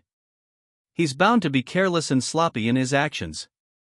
We should take precautions. As Xiao Chang spoke, he straightened his back, a sharp glint in his eyes. He was quite afraid of his brother-in-law. Jiang Shuer frowned upon hearing this. No matter what, he would never betray his sister. I know Jiang Huai's personality better than you do. Her tone carried a hint of displeasure. Although Jiang Huai was a playboy, he had never done anything to harm her. Whenever she was injured or sad, Jiang Huai would rush out to find someone to fight for her. Therefore, she had a very high opinion of Jiang Huai's younger brother. Shuer. Seeing Jiang Shue's attitude, Xiao Chang couldn't help but feel a little anxious. Alright, Xiao Chang, I don't want to argue with you about this. Just remember, Jiang Huai won't harm me. With that, she picked up her bag and walked outside. Xiao Chang watched Jiang Shue's slender back, his lips pressed into a tight line. In the end, all I could do was sigh helplessly. Being a husband is really hard. However, with me here, even if things don't go smoothly, I'll still be able to control the outcome.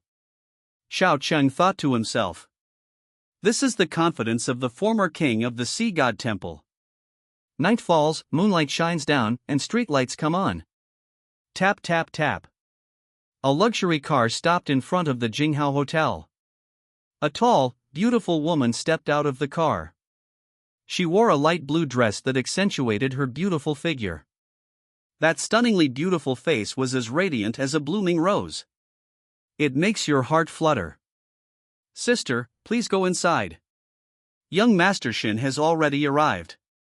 At this moment, a young man approached from the hotel entrance and said somewhat urgently. Not Li Ronghao. Jiang Shuer frowned slightly. She came to the appointment because Jiang Huai said he had contacted the head of Huamao Group for a collaboration, but now. A sense of worry welled up in her heart. Seeing Jiang Shuer's furrowed brows, Jiang Huai quickly tried to comfort her. Don't worry, sis.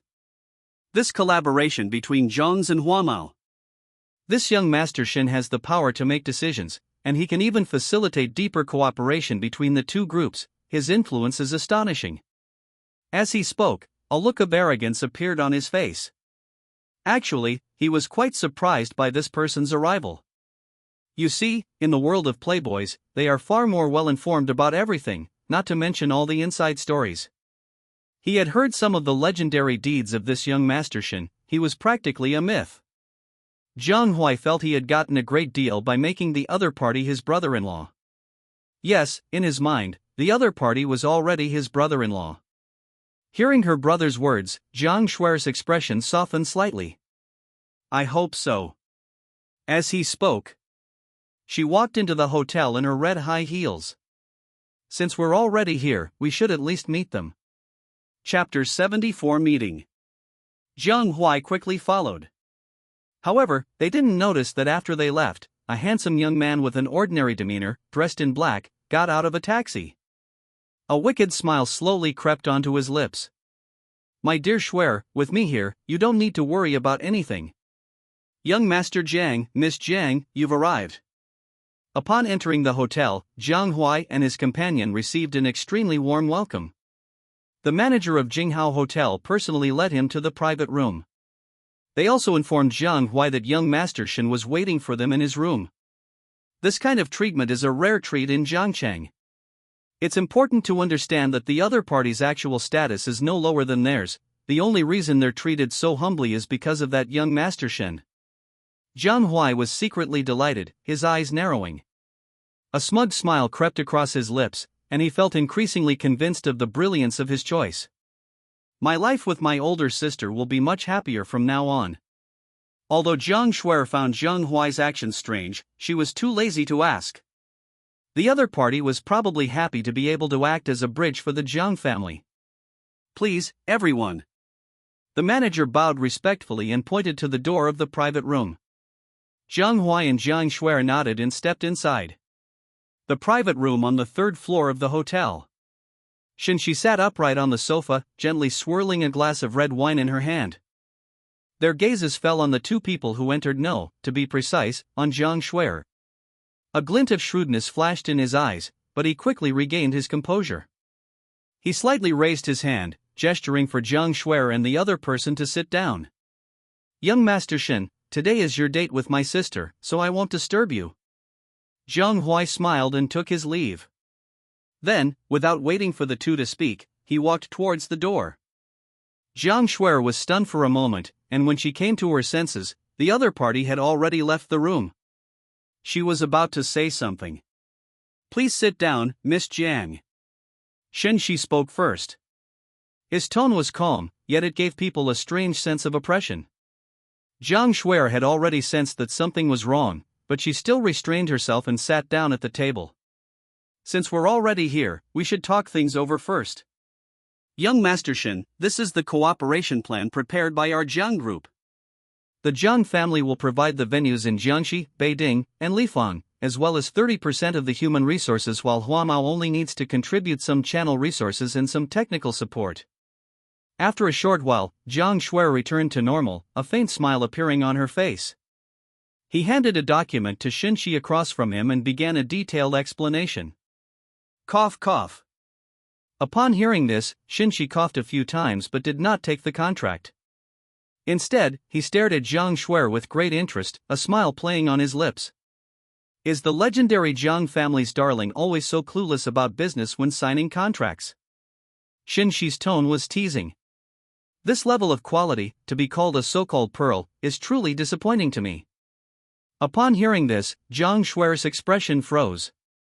She was actually well aware of the rules and regulations in business negotiations.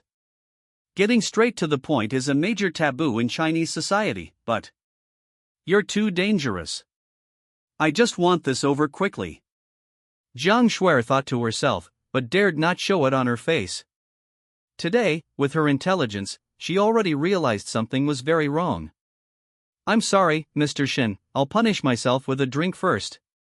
After saying that, Jiang Shuer picked up the wine bottle on the table, poured a small half-glass of red wine, tilted her head back and drank it all in one gulp. Chapter 75 Bankruptcy. Seeing this, a playful glint appeared in Shen Xi's eyes. This female lead's boldness was quite impressive. Alright, since Miss Jiang has admitted her mistake, I will naturally give you a chance to make amends. Shen Xi put down her wine glass and slowly said, Come here, sit here. As he spoke, he patted his thigh. Upon seeing this, Jiang Shuer was first taken aback, then two blushes appeared on her cheeks. Young Master Shen, please don't joke around. I'm not that kind of person. Jiang Shuer's face flushed red, and she gritted her teeth as she spoke. She clearly hadn't expected this young master to ask her to do something so outrageous, something even more blatant than a transaction. Shen Xi did not reply, his dark, deep eyes calmly scrutinizing Jiang Shuer. They made no attempt to conceal their desires from top to bottom. He no longer needs to pretend. Because no one in the entire Jiangcheng could pose a threat to him. Jiang Shuer felt uncomfortable being stared at and wanted to stand up and leave. However, out of consideration for the other party's status and position, they dared not act recklessly. Jiang Huai, you've really screwed over your older sister. Thinking of Jiang Huai, the person who connected them tonight, Jiang Shuer couldn't help but curse him inwardly. She's not that kind of person. If she were willing to sell her beauty, then she wouldn't be herself. What are you hesitating about, Miss Jiang? Are you afraid I'll retaliate against you? Shen Xi noticed Jiang Shuer's thoughts, chuckled, and said calmly. The first sentence was relatively polite, but the second sentence carried a threatening tone. Throughout the entire process, the medicines and measures prepared by Jiang Huai. Shen Xi had already removed it, he didn't need to resort to such underhanded tactics. Jiang Shuer's delicate body trembled, she naturally understood the subtext in Shen Xi's words.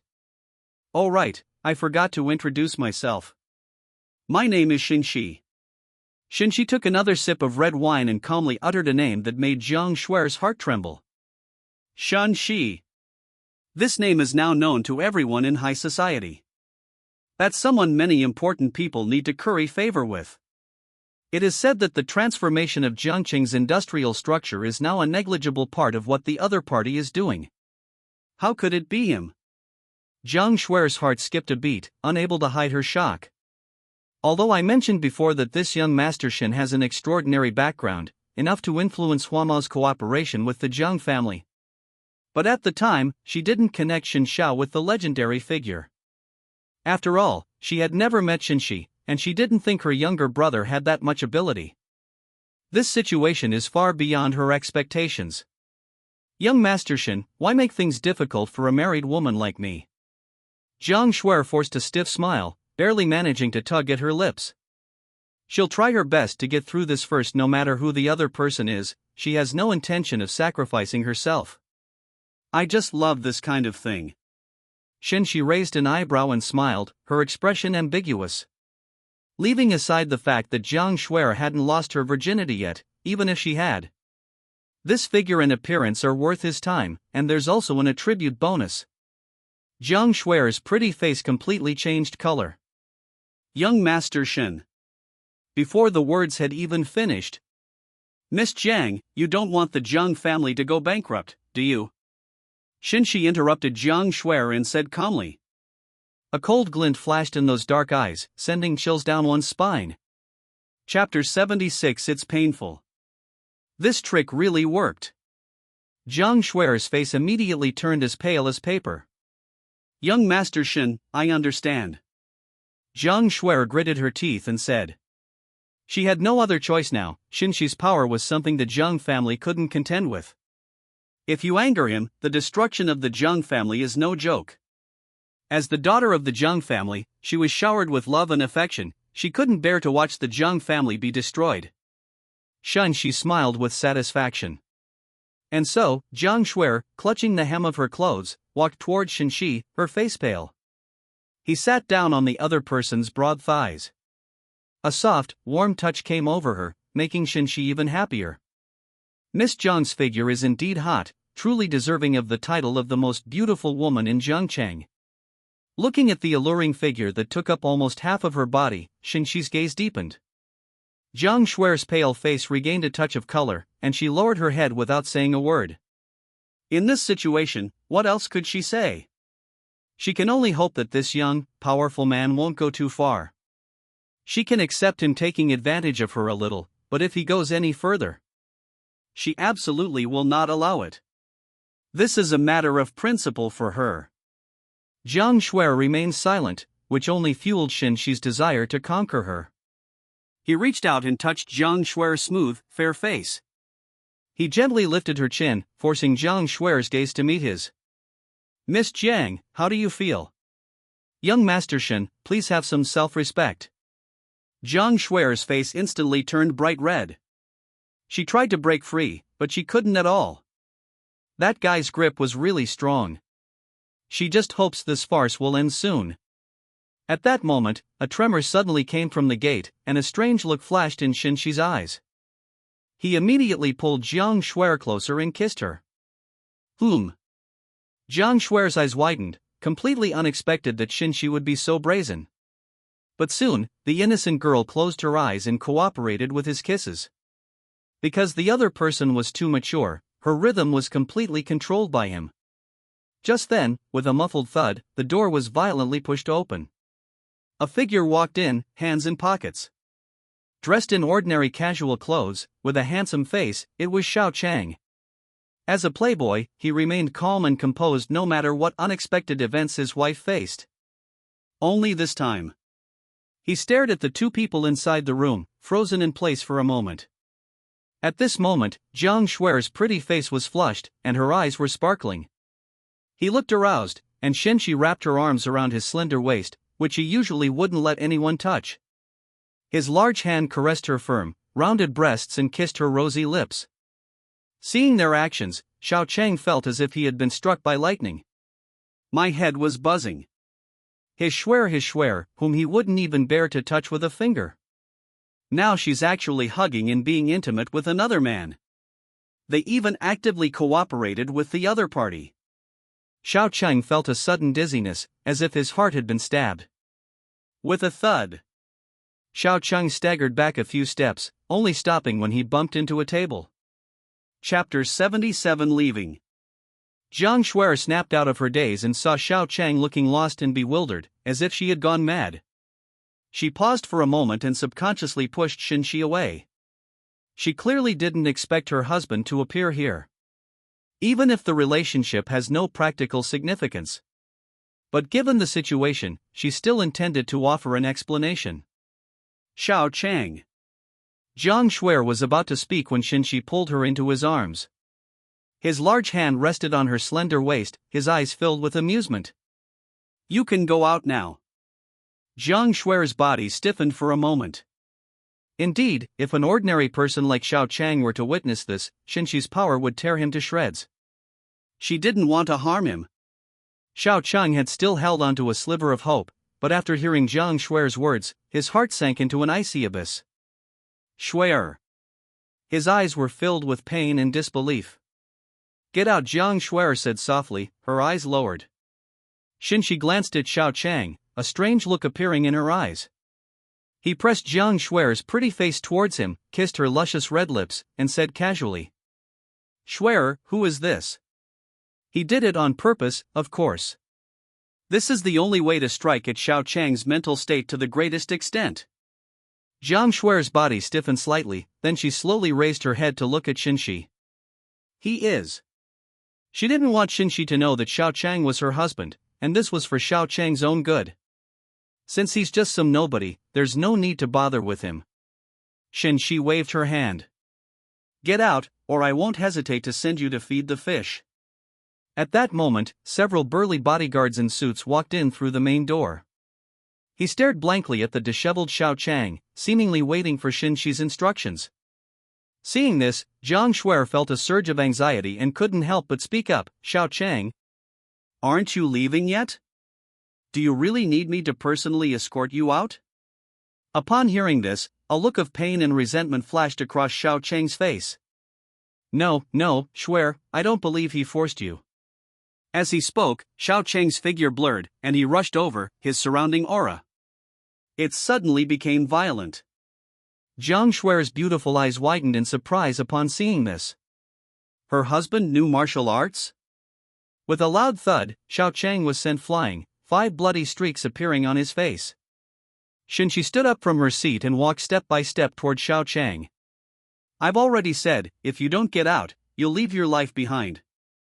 Xiao Chang couldn't beat him before, and now that Shen Xi's strength has increased, he is even more unmatched by him, at least until he obtains that opportunity and recovers his strength. It is impossible for him to defeat Shen Xi. As Xiao Chang watched the figure draw closer, his expression changed slightly. He was about to act. A foot stepped on his face, and Shen Xi looked down at him expressionlessly. Young Master Shen, today is the day we fall in love, why must we shed blood? Jiang Shuer walked to Shen Xi's side, her eyes fixed on him. Xiao Chang, I don't know how you found this place. But I'm warning you, I'm with young Master Shen now, you'd better stay away from me. Otherwise, I'll make sure you die a horrible death. When she said these words, her face was full of coldness and ruthlessness. Chapter 78 I'm sorry. I'm sorry, Xiao Chang, but for your safety and the Jiang family's safety, I have no choice but to do this. I'm sorry. Jiang Shuer added silently to herself. Xiao Chang's face was ashen, and the pain from his injuries was nothing compared to the agony inflicted by those words. His eyes, as he looked at Jiang Shuer, were filled with intense sorrow and unfamiliarity. He once thought Jiang Shuer was his angel. Even if there were some minor problems with marrying an angel, he believed that as long as he devoted himself to protecting this sky, everything would eventually get better. However, what he saw before him. Ding! Due to the host's guiding actions, Xiao Chang, the chosen one of the most powerful sons-in-law, has experienced a violent emotional tremor. Congratulations to the host for obtaining 8,000 destiny villain points. The system's cold, mechanical voice rang out. Upon hearing this, Shen Xi's lips curled into a faint, indifferent smile. With a simple plan, these protagonists can reap a large number of points from the villains. Women have such a huge influence on them. But that suits him perfectly. At this moment, Jiang Shuer couldn't bear to look at Xiao Chang's miserable appearance any longer, so she turned to Shen Xi and said with a smile. Young Master Shen, there's no need to bother with ordinary people. Let's go have some time alone together. After saying that, she put her arm around his and shook it affectionately. Her ample breasts kept rubbing against his arm. This made him feel hot and his breathing became heavier. His gaze fell on Jiang Shuer's chest, his eyes deep and unfathomable. Good. His tone was tinged with doting affection as he reached out and put his arm around her slender waist. Let's go out. With that, he walked outside. To be honest, he didn't want to stay there any longer. After all, Xiao Cheng's current condition was very bad. If he were to impulsively self-destruct, with his current strength, he would be sent away by the opponent. With this excuse, Shen Xi took Jiang Shuer and went out. Jiang Shuer smiled and nodded, glancing at Xiao Cheng out of the corner of her eye. Seeing Xiao Cheng standing there dejectedly, his face ashen, a pang of sadness welled up inside me. But she didn't show it, and instead let Shen Xi embrace her as they left the room. The bodyguards in suits didn't say a word, silently following behind the two, escorting them away. The moment the door closed, those dejected eyes suddenly erupted with an unprecedented ferocity. With a bang, Xiao Cheng slammed his fist against the wall, blood dripping down his fingers. He looked up at the figure that had long since disappeared. An indescribable madness flashed in his eyes, along with a hint of realization. He wanted to kill two people. As the leader of the Sea God Temple, how could he accept such an insult? Xiao Cheng demanded that they pay for their crimes in blood.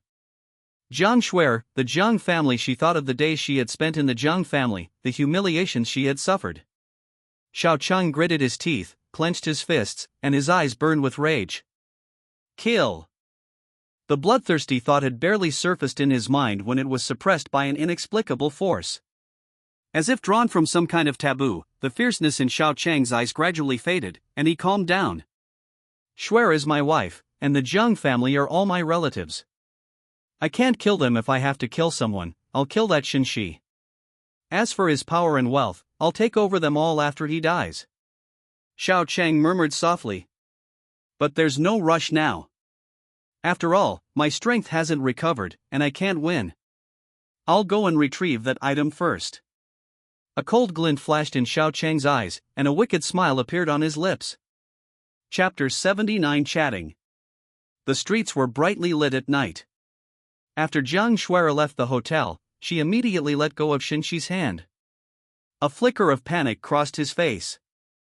Young Master Shen, I'm sorry. My actions just now were too abrupt and may have offended you. After saying this, Jiang Shuer lowered her head. I dare not look at Shen Xi's face. She knew that with the other person's intelligence, they would definitely guess something. This time, however, she had no choice. After all, keeping it there would only lead to a more serious disaster. Shen Xi looked at Jiang Shuer, a slight glint in her eyes. So, how do you plan to compensate me? This is also advantageous to him, except the other party doesn't know it, so he can use this opportunity to make some legitimate demands. This. Jiang Shuer blushed. She had clearly thought of something unpleasant. Just now, young Master Shen wasn't. Jiang Shuer hesitated, clearly using the excuse that the other party had already taken advantage of her to refuse Shen Xi's request. But how could a seasoned veteran like Shen Xi give up so easily? Xiaoxue, it seems you don't have much affection for the Jiang family or your husband. Shen Xi said something in a deliberately cold tone, then turned and left. Jiang Shuer immediately chased after him in a panic. Young Master Shen, it's not like that, I. Hearing her anxious explanation, Shen Xi did not stop walking. Instead, they went into a 5-star hotel next door. If Miss Jiang truly wants to make it up to me, then let's come to the room and talk. Shen Xi's voice reached Jiang Shuer's ears. She was stunned for a moment, then realized what was happening, and her pretty face turned as red as if it had been painted with rouge, almost dripping with blood. This is going to. Jiang Shuer glanced at that retreating figure, gritted her teeth, and finally walked towards it. As dawn breaks, the white dew turns to frost. Shen Xi stroked her smooth, delicate skin, a strange glint in her eyes. Shuer, he murmured to himself. Looking at the woman in his arms, her face flushed and beautiful, a smile appeared on his lips. Jiang Shui's eyes were slightly closed, her eyelashes trembling. Hearing the other person say that, he didn't reply.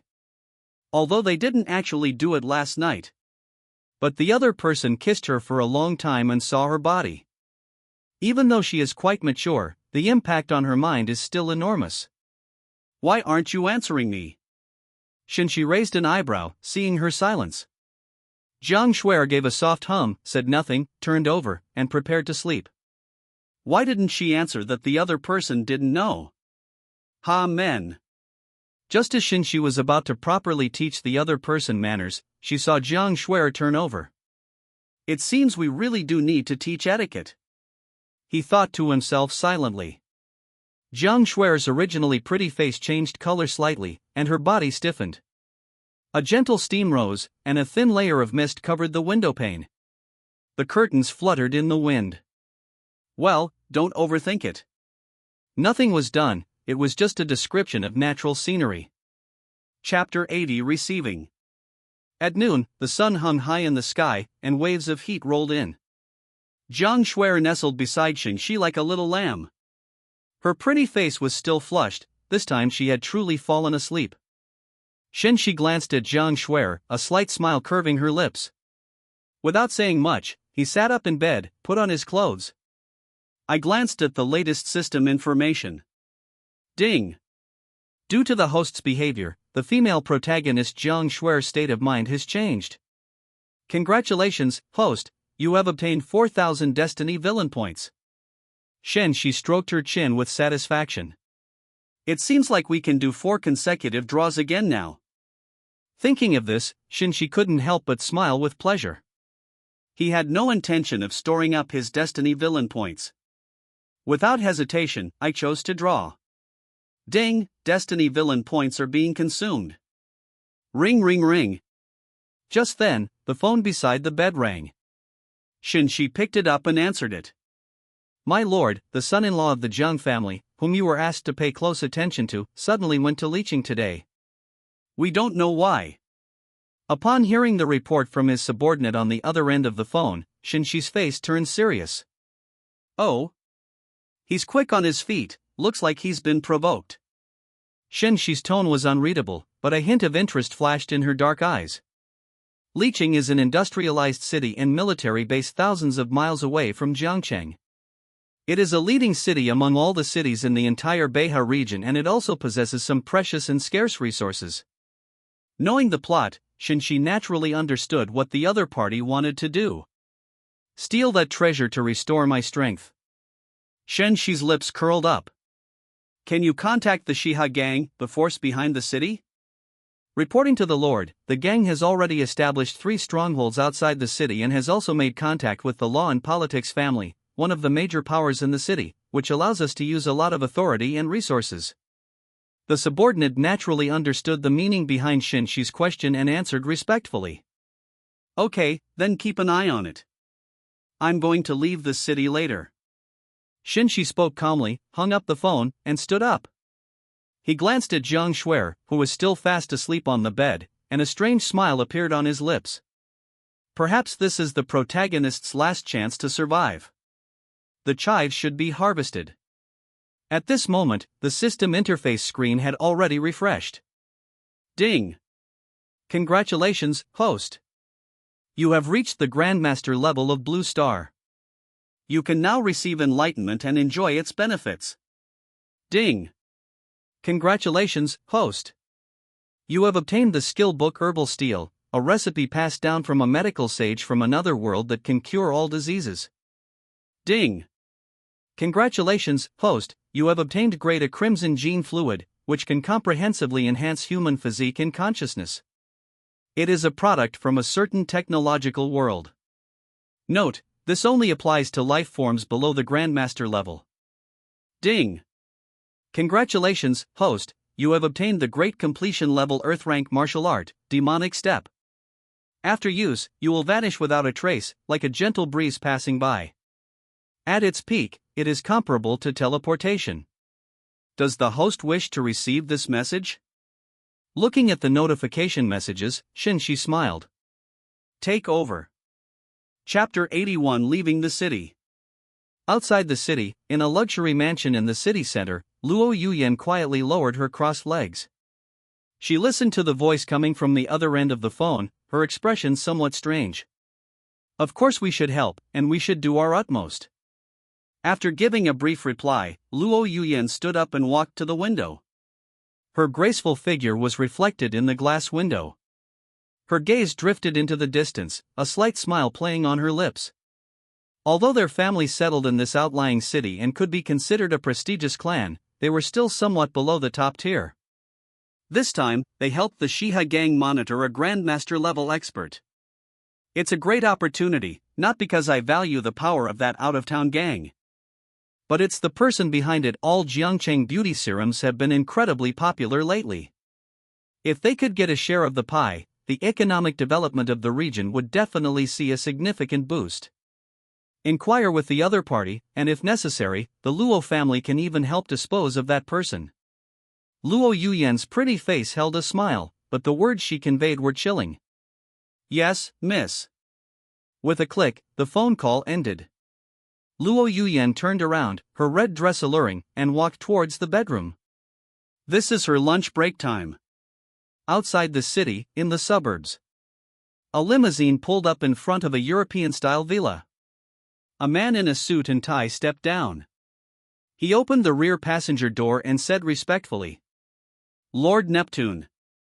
"Yes, thank you for your hard work." A deep, magnetic voice slowly rang out. The person sitting in the car was a man wearing a gray trench coat. He had fair and handsome features, a tall and slender build, and deep-set, well-defined facial features. Especially those bright black eyes. It seemed to contain the mysteries of the universe, making it exceptionally attractive. It was Xiao Chang, who was deeply disturbed in Jiangcheng. "Your Majesty, you flatter us. As agents of the Sea God's Temple, this is our duty." At that moment, a man in a black suit walked over with a gentle smile on his face. If anyone knew what they saw, they would probably be astonished. This man is one of the three great tigers of the Li City's surface world, the jade-faced black dragon and the yellow-white, a ruthless killer, yet he speaks these words with such humility. Xiao Chang nodded slightly, said nothing more, and stepped out of the van. As the Sea King of the Sea God Temple, he was already used to this kind of glory. "My purpose in coming to the city today is to plot against the treasure in the National Treasury." That was something he discovered when he entered the Martial Arts Bureau. However, at that time, his strength was only a fraction of what it used to be, and the defenses were extremely tight, so he didn't have much need to restore his strength and gave up the idea of acquiring it. His frustrating experience in Jiangcheng had completely enraged him, leading to this trip. That damn bastard. Once he regains his strength, he's determined to kill that guy himself. Xiao Cheng thought of the scene of his wife being taken by Shen Xi. The sinister look in his eyes intensified, and his fists clenched involuntarily. He vowed that he would definitely get his money back. To tear the other party to pieces. Sensing the intense killing intent, Huang Sanbai couldn't help but shiver. Why did he feel that the king of the Sea God Temple in front of him seemed like a completely different person? His previous composure, wisdom, and elegance have all vanished. Wait a minute. Huang Sanbai suddenly noticed that the Sea King's forehead seemed a little red and swollen. Is he hallucinating? Having cultivated the Sea God technique, Xiao Cheng possessed exceptionally keen visual senses. Huang Sanbai's subtle actions naturally did not escape his notice. His eyes flickered, but he said nothing more, regained his composure, and strode into the house. He made a decision in his heart: once he regained his strength, he would definitely eliminate this person. How could his subordinates possibly notice the stain on his reputation as a powerful Sea King? Chapter 82 is coming. Boss, is it certain that we should continue monitoring that territory of Yellow Tiger? At this moment, in a forest a few kilometers away from the European-style villa, several men in black gathered in one place. One of the men, with a dark complexion, was using high-end equipment to observe the European-style villa area. His tone was filled with caution. They were spies sent by the Luo family. Nonsense, he's just an underground gang leader, what do we have to fear? Another man in black spoke with arrogance in his tone. Continue with the plan, nothing will happen. Upon hearing this, the group exchanged bewildered glances. When did their leader become so confident? However, they naturally dared not disobey their boss's orders and carried them out accordingly. So what if it's a yellow tiger? I've received orders from the young lady. Even if that black tiger from underground comes, the plan must go on. The man in black chuckled, his eyes gleaming with excitement. The eldest daughter of the Luo family was the goddess he admired. Her orders were like imperial decrees. He must obey unconditionally, there is no way he can disobey. Although the Luo family in leeching is powerful, the influence of the three major tigers should not be underestimated. If a different person in charge had come, they might have hesitated and reported the matter again. In fact, the Luo family might have weighed the pros and cons and cancelled the operation. But this time, it was an admirer of the Luo family's eldest daughter who came, so the situation was destined to remain unchanged. This also provides an extra layer of security for the future of the family. At this moment, at airport number 1, a luxurious private helicopter was parked. At the cabin door, a young man dressed in white and wearing sunglasses.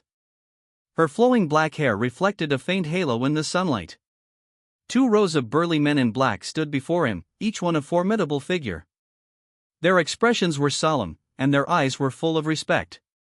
All of this was caused by this young man in white. This young man was Shen Xi, the mastermind behind the Shiha gang. Shen Xi took off her sunglasses, a slight smile curving her lips. The air outside the city is surprisingly fresh. Shen Xi stretched and sighed. It's quite rare for a city in the Beha region, a major industrial center, to maintain such a low air quality index. Should Your Excellency deal with that son-in-law first, or take some time to rest? The man in black in front of him asked respectfully. After mobilizing a large number of people, they understood the purpose of this venerable lord's trip. It was all to deal with Xiao Chang. No rush, let me take a stroll around this city first. Shen Xi chuckled lightly. Now is not the best time to deal with Xiao Chang. Isn't he trying to steal the political treasures? He seized the opportunity, and when his opponent had already obtained the treasure, he made his move to steal it. That's more in line with his style. Night fell as dark as ink, and the city seemed especially lively at night. Looking down from above, the city is brightly lit, beautiful, and bustling. I never expected that the legendary Master Shen would be so young. Wearing a black dress that accentuated her perfect curves, Luo Yuyan. She walked out from behind, wearing red high heels. Looking at the handsome young man by the window, her eyes held a strange light. She was quite surprised to find that the renowned yet mysterious king of Jiangcheng was so young. Chapter 83 Satisfaction. Are you disappointed? Shen Xi turned around and looked at Luo Yuyan in front of her. Luo Yuyan was taken aback, then chuckled softly. No, it's joy. Young leaders represent potential, their future development is limitless. You're very good with words. A pleased smile appeared on Shen Xi's lips. It seems this collaboration will have to continue. Luo Yuyan smiled even more brightly. It's a pleasure to work with you. During their conversation, it was revealed that the beauty serum was making a full-scale penetration into markets outside the city. The Fajing family, the top family in the first tier, possesses immense power, and once they exert their strength, they are unstoppable. In addition, the Luo family has further intensified its surveillance of Xiao Chang. Used the super magic device. He was subjected to extensive and comprehensive surveillance, which completely covered him. Is the pressure on your hand just right, Mr. Shen? In a spacious and luxurious room, a pure and lovely young girl dressed in a thin white dress knelt on the bed. Her fair cheeks were rosy and her almond-shaped eyes sparkled. Those delicate hands were gently kneading Shen Xi's back. Those slender, delicate hands seemed to be able to soothe every inch of his skin. This was the Luo family's way of deepening their relationship with Shen Xi. The beautiful woman sent out was Luo Yuro, the adopted daughter of the Luo family. Not bad. Shen Xi closed his eyes, looking completely relaxed. He wasn't the type to pretend to be reserved, nor did he need to fake anything. That's good. Luo Yuro's voice was incredibly sweet and charming, naturally possessing a captivating allure. add to that her pure and lovely appearance.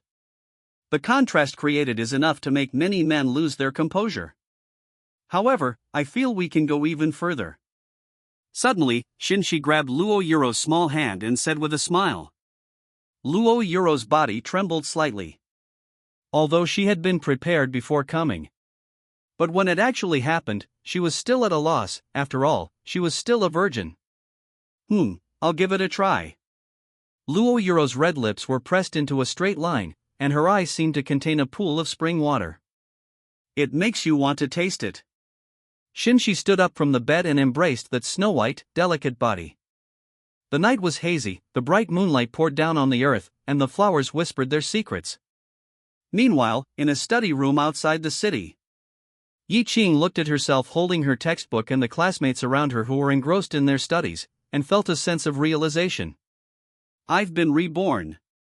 He murmured a question, but with an air of certainty. But it's all right, now everything can be changed. Sister Yenran, Sister Yuro, Sister Yuemin, you all. He looked up at the window, his gaze filled with determination. Wait for me. With my current abilities, I will protect you. A faint smile appeared on his lips.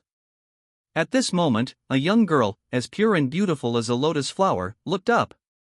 A look of confusion appeared on her fair and delicate features. This usually unremarkable deskmate of mine suddenly seems to have become extraordinary. She had known Yi Qing for several years, and had always seen him as a bit naive and clueless. But now he gives people a very different feeling.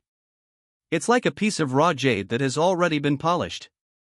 It only needs the right moment to shine. Chapter 84 Plan. This feeling was so wonderful that it moved even the most beautiful girl in the city, and her clear eyes sparkled with a strange light. Yi Qing perhaps noticed her gaze, smiled slightly, said nothing more, and got up to leave. I'll take over tonight's self-study session. Suddenly, the classroom door was pushed open.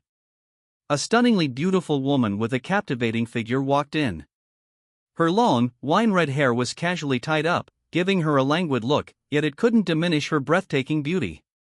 Even if that face turned to ashes, Yi Qing would still remember it. It was one of the people he longed for day and night. Sister Yuemin. Yi Qing's voice trembled uncontrollably. At this moment, in a bungalow a kilometer away from the city bureau, a young man dressed in a black robe was drinking tea inside the house. His eyelids were slightly narrowed, and his cold gaze made him look like a venomous snake lurking in the darkness. It was Xiao Chang who had been having too many unpleasant things happen to him lately, and his mood had become increasingly gloomy.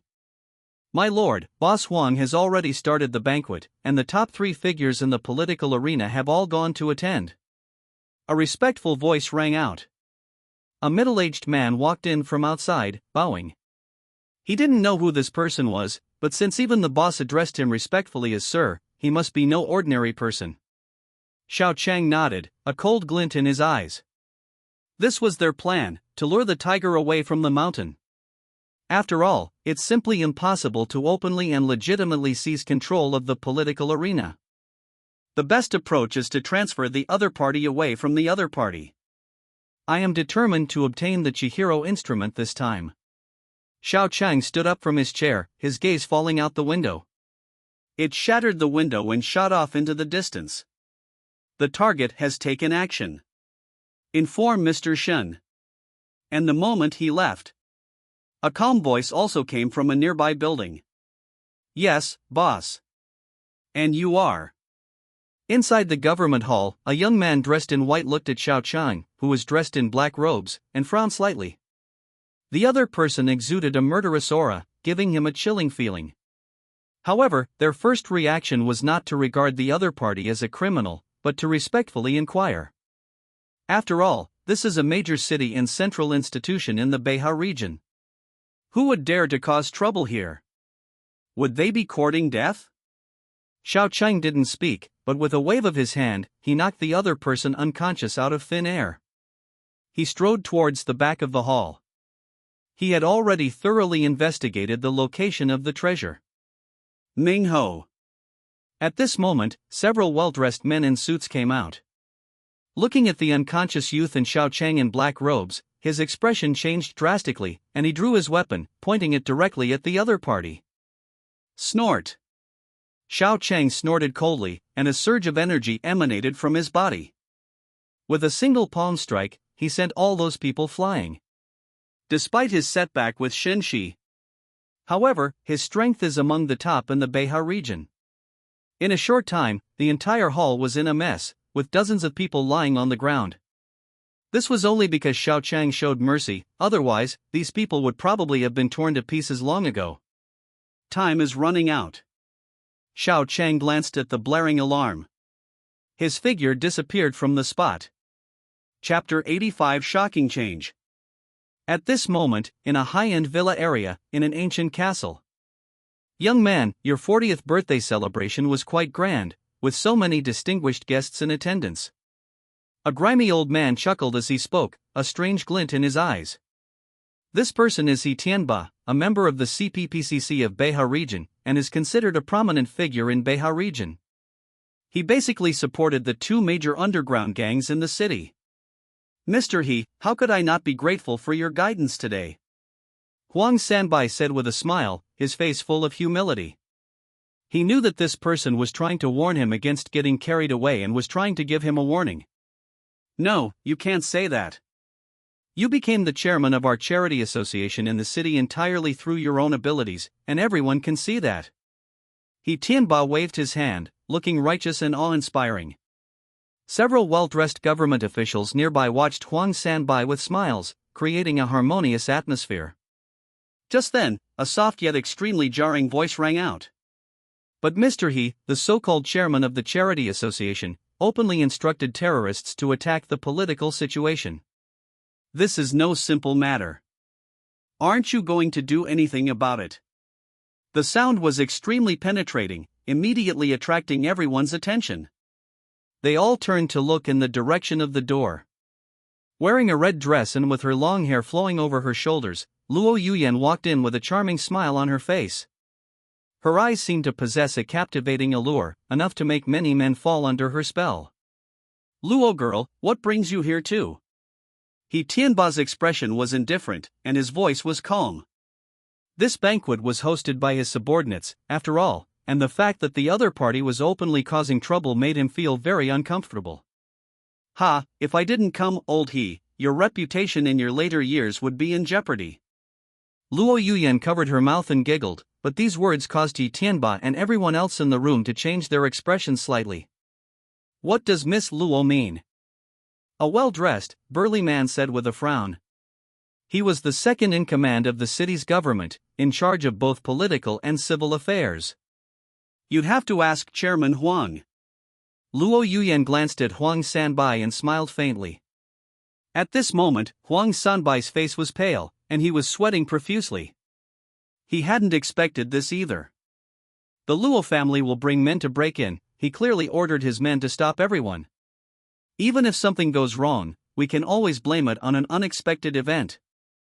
In that short time, everyone present realized that Huang Sanbai was definitely up to something. Sanbai. He Tianba looked at Huang Sanbai, his face expressionless. An explanation is clearly pending.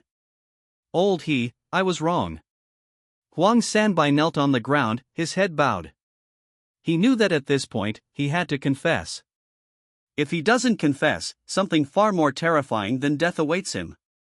Ring ring ring. Just then, several urgent phone rings suddenly rang out.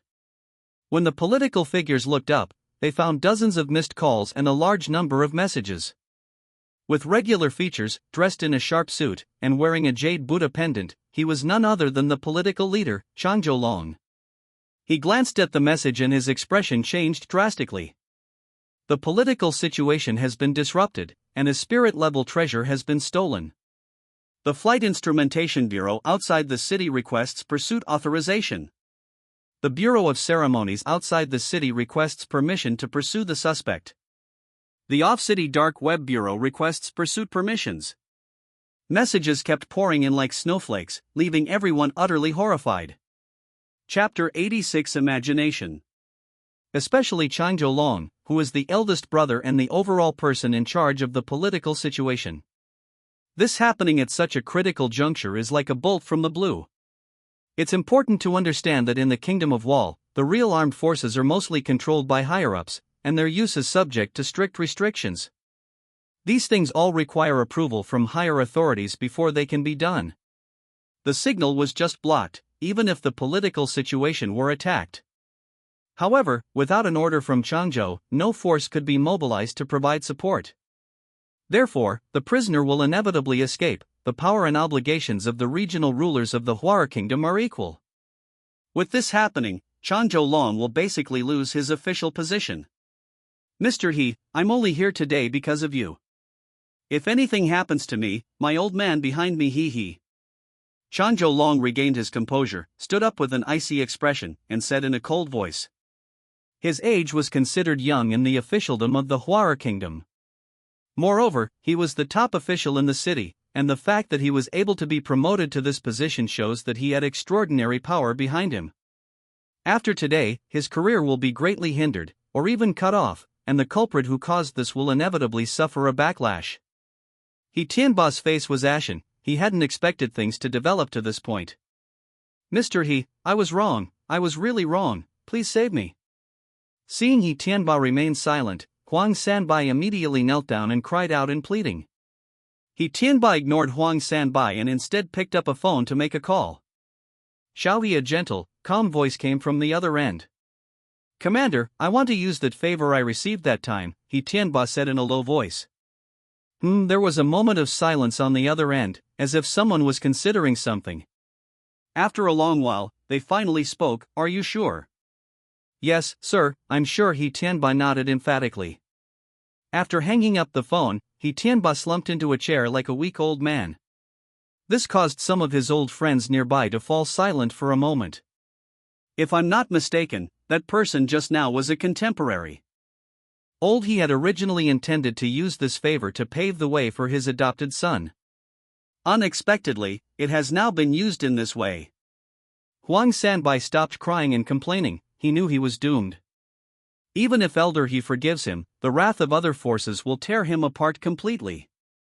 It was in a remote mountain forest, far from the city. A figure was speeding along at breakneck speed, as fast as a bird in flight.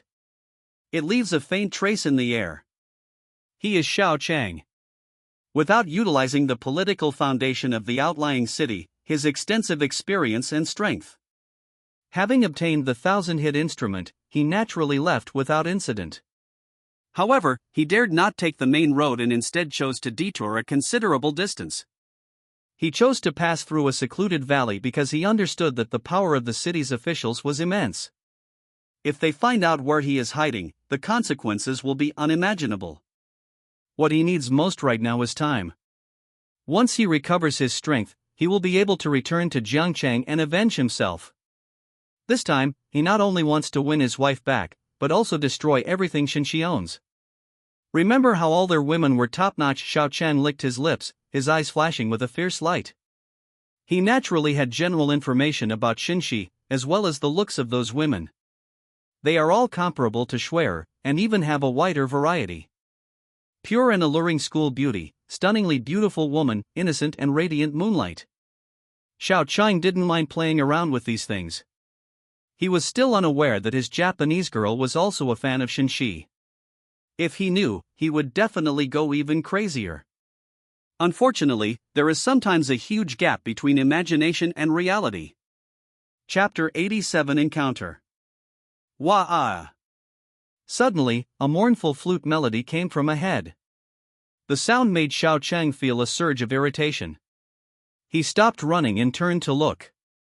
Humph, what the hell are you playing the flute in broad daylight? Xiao Chang snorted coldly, his figure suddenly leaping out, and he threw a punch. This time, Xiao Chang went all out, wanting to eliminate the source of the flute music in one fell swoop. Whether they are good or bad, anyone whose flute music irritates him must not be allowed to live in this world. Bang! The flute music faded away, leaving only a desolate and ruined ground. Xiao Chang frowned slightly. This place didn't look like it had any human presence. Just as he shook his head and was about to leave, the flute music started again. Buzz! The flute melody became eerie, as if possessed by magic, carrying a peculiar rhythm. It stirred something deep within Xiao Chang, making his blood boil. Even the thoughts in my mind seemed to have undergone some change. You are guilty, you shouldn't have wantonly slaughtered lives. You are guilty, you shouldn't have resorted to any means to achieve your goals. You are guilty, you shouldn't have acted out of your own selfish desires. The flute music continued, and Xiao Chang's eyes gradually became unfocused. A thick black mist lingered, and his eyes were vacant, like a puppet. You shouldn't abandon your conscience for power. You have committed the crime of murdering innocent people overseas, which violates the law and deserves punishment. You're a villain, kill yourself. The sooner you die, the sooner you'll be free. Let it kill you. Let it kill you. The flute music continued, looping endlessly. Xiao Chang, however, grew increasingly confused and tormented. Self-destruction. He groaned softly, then suddenly looked up, his eyes bloodshot. He slapped his forehead. However, at that moment, a sudden clarity appeared in Xiao Chang's pupils. He stopped his own attack. This Xiao Chang stood there, stunned, a sense of horror washing over him. He never imagined he would do something so self-destructive. No, it should be said that there are such terrifying weapons. He was just being guided. He looked up and gazed in a certain direction. With a soft sha-sha, a young man slowly strolled out from the woods. He had handsome features, a tall and slender figure, and wore a simple, ancient-style blue robe. Holding a jade flute in his hand, a smile played on his lips. His eyes were full of mockery. Shen Xi. Xiao Chang's pupils constricted, he hadn't expected it to be this guy. Although I had just recovered a lot of my strength with the help of the 1,000-hit instrument. But he still felt a chill at the thought of how terrifying Shen Xi was. What are you doing here? Xiao Chang asked, his tone unfriendly. Shen Xi did not respond, but instead savored the effect of the jade flute's earlier lament. I don't know if it was divine intervention that allowed the other party to escape, or if that was all the effect it could achieve. Shen Xi murmured, a hint of regret appearing on her face.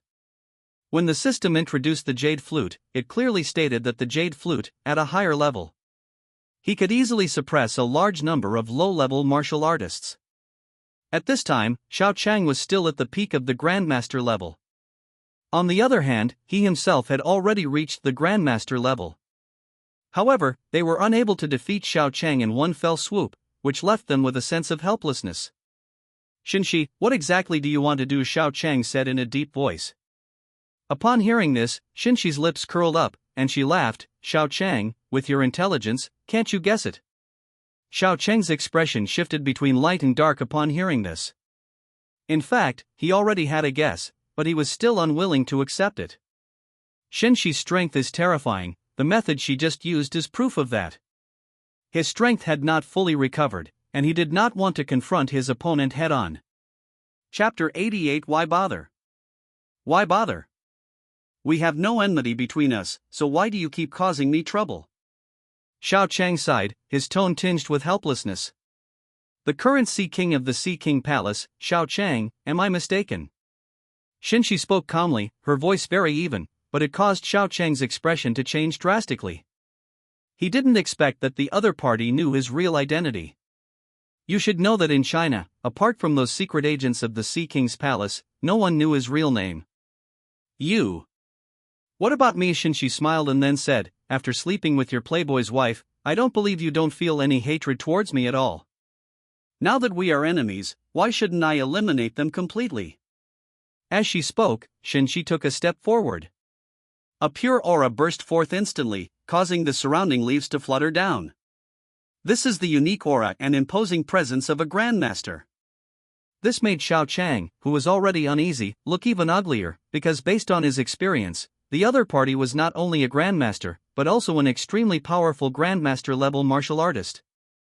Wait, Brother Shen, women are like clothes. You know Jiang Shui's chastity hasn't been violated. I've never considered her my woman. Brother Shen, taking her chastity won't cause me much harm. Xiao Chang quickly spoke up, wanting to explain.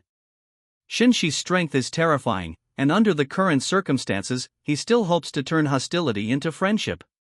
Why should I seek revenge on Brother Shen? Xiao Chang's face was extremely sincere, and his eyes shone with genuine emotion. If Shen Xi hadn't possessed a system that allowed her to understand the other person's character, she probably would have actually believed their lies. Pity. Oh, Shen Xi's lips curled into a playful smile. Zhang Shuer doesn't count. What about Chiba Keiko? I remember you two were practically inseparable overseas. Now I've ruined Chiba Keiko's innocence, and I've even trained her. Shen Xi's tone was very calm, as if she were talking about something extremely ordinary. But Xiao Cheng's emotions were in turmoil, and he almost couldn't help but vomit blood. He had always harbored fantasies about Chiba, but he had never put them into action. Unexpectedly, the other party had already been defiled by Chiba Keiko.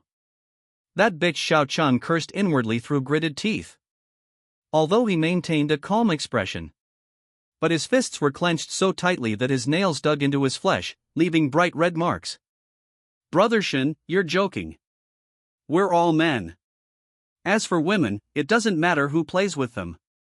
I've long since come to terms with this kind of thing, Xiao Qingxiang said with a forced smile. Shen Xi smiled and didn't say anything more. Xiao Chang laughed, thinking that Shen Xi believed what he had just said.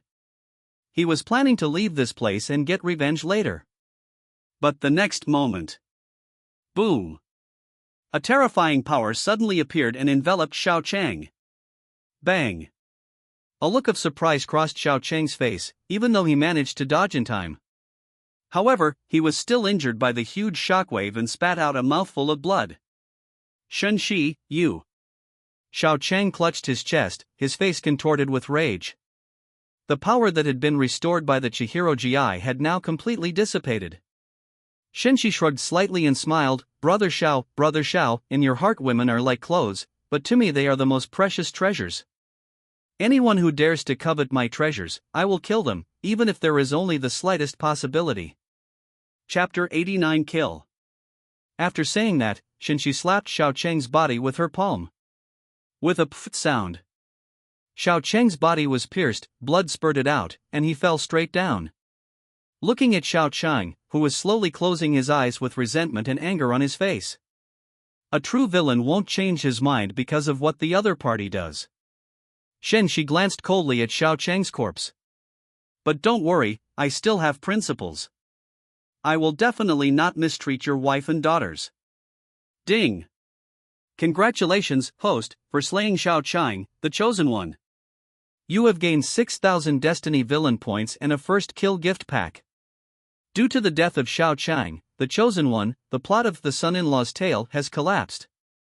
Congratulations, host, you have received a script gift pack *1. Note, after opening the script gift pack, you will gain access to one of the original protagonist's factions, or a woman, or a martial arts technique. The system's cold, mechanical voice rang out. Shen Xi was slightly taken aback, but then immediately chose to open it without hesitation. Ding! First kill gift pack activated. Congratulations, host, on obtaining a vast cultivation world. The 3 Live Stone, a treasure of the Lingxiao Pavilion and one of the sacred cultivation grounds of the Divine Continent Immortal Realm. It can unconditionally, without restrictions, and without frameworks withstand 3 fatal blows for the host. Note, this method is only valid 3 times, after 3 uses, it becomes completely ineffective. Ding, script gift pack is being opened. Congratulations, host, on acquiring all the spies of the Sea God Temple, the faction to which Xiao Chang, the protagonist of the TV series The Legend of the Son-in-Law, belongs, within China. As 2 system notification sounds rang out, Shen Xi's face immediately lit up with ecstasy. This 3 Live Stone is essentially giving him 3 lives, which is a godsend for Shen Xi, who is constantly fighting against the chosen one of destiny. After all, the risks of competing with or even suppressing those chosen ones are far too high. After this, perhaps we can be a little more unrestrained. Shen Xi had a bright smile on her lips. With 3 lives, he could act recklessly without fear of being annihilated. A spy for the Temple of Poseidon in Wall. Shen Xi then turned her gaze to another reward. It can also be seen as making up for the shortcomings of the subordinate forces and intelligence network. The Temple of Poseidon is an extremely powerful force that stands overseas. Even the Sea King Xiao Chang doesn't control all the power.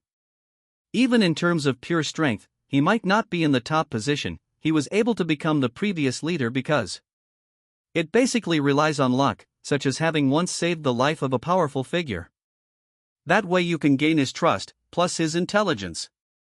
Despite Xiao Chang's repeated setbacks in front of Shen Xi. In fact, Xiao Changluan's wisdom and intelligence are top-notch. Shen Xi mostly relied on God's perspective. Only the existence of system bugs can allow the opponent to be suppressed. The powerful Poseidon Temple is a force to be reckoned with in Wales's secret agents. For example, Huang Sanbai from outside the city, one of the underground kings. Its crucial role was even to temporarily restrict the entire force outside the city, which demonstrates the power of the secret agents. There are many such entities in Huar, all of which have now been incorporated into Shen Xi's command. Shen Xi's assistance also brought great benefits. Who knows when the next chosen one will appear? Shen Xi muttered to herself, a glint of shrewdness flashing in her eyes. He picked up the 1,000-headed instrument and left the mountains and forests. Chapter 90 Female Supporting Character? Mr. Shen Xi. On the snow-white, soft bed, Luo Yuro, her face covered in embroidered patterns and her eyes sparkling with captivating beauty, lay on the couch. Looking at the handsome face of the man so close to her. Luo Yuro's face was flushed, and a hint of spring shone in her large, watery almond-shaped eyes. You are now my woman. From now on, just call me Shen Xi. Shen Xi reached out and gently stroked Luo Yuro's fair cheek, her eyes still lingering with intense desire. He was in high spirits after defeating a major enemy yesterday. He then invited his adopted daughter, with whom he had a close relationship, to join him. After all, the other person is top-notch in both looks and figure. She was also extremely gentle, making her the woman he was most satisfied with in the city. Brother Xi, a clear, melodious voice, tinged with a slight tremor, rang out. A look of emotion appeared on Luo Yuro's pure and flawless face. She never expected that this distinguished person would treat her like this. You have to understand that as the adopted daughter of the Luo family, even if she is outstanding in appearance, she is essentially just a commodity used by the Luo family to strengthen the connection between Shen Xi. It was basically an exchange of benefits, but she never expected that the other party would be willing to treat her like a woman and pamper her. This was undoubtedly a great blessing for her. Actually, I hope you'll call me by a different name here. Shen Xi smiled gently. Her fingers gently brushed against Luo Yu's soft, delicate lips. Luo Yuro was startled at first, then a blush appeared on her face. She gently bit her pearly teeth, lowering her head. Husband. He's so good. Shen Xi smiled. He then pulled Luo Yuro into a tight embrace. Luo Yuro was initially somewhat resistant, but after this heart-to-heart talk, her feelings for Shen Xi were gradually undergoing a complete transformation. She was willing to give everything for her man. Ding! Due to the host's successful conquest of the important female supporting character in the new script, Luo Yuro, the adopted daughter of the Liqing family. New script synopsis *, Destiny villain points * 5000. Shen Xi was still immersed in happiness. Suddenly hearing the voice in my mind, I was stunned. What's going on? Is Luo Yuro an important supporting female character in the new storyline? A look of surprise appeared on Shen Xi's face. What's wrong with my husband? Luo Yuro sensed Shen Xi's unusual behavior and couldn't help but ask. Her delicate and pretty face was filled with confusion. It's nothing, Shen Xi said with a smile, shaking her head. Go back to sleep. After saying that, Shen Xi hugged Luo Yuro and closed her eyes. Luo Yuro lay obediently in Shen Xi's arms, the confusion on her face gradually fading. Instead, a faint sense of happiness and shyness emerged. Meanwhile, on a high platform in Luojia village, with her jet-black hair cascading over her shoulders and dressed in a red dress, Luo Yuyan's legs, encased in Balenciaga stockings, were straight and long. Her face was adorned with exquisite makeup, making her appear even more stunning. This Master Shen's reputation for womanizing is indeed well-deserved. Looking at the latest message coming to my phone, Luo Yuyan's expression turned strange, and she couldn't help but shake her head. She knew that the girl was extremely beautiful. But Shen Xi, a grandmaster of his generation, possessed such composure that she didn't know how to describe it. Chapter 91 Rebirth of the King of Soldiers. As long as he can provide us with benefits, that's enough, if necessary. Yu Yan, you could also sacrifice your innocence to satisfy his greed. At this moment, Luo Fengyang, the head of the Luo family and Luo Yuyan's father, stood beside Luo Yuyan and slowly spoke. Upon hearing this, Luo Yuyan pursed her lips, unsure of what to say. Born into a prestigious family, she had already enjoyed the family's wealth and luxury. She should also pay a price for something. This is the mindset she was taught from a young age, but she is somewhat unwilling to accept it. The Luo family has recently received tremendous financial assistance. Their overall strength has already placed them among the top-tier families. Luo Fengyang glanced at Luo Yuyan, a hint of relief appearing on his face, and then continued. We need more resources to strengthen our family's power. Mr. Shen Xi is undoubtedly the most suitable candidate. The value and sincerity of an adopted daughter are unlikely to be very high. Father, I know what to do. Luo Yuyan looked up at her father, a faint bitterness on her face. Upon seeing this, Luo Fengyang nodded slightly, turned around, and left. After seeing her father walk away, Luo Yuyan's expression instantly returned to calm. All that remained was indifference and coldness. Shen Xi is the kind of person who, unless absolutely necessary, she would absolutely not have any relationship with him. She already had someone she liked. A renowned university professor, exceptionally talented, has published multiple papers on authoritative platforms at a young age. It caused a great stir online and was recognized as one of the best among the younger generation. She likes that kind of man, even if he has no money or background. But at least it has its own charm, admirable talent, and it's not dirty. A reborn urban soldier king. At the same time, Shen Xi read the contents of the new script in her mind. Yi Qing, the king of soldiers in the city, is reborn in his youth and conquers everyone with the demeanor of a war god. The rich kid gets humiliated, squanders his family fortune, his classmates become his sworn brothers and follow his every command, and the pure and innocent school beauty falls for him. In addition, it also makes up for various regrets from the previous life. However, does this guy have a thing for mature women? After reading the script once, Shen Xi's lips twitched slightly. They don't accept school beauties, class beauties, or girl-next-door types, they only look for mature older women. After reviewing everything, it became clear that his current woman, Luo Yuro, was indeed one of the other party's future wives and daughters. But that was 5 years later, when Luo Yuro had become a woman of considerable charm. A mature woman with a stunning figure, the one he had just set his sights on. You traitor Chow, huh? But now that I'm here, the course of events is no longer up to you. Shen Xi slightly curled her lips, a hint of amusement flashing in her eyes. For him, these chosen ones were the ones he needed to deal with first. To dare to share the same taste as him, what kind of class are you? Still coveting his woman? They've already committed suicide. Chapter 92 Cadres. After a long while, Shen Xi's gaze relaxed as she watched Luo Yuro head towards the bathroom. A smirk crept across his lips, and a wicked glint flashed in his eyes. It's time to get our hands on the chosen one. Thinking about a certain scene in the new script, he stood up and stretched. He then prepared to leave. Suddenly, she caught a glimpse of Luo Yuro's delicate, snow-white skin and her damp, beautiful hair in the bathroom. Shen Xi paused, her eyes suddenly burning with desire. Heading towards the bathroom, the cadres couldn't withstand this kind of test. To create something like a chosen one of destiny. We'll talk about that later, for now, let's focus on solving our own problems. Splash. As the sound of running water came, a graceful figure lay in the bathtub. Aha! Feeling the bathroom door being pushed open, Luo Yuro slightly opened her eyes. Her beautiful eyes were slightly hazy and dreamy, clearly indicating that she had just started taking a shower. Husband. Upon seeing Shen Xi enter the bathroom, Luo Yuro slightly parted her cherry lips. He called out with some confusion. Let me help you wash. Shen Xi smiled, her face radiating righteous indignation. Luo Yuro's pretty face flushed slightly. I was a little annoyed.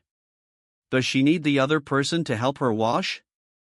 I don't understand this question, Ms. Yuemin. Outside the city, in an office. Yi Qing held a test paper and looked at her homeroom teacher, Li Yuemin, who was sitting in a chair next to her.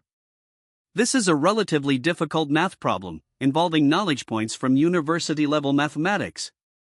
Li Yuemin subconsciously tossed her long, wine-red hair.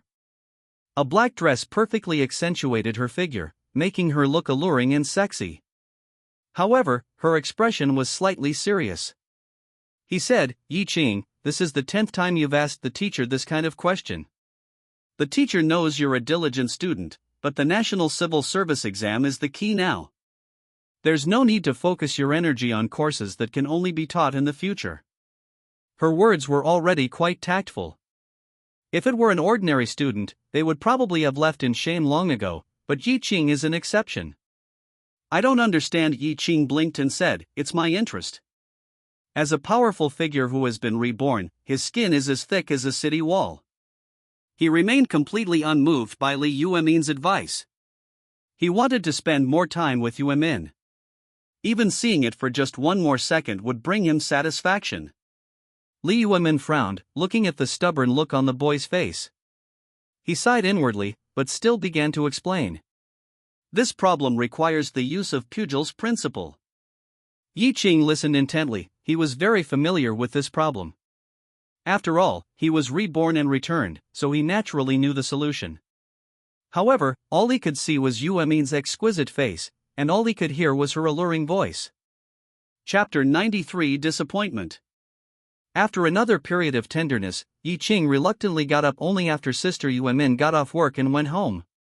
Wait, today Yi Qing suddenly remembered something, slapped his forehead, and said to himself, I almost forgot about this important matter.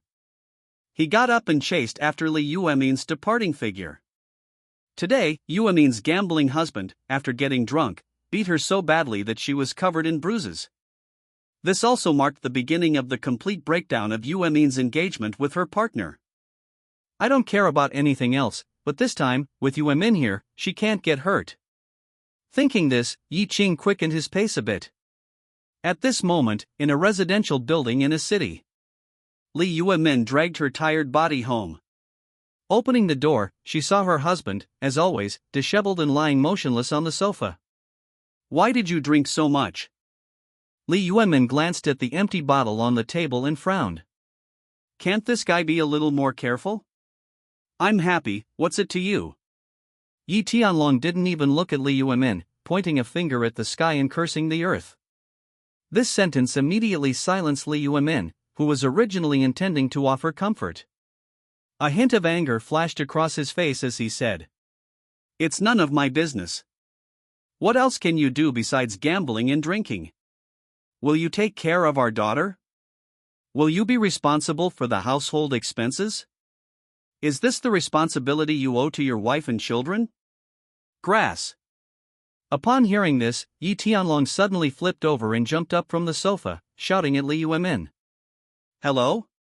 You've dyed your hair completely red and are dressed in such a flashy way. I don't know how many times you've cheated on me, and you still dare to say I'm irresponsible? I'll fucking swear. You were the one who paid for it, though. You're just a middle school teacher, you know perfectly well where this money came from. Yi Tianlong had held back these words for a long time, and today he finally spoke them. My mood improved. Upon hearing this, Li Yuemin's face turned deathly pale. She never expected that her gentle and refined husband would say such a thing. She used to think that the other person was just temporarily addicted to gambling. Only now do I realize that the other person is rotten, completely rotten, and their mouth is full of filth. She was indeed just a middle school teacher, but in this internet age, besides teaching diligently, she also ran online tutoring classes, targeting wealthy students. Otherwise, she would be working herself to death every day.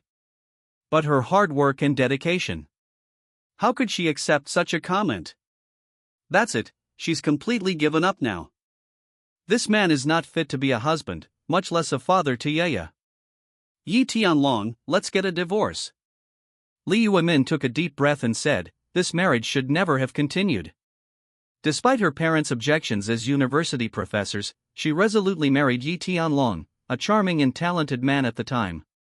She didn't mind that her partner's family was poor, she was willing to share hardships with them and even give birth to Yaya. The harsh realities of her life and her husband's attitude towards her have made her completely give up and filled her with unspeakable regret. Yi Tianlong was stunned, not expecting Li Yuemin to suddenly say such a thing, and then a ferocious look surged into his heart. He said, "You want a divorce?" "Not bad," Li Yuemin said calmly. "You want to divorce me and go find your little lovers? Do you think I'm too weak to serve you? You really are a slut." Yi Tianlong's face was terribly gloomy as he slowly approached Li Yuemin. Chapter 94 appears. He had long wanted to teach Li Yuemin a lesson. Over the years, although he never caught Li Yuemin cheating on him, his various strange behaviors and the gossip from his neighbors pushed him to his limit. "That woman is a complete slut." Yi Tianlong's eyes flashed with a fierce light, and he raised his hand and slapped Li Yuemin across the cheek. Smack! A crisp slap rang out, and on Li Yuemin's fair face. A bright red color instantly appeared, and blood flowed from the corner of his mouth. She looked at the man in front of her with disbelief. A wave of sorrow washed over Li Yuemin. She never expected this. The good husband she had chosen, Yi Tianlong, had actually gone so far as to lay a hand on her. Yi Tianlong looked at Li Yuemin's expression. He felt incredibly pleased. "Didn't you like cheating on me? I'll show you what I'm capable of right now. Even if you slap someone." Yi Tianlong was still not satisfied. He raised his hand again, ready to slap him. Li Yuemin's eyes were slightly red as she looked at the man with sorrow. Just as Yi Tianlong was about to slap down with his hand. Thud! With a loud bang, the door was suddenly kicked open. Yi Tianlong's palm hovered in the air, suspended in midair. Hey, hitting women is not a good habit. Under the watchful eyes of Li Yuemin and Yi Tianlong, a handsome young man dressed in a white shirt, black trousers, and a sun hat slowly walked in. A faint smile played on her lips. "Who are you?" Yi Tianlong frowned as he looked at the young man in front of him. He felt that the young man in front of him was somewhat familiar, as if he had seen him somewhere before, but he couldn't remember where. Shen Xi ignored Yi Tianlong and instead turned her gaze to Li Yuemin. A strange light flashed in his eyes. As expected of a heroine with great luck, she is still so stunning even when injured. At this moment, Li Yuemin still had fingerprints on her face, and there was a trace of blood on her red lips. But that beautiful face remained stunning and captivating. Wine red hair. It accentuated the charm of a mature woman, with a curvaceous figure and graceful curves that perfectly matched male aesthetics. Really good. Shen Xi thought to herself. Who are you? Do you know that trespassing is illegal? Yi Tianlong questioned in a cold voice. Isn't assaulting a woman a more serious offense than trespassing? Shen Xi smiled slightly, but there was no warmth in her eyes. He doesn't need to be polite to scum like that. As he spoke, he walked towards Yi Tianlong. As the tall and imposing Shen Xi walked towards him, Yi Tianlong felt a sudden unease, but he still threatened her with a blustering but weak tone. Kid, come any closer and I won't be polite. He is actually incredibly cowardly at heart, otherwise, he wouldn't have squandered his fortune if he hadn't become addicted to gambling. He might lay a hand on his wife, but he wouldn't do that to strangers, especially men who were very strong. They will become timid and hesitant. Bang! Shen Xi threw a punch, directly at Yi Tianlong. Then he grabbed his collar. It slammed violently into the ground. Ah! A blood-curdling scream, like a pig being slaughtered, rang out. Yi Tianlong felt like his whole body was about to fall apart. Chapter 95 Significant. He felt as if his body was about to be torn apart, and the pain was so intense that he felt like he was going to die. What kind of monster is this? Looking at Shen Xi's calm expression, Yi Tianlong was filled with terror. At this moment, Li Yuemin awoke from her shock and looked at Shen Xi, who had descended like a god. My heart was filled with surprise, followed by gratitude. If this young man hadn't come, she really didn't know what would have happened next. After all, a man driven to madness is the most dangerous. She couldn't predict what heinous things Yi Tianlong might do to her. Ding! Due to the host's actions, Li Yuemin, the reborn heroine of the Urban Soldier King, has developed feelings of gratitude towards you. Your favorability rating has increased by 50. The storyline has changed, and you will be rewarded with 3,000 Destiny Villain points. The system's cold, mechanical notification sound entered Shen Xi's mind. This made Shen Xi feel much better. The hero rescuing the damsel in distress may be a bit old-fashioned and cliché, but it's effective.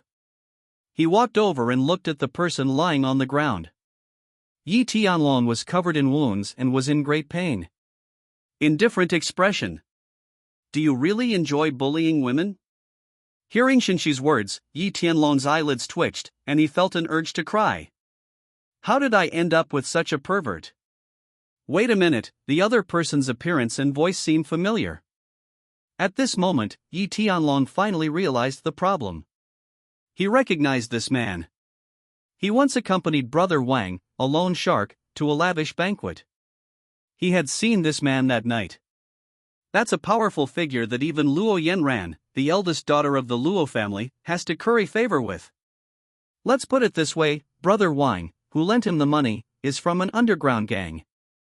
A minor leader in the Black Shen gang, which is an outer force of the Luo family. The eldest daughter of the Luo family is someone who can control the life and death of anyone in the Black Shen gang layer upon layer. It can be said that Shen Xi is someone he can never reach. How could such a terrifying being appear here, and even clash with me? Yi Tianlong was in a state of utter confusion, but he couldn't care less about that now. Because he understood very well that if the other party wanted to kill him, it would be as easy as stepping on an ant. Young Master Shen, please explain if there's any misunderstanding between us. Despite the intense pain in his body, Yi Tianlong quickly spoke. After he finished speaking, he suddenly thought of something and glanced at Li Yuemin. Are you interested in her? If you like it, I'll give it to you right away. I can even give you a back massage while you're having fun. Yi Tianlong said with a fawning expression. In his view, someone like that could possibly be associated with him. Only a beauty of Li Yuemin's caliber could form a bond. He was willing to risk everything to make the other party forget their hatred towards him. Shen Xi was stunned by what the other person said. This guy is a real character. His standards are incredibly low. He. Shen Xi couldn't help but laugh. At this moment, Li Yuemin's pretty face turned pale with shame and anger at these words. That bastard is a beast. What was she thinking? How could she possibly like someone like that? At this moment, Shen Xi remained calm. Although he was indeed interested in Li Yu, why would he discuss such things in this setting? After all, he still needs to maintain the other party's goodwill. Chapter 96 Bewildered. You're a real scumbag. Shen Xi looked at Yi Tianlong and shook her head. Upon hearing the other party's evaluation, Yi Tianlong showed no sign of embarrassment. Instead, he had a fawning expression on his face. Young Master Shen, you're right, I'm a piece of scum. I'm getting out of here. As Yi Tianlong spoke, he endured the pain and got up to leave. Shen Xi's expression was strange as she watched Yi Tianlong flee. She really knows how to get along with people. He wasn't exactly a person with a strong sense of justice, he was just doing everything for the villain's sake. Since the other party cooperated so well, we can give him a little something extra when we get back. Watching Yi Tianlong leave, Li Yuemin breathed a sigh of relief. Then, he looked at Shen Xi.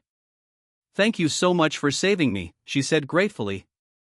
Upon hearing this, Shen Xi shook her head. No need to thank me, it was just a coincidence. I was running errands near the neighborhood and was just passing by. Just then, I heard something strange about the sound coming from this side. So I just came to take a look. I just did what I could. Hearing Shen Xi's modest words, Li Yuemin's goodwill towards him deepened even further.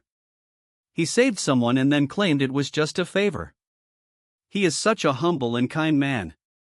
Regardless of the circumstances, Yuemin will forever remember this kindness shown to her. Li Yuemin smiled and bowed sincerely. Li Yuemin's favorability plus 20. A line of text appeared on the panel, and Shen Xi's lips curled into a smile. 100 is the upper limit for favorability, currently at 70%. It can already be said that the favorability rating is extremely high. With this level of affection, you might not be rejected when you make intimate requests. Wow, that's fast. Shen Xi sighed inwardly, then stepped forward, helped Li Yuemin up, and said, "You're injured, let me take you to the hospital." Upon hearing this, Li Yuemin's pretty face turned red, and her heart raced. Would I be considered to have offered myself up unconditionally? Seeing this, Shen Xi smiled and didn't say anything more. Faster, faster, I have to change what happened to Sister Yuemin. Just then, a young man came running from below the garden residential area, his forehead covered in sweat and panting heavily. However, he kept muttering to himself, as if afraid of being even half a step too slow. It was Yi Qing, the chosen one, who recalled this memory about Sister Yuemin. Without the slightest hesitation, they rushed to the residential area to rescue Sister Yuemin from her predicament. There should still be time, Yi Qing thought to himself. However, he suddenly stopped in his tracks as soon as he arrived at the entrance of the residential area. He paused, a hint of embarrassment crossing his face. It was simply because he saw a handsome young man dressed in magnificent clothes. He put his arm around Yuemin's slender waist and walked towards a luxury car. The two were very intimate, like lovers, and most importantly, Yuemin was shy and didn't resist at all. And just like that, she was pulled into the car. Seeing this scene, Yi Qing's heart suddenly clenched, and a wave of bitterness welled up from the bottom of her heart. Sister Yuemin was actually hugged by another man? And she even looked shy? He didn't remember Yuemin having this past experience in his previous life. Chapter 97. A familiar feeling. During this period, Yuemin was probably seriously injured and hospitalized after being abused by her husband. He came to change history and now he's witnessed this. Yi Qing didn't know how to react, her head was buzzing. I was completely stunned. Could it be that Sister Yuemin lied to me? As the car drove out of sight, this thought came to Yi Qing's mind. No, putting aside the fact that the other person was indeed hospitalized in my past life, just based on my memory of Sister Yuemin's character. I will never deceive myself. He murmured to himself, in his heart, Sister Yuemin. She is a very gentle, kind, and pure older sister type. He would never do such a thing. Besides, in his previous life, he was just an ordinary martial artist. There was no reason for the other party to deceive him. My rebirth must have changed something. Yi Qing thought to himself, then sighed. The butterfly effect, his rebirth and return, perhaps unintentionally, caused some small changes that triggered certain butterfly effects. Dramatic changes occurred. Sister Yuemin, I'm sorry, it was my fault. He silently recited it in his heart. In his view, it was all his fault that the other person was being held in someone else's arms. No matter what, I will make you fall in love with me again. At that moment, he thought firmly to himself. Then he turned and left. Cultivation, he still needed to cultivate. Only with overwhelming strength can one protect those they want to protect and do everything they want to do. That person looks somewhat familiar. As Yi Qing was leaving, he suddenly remembered the appearance of the young man from before. That young man, I feel like I've seen him somewhere before, but he doesn't seem to have this kind of aura. I can't remember. Yi Qing then shook his head and turned to leave. Meanwhile, after being led into the car, Li Yuemin blushed and lowered her head, not daring to look directly at the young man sitting next to her. When the other person helped her into the car earlier, their actions seemed a bit ambiguous, and she felt a faint tingling sensation in some of her sensitive areas. This made her feel a little flustered, but mostly shy. The other person probably didn't do it on purpose, right? After all, given their kindness, integrity, and good manners, there's absolutely no reason for me to take advantage of her. Li Yuemin's mind was filled with random thoughts. Moisturized, soft, and elastic. Recalling the accidental touch, these words came to Shen Xi's mind. A woman of destiny, and a mature, sophisticated woman at that she's truly captivating. Why aren't you saying anything? Seeing her remain silent, Shen Xi suddenly broke the awkward silence with a light laugh. By the way, I still don't know your name. Li Yuemin was taken aback when she heard Shen Xi's question. At this moment, she raised her head and looked at the young man opposite her. Her face flushed slightly, and she said somewhat shyly, "My name is Li Yuemin." Getting on the bus and not saying a word is indeed somewhat impolite. Yuemin, what a beautiful and lovely name. Shen Xi praised him with a light laugh. Chapter 98 Great Name.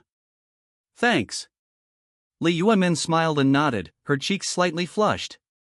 She guessed the other person was considerably younger than her. But she didn't know what to say when addressed with such an affectionate nickname. Shen Xi said with a smile. Shen Xi. Upon hearing the name, Li Yuemin paused slightly. She seemed to have heard the name before. Wait, Shen Xi, isn't that? She was deeply shocked. Isn't that the founder of the beauty serum? Is he considered a big shot even in the entire Beihai region? You are Mr. Shen Xi. Li Yuemin was surprised and asked. It seems you know me. Shen Xi chuckled softly, without denying it. After all, a noble status makes it easier to win the admiration of women. It has a tremendous advantage. Yes, your name is practically legendary among women. Li Yuemin complimented with a smile. The love of beauty is a common instinct of all women. Even though she's a mature and sophisticated woman, she's no exception. Shen Xi chuckled softly. I never expected it to be such a coincidence. Li Yuemin recalled what had happened before. She still found it somewhat unbelievable. Coincidence? How can a long-planned scheme be described as a coincidence? Shen Xi chuckled softly. At this moment, he noticed that the hem of Li Yuemin's skirt seemed to be slightly torn. Half of her snow-white skin was exposed, with black lace peeking out from under her, making her look exceptionally alluring. He couldn't help but swallow. At this moment, Li Yuemin noticed his unusual behavior and felt extremely embarrassed, so she quickly covered her skirt with her hands. But they found that the more they covered it up, the more it was exposed. Mr. Shen, could you perhaps turn your gaze away? Her embarrassed voice rang out. At this moment, she even wished she could disappear into a crack in the ground. Shen Xi looked at the other person. Seeing her shy and bashful appearance, he suddenly felt a stirring of desire within him. He suddenly didn't want to hide anything anymore. Yuemin, let's be friends. He took a deep breath and spoke slowly. To be friends. Upon hearing this, Li Yuemin paused for a moment, somewhat bewildered and confused. Boyfriend and girlfriend. Shen Xi added another sentence. Upon hearing this, Li Yuemin was completely stunned. Her heart was pounding. The other person wanted to date her? Seeing the other person's stunned expression, Shen Xi didn't say anything, but leaned closer and gently pulled the other person into her arms. Warm and soft. A faint, pleasant fragrance emanated from the other person's body. Shen Xi's heart fluttered, and he couldn't help but lower his head and kiss the other's red lips.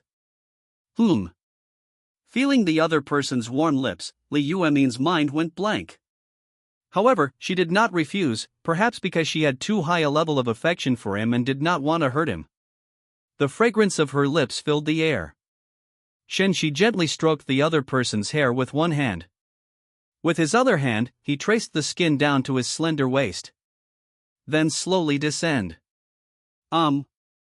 Feeling the other person's movement, Li Yuemin trembled slightly, and she closed her eyes with some unease. Chapter 99 Beautiful Scenery. Don't want. However, the other party did not stop. Suddenly, she opened her eyes. Shen Xi was looking at her with desire, a slight upturn at the corners of her mouth. No, she said with a hint of helplessness. She's a mature woman, not a little sister. She understands what's about to happen and what consequences it will have. I still think it's all too fast. They've only known each other for half a day. This level of interaction is far too quick. At this moment, her clothes were half undone, revealing glimpses of her cleavage. The other party's actions became even more frantic. If they weren't stopped, they might truly lose their composure, both physically and mentally. So you're going to leave me to suffer like this? Shen Xi frowned slightly. Li Yuemin glanced at the other person, hesitated for a moment, and finally bit her lip. I'll help you. As she spoke, she extended a delicate hand. Take off your clothes, Shen Xi said. Upon hearing this, Li Yuemin's pretty face flushed red. However, following Shen Xi's instructions, she unbuttoned the buttons on her chest, revealing her fair and jade-like skin. She looked at Shen Xi, her face flushed, and she seemed a little resentful. What a little devil. Looking at the other person's fair and smooth body and beautiful and charming face, Shen Xi narrowed her eyes slightly, lay back in the back seat, and enjoyed this beautiful scene. Li Yuemin's favorability rating is 88%. The system notification appeared, and Shen Xi got out of the car with a smile on her face. It seems that appropriate close contact is quite effective in improving favorability. Behind her, Li Yuemin's cheeks flushed red, and she lowered her head, not daring to look at the other person. Clearly, what just happened had a great impact on her. What's wrong? Are you feeling unwell? Shen Xi asked with concern, looking at the other woman's shy and silent demeanor. Li Yuemin shook her head. Then, she looked up at the handsome young man in front of her. A smile appeared on his face. Let's go. The other person seems to be a straight man, he doesn't understand women's feelings at all. Thinking about it, she felt much better. Perhaps the other person's previous actions were a straightforward expression of their feelings, and she didn't need to take them too seriously. It's enough that he has her in his heart. Li Yuemin swayed her slender waist as she walked towards the hospital. Shen Xi followed behind, watching the other person's back, her eyes somewhat dark. Hunters often feign weakness and innocence in front of their prey, because this is often the case. Only plump prey will lower their guard. They were dealt a fatal blow and thus completely captured by the hunter. Ms. Li, your condition is not serious, you just need to rest for 2 or 3 days. A doctor handed Li Yuemin a receipt. Thanks. Li Yuemin thanked her. No need to thank me, you should thank Mr. Shen. If it weren't for his special privileges. You should be waiting in line now, not receiving treatment. Boyfriend. Upon hearing this address, Li Yuemin's pretty face flushed red, but she didn't say anything more. At this moment, Shen Xi produced some chicken soup from somewhere, brought it over, and handed it to the other person. Listen to the doctor and get some rest. He looked at me tenderly. Mum. Li Yuemin opened her red lips. Chapter 100 Yi Qing's Reminder. Shen Xi slightly raised the corners of her lips, revealing a faint smile. Although this mature woman is somewhat conservative, she has a good personality. Just then, Li Yuemin's phone rang. Li Yuemin glanced at the caller ID, a hint of doubt flashing across her face. She pressed the answer button. Hello, teacher, it's me. What happened to Yi Qing? When Li Yuemin heard that the student had called her, she looked serious. In her view, the student's problems were her problems, and she felt it was her duty to help them solve their difficulties. These are the qualities of a qualified teacher. What? You want me to leave Shen Xi? And there's something wrong with Mr. Shen Xi. That's enough, what are you saying? Upon hearing this, Li Yuemin's pretty face immediately changed color, and her voice turned cold. You, a student, are meddling in your teacher's private life. This is not. Are you kidding me? I'm sorry, teacher, I don't need you to apologize. Your actions have disappointed me. Please don't contact me again. That's it. After saying that, Li Yuemin immediately cut off the communication. Seeing the beautiful, mature woman's face flushed with anger, Shen Xi raised an eyebrow slightly. It seemed something serious had happened. After a moment, Shen Xi, who was standing to the side, looked at Li Yuemin, whose expression had returned to calm, and asked, Yuemin, are you all right?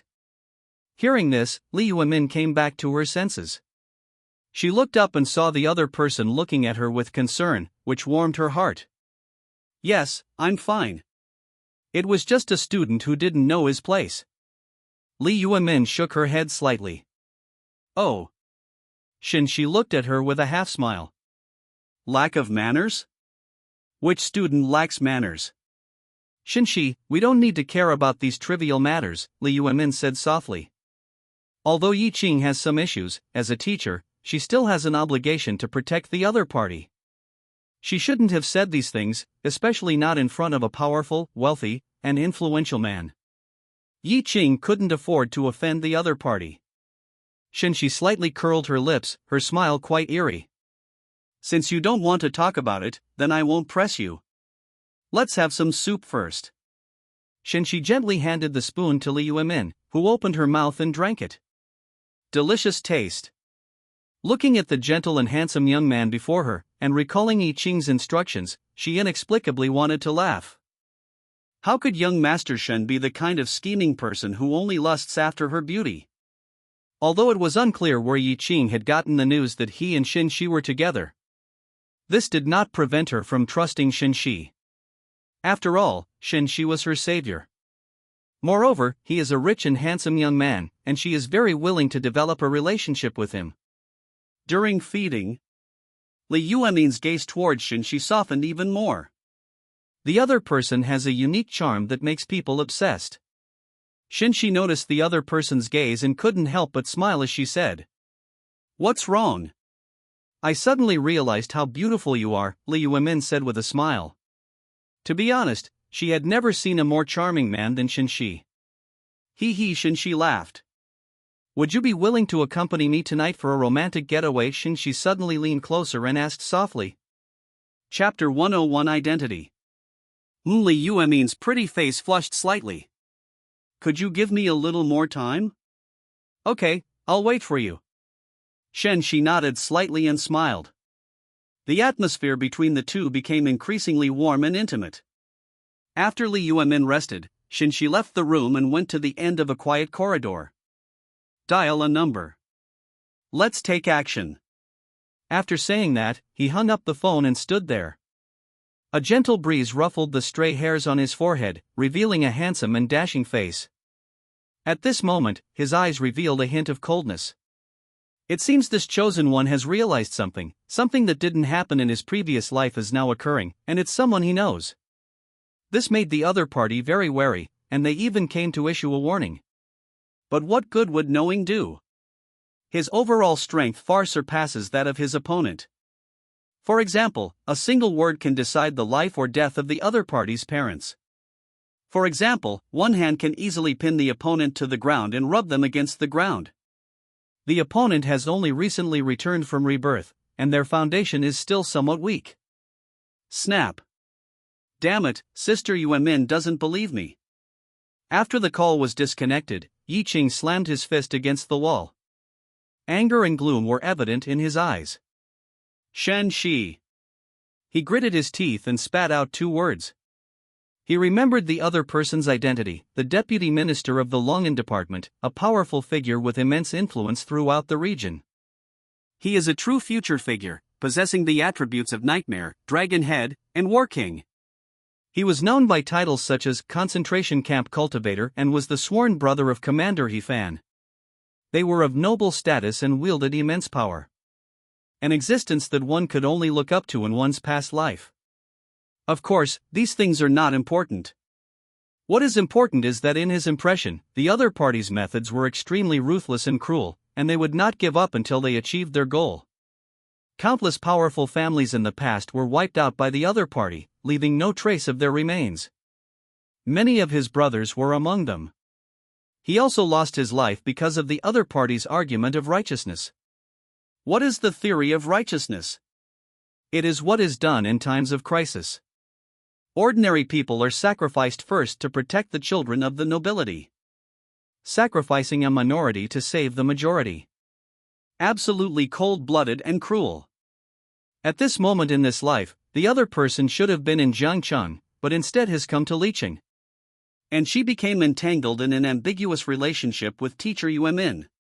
How could this not worry him? Such a dangerous person. Thinking of this, his brows furrowed, and his expression grew increasingly grim. Shen Xi is no pushover. There's a high chance that things will go wrong if teacher Yuemin gets together with that person. However, I was too hasty at first. Now that I think about it, the other party probably wasn't reborn. Yi Qing suddenly murmured, given the other party's status and position, he wouldn't lack beautiful women, not even the most stunning ones. But putting himself in the other person's shoes and being reborn. The first thing to do is to collect opportunities from past lives or build a network of relationships to further develop your plans. Why would he come to the city and stay with a married young woman? So, I still have a chance. Yi Qing took a deep breath, feeling slightly relieved. Since the other party is not a reincarnated person, although it is quite difficult to deal with them, it is not without a chance. Thinking of this, he turned and walked outside. Just because something is not unsolvable doesn't mean it can be broken. Sister Yuemin, wait for me. I will make you understand who the true person is. Chapter 102 Cultivation. At the fish market, Mr. Yi sat in a chair, eating fruit and chatting with several fish market workers. He was an ordinary fishmonger. They make a living by selling small fish and shrimp, leading a very simple life. Suddenly, several men in black appeared in front of him. These men were all wearing leather shoes and sunglasses. They look like high-class people, and have nothing to do with this filthy fish market. He stopped what he was doing and looked at the group of people with some confusion. Besides him, the other fishmongers in the market also looked up, their eyes filled with the concerns of ordinary people. A unique kind of fear. The group continued walking further in, and after walking about 10 meters, suddenly, they stopped. Boss, our boss would like to invite you for a cup of tea. Would you do me the honor? A burly man in a leather jacket shouted at Ye's father. Upon hearing this, Ye's father's expression changed slightly. These people were clearly not to be trifled with. Want a cup of tea? Who's your boss? He asked, feigning ignorance. You don't need to know these things, a burly man in a black suit next to him said in a deep voice. Mr. Yu was startled, and an ominous premonition immediately welled up in his heart. However, not daring to ask any more questions, he lowered his head and followed. Because he had just caught a glimpse of the gun at the burly man's waist. Seeing that Ye's father cooperated obediently, the burly man smiled with satisfaction. Things were easier than they had imagined, and they believed young Master Shen would be satisfied. The same thing happened to the Yi family. Shen Xi has now reached the pinnacle of power in Li City. Taking away some ordinary residents would be a piece of cake. Meanwhile, in a residential area near Shirtan, outside the city, Yi Qing walked in slowly, his hands behind his back. He glanced around, a playful smile playing on his lips. If I remember correctly, in my previous life, this stone pool contained a lotus spiritual vein. Cultivating in its vicinity allows for a speed more than 5 times that of other regions. In this life, I cultivate here, and I also benefit from some opportunities from my previous life. Their strength will soon return to its peak, or even surpass it. At that time, whether it's Shen Xi or the others, nothing can stop me. I will be qualified to protect my loved ones. His gaze gradually hardened, and the smile on his lips grew wider. Having just been reborn and without any pressure, I was only focused on building a good relationship with Sister Yuemin. Despite numerous opportunities in his past life, he rarely visited any cultivation hotspots. Now that Shen Xi has become a variable, he should prepare himself properly. Let's do it! He strode off and walked straight toward the stone pool. He sat cross-legged beside the stone pool, ignoring the strange looks from passers-by. He closed his eyes and began circulating the lotus leaf technique. This is a cultivation technique he obtained in a secret realm after the spiritual energy revival in his previous life. It is far superior to the 9 forms of slaughtering king that he cultivated in his previous life. It is said to be a true immortal cultivation technique that can reach the heavens. He naturally wouldn't waste this opportunity and put it to use immediately. As Yi Qing circulated the lotus leaf technique, he found that the effect seemed to be much stronger than he had imagined. The internal energy that was originally flowing in the dantian actually split into 3 streams.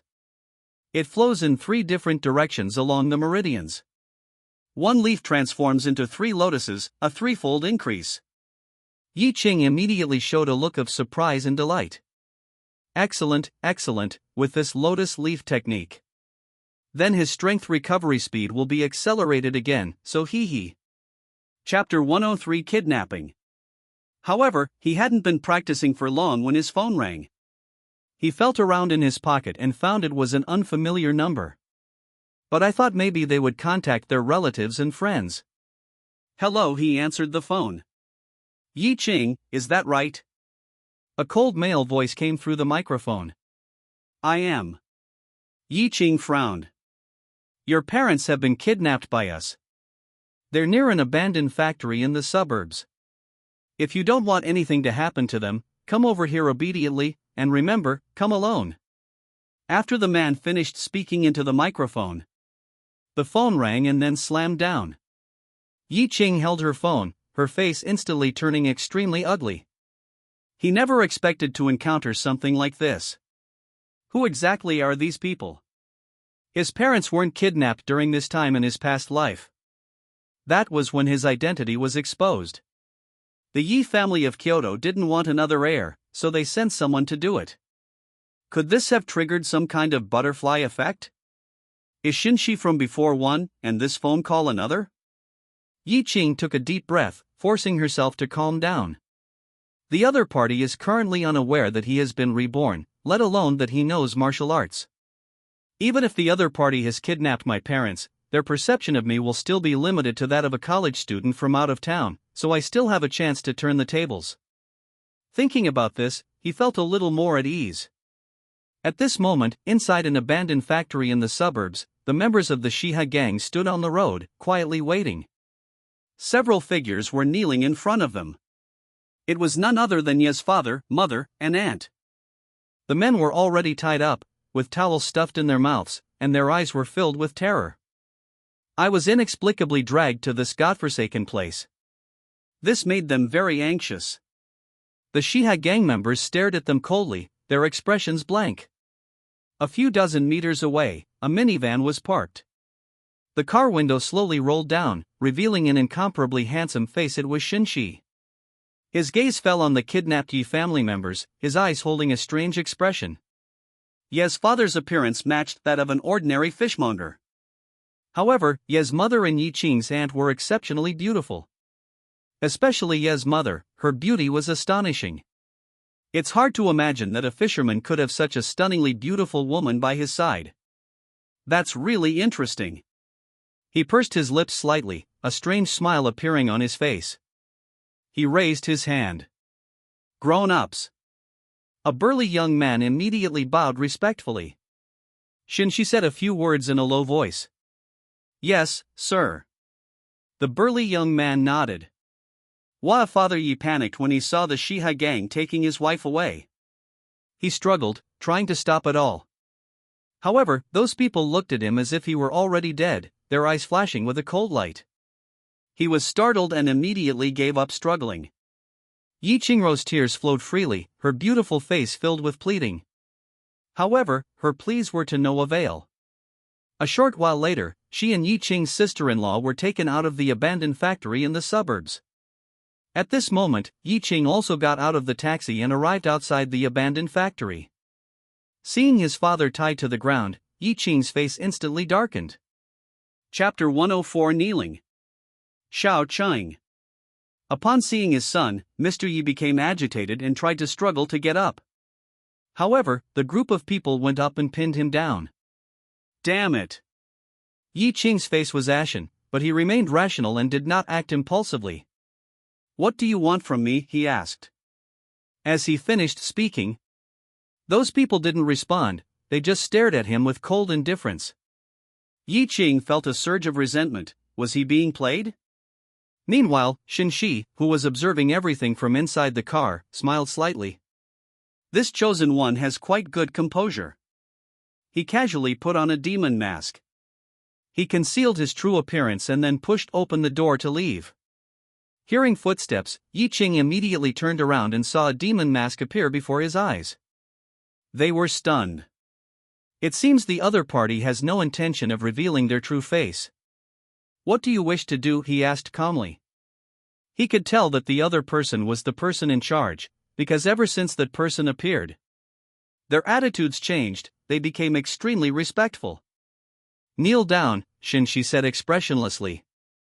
Upon hearing this, Yi Qing's face immediately turned ashen. What was this all about? Should we humiliate him? How could someone like Yi Qing, the mighty king of soldiers and a reborn warrior, have to kneel before someone? Your Excellency, this is going too far, he said through gritted teeth. Excessive. Shen Xi smiled faintly. You have no right to negotiate. With that, he reached out his large hand towards Ye's father. Ye's father was pulled directly towards him, his legs dangling in the air, his face turning purplish red. Yi Qing's pupils contracted sharply as he watched this scene, and his face contorted in pain. Let go of my dad, I promise you. From this, he not only realized his own predicament, but also recognized the extraordinary skill of his opponent. Retrieving objects from a distance has reached the level of projecting one's true essence. Only those at the Grandmaster level or above could do this, and with a hostage in hand, he dared not act rashly. Looking at him like this, Shen Xi's lips curled into a mocking smile. It should have been done a long time ago, wouldn't that have been better? After he finished speaking, he threw Ye's father to the ground. Mr. Yi was dazed and confused from the fall, and he groaned in pain. Yi Qing didn't say anything more, but endured the humiliation in anger and knelt down. He had never been so humiliated in his life, and a murderous intent was rising within him. He must kill this person. Ding! Due to the host's actions, Yi Qing, the chosen one of destiny, has been forced to kneel, feeling deeply humiliated, and his resolve is shaken. Congratulations, host, you have obtained 3,000 destiny villain points. The system notification sounded. Shen Xi's smile grew even wider. Looking at his appearance, Yi Qing felt an unbearable killing intent in her heart, but she showed a submissive smile on her face. Now you can speak properly, right? He lowered his head, his voice flat. Speak? Do you deserve to? Shen Xi said calmly, her face indifferent. Upon hearing this, Yi Qing felt a surge of anger well up inside him. Don't go too far, sir, he said, suppressing his rage. Too much. Shen Xi's face showed a strange expression. We've only just gotten here, what's wrong? You can't even take it. A mocking smile crept across his lips. Yi Qing's face was extremely gloomy, but he remained silent. What if that's the case? Shen Xi suddenly waved her hand upon seeing this. Ye's father's body was immediately enveloped by a ball of true energy. Immediately afterwards, a tearing sound rang out. Suddenly, Ye's father's body turned into a blood mist and vanished. The air was thick with his blood. They didn't even leave behind their clothes. Chapter 105. Does it hurt? Yi Qing's heart clenched as he watched his father turn into a blood mist. He was completely stunned and couldn't come to his senses for a long time. His father was dead? Shen Xi smiled, as if she had just swatted an ant, which was not worth mentioning at all. Ding! Due to the host's actions, Yi Qing, the chosen one of destiny, has experienced a drastic change in his state of mind. Congratulations, host, you have obtained 10,000 destiny villain points. Hearing the system notification, Shen Xi's smile grew even brighter. Yi Qing's reaction and the reward he received made him very satisfied. So, the family members of the chosen one are indeed the people the other party cares about most besides the female lead? You killed my father. Yi Qing suddenly looked up at him, her eyes bloodshot, like a ferocious beast ready to devour its prey. So what if I am? Do you think you can get revenge? Shen Xi looked at him with disdain. I'm going to kill you. I'm going to slaughter you.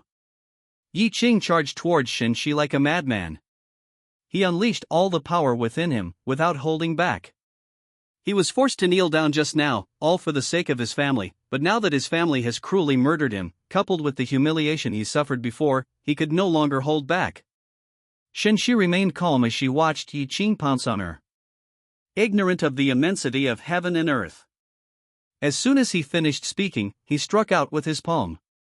Yi Qing was instantly sent flying, his body crashing heavily to the ground, coughing up blood, his internal organs severely injured. in the face of absolute power. It's all a paper tiger, fragile and easily defeated.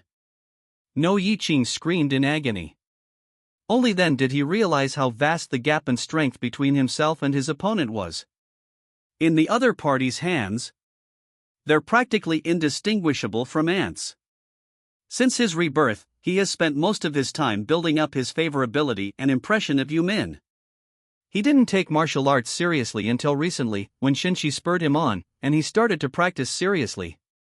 However, he hadn't been practicing for long when this happened. This filled him with frustration and regret.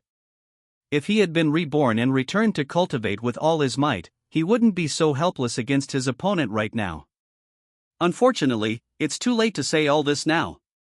Yi Qing lay in a pool of blood, barely clinging to life. Shen Xi walked up to him, looked down at him, and said, "Is it painful?" Yi Qing struggled to look up at him, her eyes filled with endless resentment.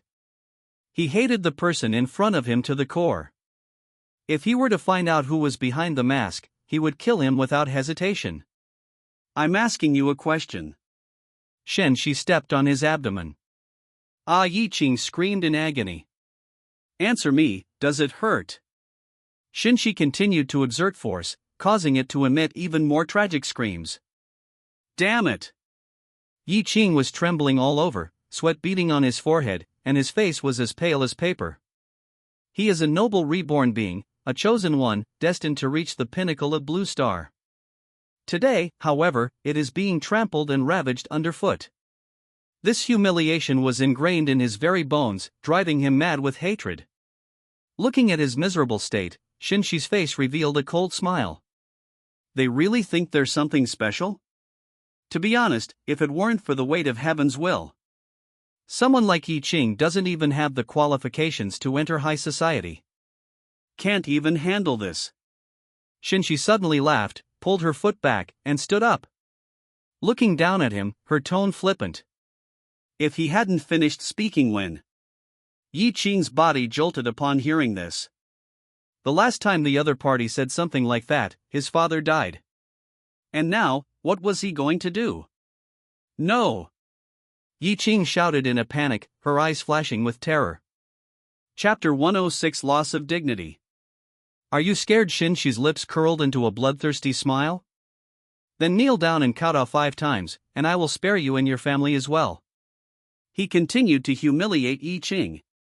Yi Qing gritted his teeth, his expression one of struggle and hesitation. Finally, he chose to kneel down. Bang, thump, thump, thump, he count out 4 times. With each count-out, he felt a sharp pain in his chest. That is the pain caused by the ruthless shattering of one's inner dignity. Shen Xi looked down at him. There's only one left. He stretched out his toes and gently pressed down on his head. Don't you want to live? Yi Qing's pupils contracted sharply. This time, he felt as if his soul was about to leave his body. He forced himself to endure the humiliation that was tearing his soul apart and kowtowed one last time. Thump! As his head slammed against the hard floor, blood trickled down his forehead. It flowed down his face, staining half of his clothes red. He lay prostrate on the ground, his body convulsing, the extreme humiliation almost suffocating him. Shen Xi released her foot, looking down at him with disdain. Get lost. I'll come back to you in 3 months. If you're not strong enough, you can just wait to die. He turned and walked outside. The opponent still has value, so killing them directly wouldn't be a good idea. Where are my mother and aunt? Yi Qing asked with difficulty, her voice hoarse. Shen Xi stopped in his tracks. When did I say I would let them go? He asked playfully. Yi Qing's eyes widened, her eyes red-rimmed. You ants, hurry up and increase your strength, or you will lose everything. After saying that, Shen Xi turned and left. The Shihai gang members glanced at Yi Qing with pity, then left. Those targeted by the Lord will face unimaginable disaster. Yi Qing was left slumped on the ground. His fingers were clenched into fists, his knuckles white, and the veins bulging. His eyes were filled with intense hostility. You all deserve to die. He had never suffered such humiliation before, and he vowed to make the other party pay. Absolutely. Yi Qing slowly stood up, supporting herself against the wall, and wiped the blood from her cheek. His eyes were cold and bloodthirsty. You will never understand the consequences of angering a reborn king of soldiers, especially one with unparalleled martial arts skills. Once he chooses to disregard everything, even in a short period of time, his strength can undergo a tremendous change. Cough, cough. He coughed violently, spitting out a mouthful of blood. Just wait and see. He staggered outwards. At this point, his thirst for power had reached its peak. The Land Rover sped along in the suburbs. Shen Xi sat in the back seat, his handsome and refined face visible through the car window, a gentle smile on his face. Within his visible field of vision, the panel information appeared. Ding! Due to a series of actions by the host, Yi Qing, the chosen one of destiny, has lost his dignity. My Dao heart is damaged and on the verge of collapse. Congratulations, host, you have obtained 8,000 destiny villain points. This is the reward given by the system, and also the reward for the layout we just made. The other party will probably be able to guess my identity soon. But is it useful? Shen Xi shook her head. Unless a powerful external force intervenes, the opponent will never be able to surpass me at the speed of their upgrades. Shen Xi knew very well that his leveling speed was almost unmatched. Chapter 107 New.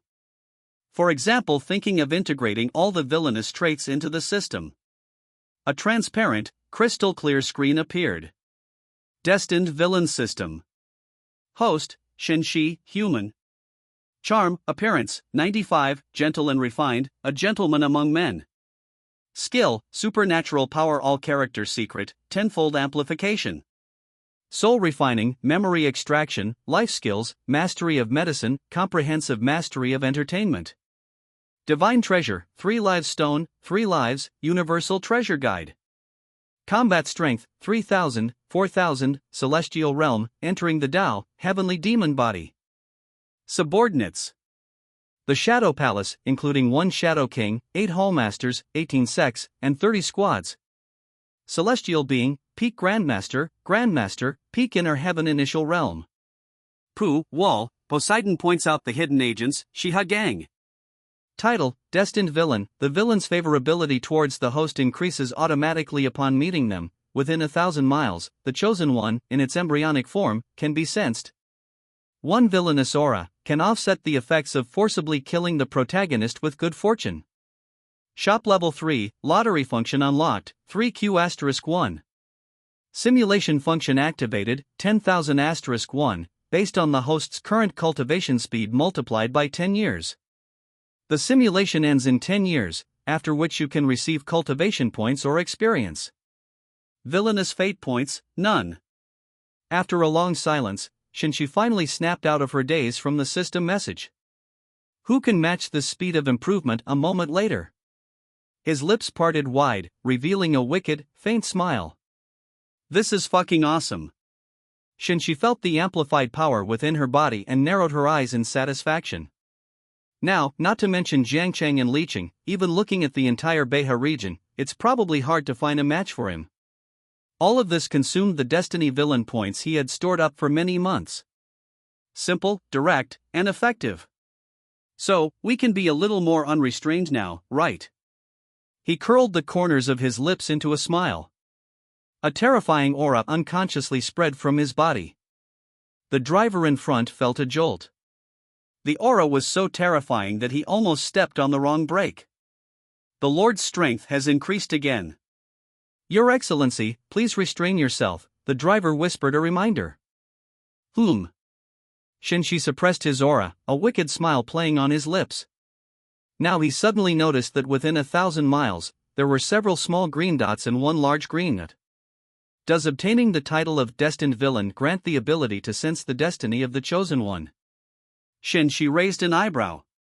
That's quite impressive. But are there really that many chosen ones? Shen Xi asked doubtfully. The child of destiny, as the name suggests, possesses the destiny and fortune of heaven. In fact, everyone in this world possesses their own destiny. It's just a difference in the strength of one's luck. Some might have a trace, while others might not even have a single cell's worth. The chosen ones the host must deal with are protagonists with immense fortune, possessing at least tens of thousands of units of luck. He Fan, Xiao Chang, and Yi Qing are protagonists of destiny, or protagonists of fate. Even within the script, the woman of destiny is drawn to someone and becomes connected to them subconsciously because that person's luck is so strong. Besides these, there are also some protagonists whose destiny is about to take shape. Those people have much higher luck than ordinary people. Although they are not as lucky as the protagonists, if things continue to develop, the heavenly Tao might take notice of them. Fate may also befall them. Therefore, they can be considered as potential protagonists of destiny. Defeating the opponent is also in accordance with the system's settings and will earn you villain points.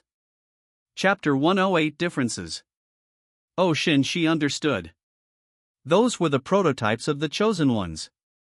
Initially, I thought the calculation was too broad, but it actually covers a vast area of 1,000 miles, encompassing almost half of the Beha region and hundreds of millions of people. People with exceptionally strong luck are extremely rare, numbering only a handful. Oh, right, there's something I forgot to tell the host. These chosen ones, though lacking a destined position, can be forcibly killed by the host without any punishment. Oh. After hearing what the system said, Shen Xi's expression became somewhat subtle. So, do you mean these are mature nutrients? The kind that are ready to be harvested? Previously, when Xiao Chang and Yi Qing first appeared, he hadn't laid any plans to suppress them or lower their luck value. He couldn't actually kill him by force, otherwise he would suffer a backlash from the opponent's luck. So, to deal with the protagonist, he usually suppresses his opponent, slowly wearing down their luck, and then delivers a fatal blow. This method also maximizes the acquisition of villain points. Surprisingly, these people don't have to suffer any backlash, which makes a big difference. Perhaps he should try a different approach. But before that, I need to meet Yi Qing's mother. The car stopped at a manor, and Shen Xi walked into the manor. Young Master Shen. Several beautiful maids bowed deeply, their white cleavage dazzlingly bright. Shen Xi nodded slightly and walked straight inside. The women gazed at the man's tall and imposing back, their eyes revealing a hint of admiration and affection. They knew how prestigious this person was. If they could catch his eye, their lives would be set for life. Unfortunately, Shen Xi never even glanced at them. Stepping into the living room, one finds classical and luxurious furnishings, and two beautiful women bound and kneeling there, their figures alluring. Your Excellency. Lord, several members of the Shihai gang bowed respectfully. These two women were Yi Qing's mother and sister-in-law. Shen Xi sat down on the sofa and took a sip of tea. Yi Qingru and Yi Qingyao were filled with anxiety, their faces were pale, and their eyes were filled with tears. Yi Qingru couldn't help but sob, "Where is my son? How is he?" Shen Xi glanced at Yi Qingru indifferently. "You only care about your son, but don't you ask about your husband?" Yi Qingru gritted her teeth. "What did you do to my husband?" "Killed him." Yi Qingru shuddered, but didn't react much. "What about Qinger?" she pressed. "They ran away." Upon hearing this, Yi Qingru breathed a sigh of relief, as long as the person was not dead. Seeing this attitude, Shen Xi suddenly smiled. "You and your husband have a bad relationship. A normal couple wouldn't react like that." Yi Qingru's delicate body trembled violently. "It has nothing to do with you. You seem to have forgotten your own situation."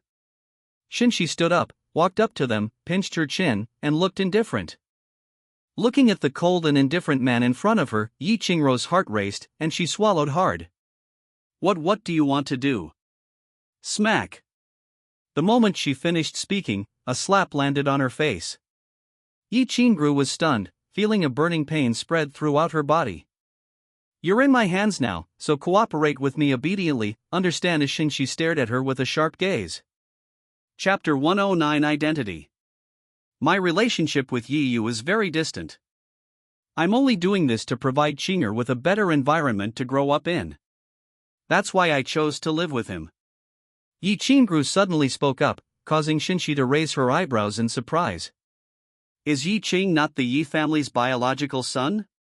How could an ordinary fisherman possess such a beauty? He had his suspicions when he first met Yi's parents. Then Shen Xi's eyes flickered. My sister and I are from Kyoto. Yi Qing is a descendant of the Yi family of Kyoto. If you have any grudges, you'd better let them go, otherwise you'll pay a heavy price. At this moment, Yi Qingyao, who was standing next to her, also spoke up. You can still release us now, otherwise it will be too late. She assumed that Yi Qing had offended this powerful young master from out of town over a trivial matter. Indeed, owning a large estate and having so many subordinates. If he's not a powerful young master, then what is he? Shen Xi didn't pay attention to that threat, but rather to another statement. Yi Qing is a descendant of the Yi family of Kyoto. The Yi family of Kyoto is a renowned clan in the Federation, and several of their leaders are frequently featured on the national news. This information wasn't mentioned in the script card, so it seems even Yi Qing himself didn't know? The fact that Ye's mother knew this information but didn't inform the Yi family in Kyoto is clearly suspicious. Perhaps we can make some plans. Thinking of this, Shen Xi smiled and said. So Yi Qing is actually a descendant of the Yi family of Kyoto. I am truly ashamed. It seems I have to apologize to the Yi family in Kyoto, don't you think? He looked at the two beauties who were tied up. Yi Qingru and Yi Qingyao's expressions changed. They naturally knew the real reason and the hidden secrets behind it. If the Yi family in Kyoto truly knew of Yi Qing's existence, Yi Qing will not only not receive protection, but will instead suffer devastating retribution. After all, the current head of the Yi family utterly despises their branch of the family. Wait, Yi Qingyao suddenly spoke up, there's no need to make things so tense. As long as you release us and promise not to hunt down Xiaoqing again, this matter. Before she could finish speaking, a slap landed hard on her face. Do you really think I'm a fool? Shen Xi pinched her pointed chin and said coldly. If Yi Qing had received help, would he have fallen to this state? Shen Xi didn't believe it. Bright red blood trickled from the corner of Yi Qingyao's lips, and her eyes looked weak. The other party isn't buying it at all, it seems I'm doomed today. An eerie silence fell over the room. Both women kept their heads down, not daring to utter a sound, afraid of angering this devil. Shen Xi sized them up, her eyes deep and unfathomable. Both women were undeniably stunning beauties, especially Yi Qingru, who possessed an innate allure and a body so supple it seemed one could wring water from it, truly befitting the mother of the protagonist of this story. Lowering herself, Shen Xi smiled faintly. Actually, I can let you go, but I'll need some interest. His gaze swept over Yi Qingru, then landed on Yi Qingyao, a wicked smile playing on his lips. Yi Qingru immediately glared at him warily. What do you want to do? What do you think? Shen Xi's eyes held a dangerous glint. Yi Qingru was very familiar with this look, it was the same look Yi Yu gave her whenever they were alone together. Chapter 110 Dedication. She panicked instantly, her cheeks flushed, and a strange sense of shame welled up inside her. She gritted her teeth and said, I'm so much older than you. But I just like older women. Shen Xi leaned close to Yi Qingru's ear and blew a warm breath in an intimate manner. Yi Qingru's body tensed instantly. So? Shen Xi reached out and wrapped his arms around her slender waist. He pulled her into his arms. Two warm bodies pressed tightly together. Yi Qingru had a voluptuous figure, with curves in all the right places. Extremely hot and tempting. For the safety of Yi Qing and his wife, it wouldn't be too much for the wife to simply offer herself, would it? He leaned close to Yi Qingru's face, his thin lips moved slightly, but the words he uttered were extremely cold. Yi Qingru suddenly looked up and met Shen Xi's mocking smile, a sense of humiliation welling up inside her. But then her eyes dimmed. What could she do in this situation? For Yi Qing, for her sister, she was willing to sacrifice herself. Okay. She slowly closed her eyes. Her eyelashes trembled, and she clenched her teeth, as if she had made full preparations. Sister, no. Yi Qingyao couldn't help but shout from the side. A smile played on Shen Xi's lips, but a sinister glint flashed in her eyes. I glanced at her. She's not coming, so you're here? He asked calmly. Yi Qingyao's delicate body trembled, and she immediately fell silent. I couldn't help but struggle internally. Shen Xi picked up Yi Qingru and carried her straight to the bedroom. With a light laugh, I realized that the other party was ultimately just putting on a brave front. Seeing her sister about to fall into the devil's mouth, Yi Qingniao could no longer hold back. A resolute look appeared on her beautiful face as she gritted her teeth and said, "I can do it, but then release my sister." She stared at Shen Xi and said, enunciating each word clearly, "No." Qingniao Yi Qingru opened her eyes moist as she looked at Yi Qingniao. She didn't want her sister to be ruined too. Especially when she saw Shen Xi move over with an appreciative look in her eyes. She knew that this was the look in a man's eyes when he was interested in a woman. "You said you only want me." She suddenly hugged Shen Xi's neck, looking at him intently. Her stunning beauty was captivating. He. Shen Xi chuckled softly twice. He carried Yi Qingru into the room and placed her on the bed. Yi Qingru glared at him instinctively, backing away until she was against the wall. He approached her step by step, trapping her between his chest and the wall. "I promised not to touch your sister, but..." He lowered his head and licked her fair, slender neck. "That depends on your performance." Yi Qingruo's breathing suddenly became rapid. She had a feeling that she had made a wrong choice before. But she had no way out. "Asshole!" A loud shout came from outside the door, followed by the sound of banging on the door. It's obvious that Yi Qingniao is causing trouble again. Shen Xi frowned, a dangerous glint flashing in her eyes. "It seems your sister is quite tactless," he said, standing on the edge of the bed. He looked down at the woman on the bed, a faint smile playing on his lips. Looking at the smile on Shen Xi's face, Yi Qingru felt a chill in her heart. I was covered in cold sweat. "Don't touch her, I'll let you do whatever you want with her." Yi Qingruo's voice trembled. After she finished speaking, fearing that the other party would not believe her, she quickly began to take off her clothes. Chapter 111 Complaints. Shen Xi stood quietly to the side, watching her actions. Soon, a beautiful, snow-white body appeared before Shen Xi. As if sculpted by God, its exquisite curves are perfectly proportioned. Long, black hair fell loosely over her shoulders, partially obscuring her face. She revealed her startled yet pitiful face. That face was pale with fear. "It's beautiful," Shen Xi exclaimed in admiration. Yi Qingruo's body stiffened like a stone statue, and an unnatural look flashed across her face. She likes to be praised, but she doesn't like being praised in this kind of situation. The sound of someone bumping into the door had already disappeared by then. It was obvious that Shen Xi's men took Yi Qingniao away. After all, if anyone disturbs the esteemed lord's enjoyment, they will suffer the consequences. "I want to take a shower first." Yi Qingru suddenly spoke up, saying, "To be honest, she's quite dirty right now. After all, she was kidnapped early this morning."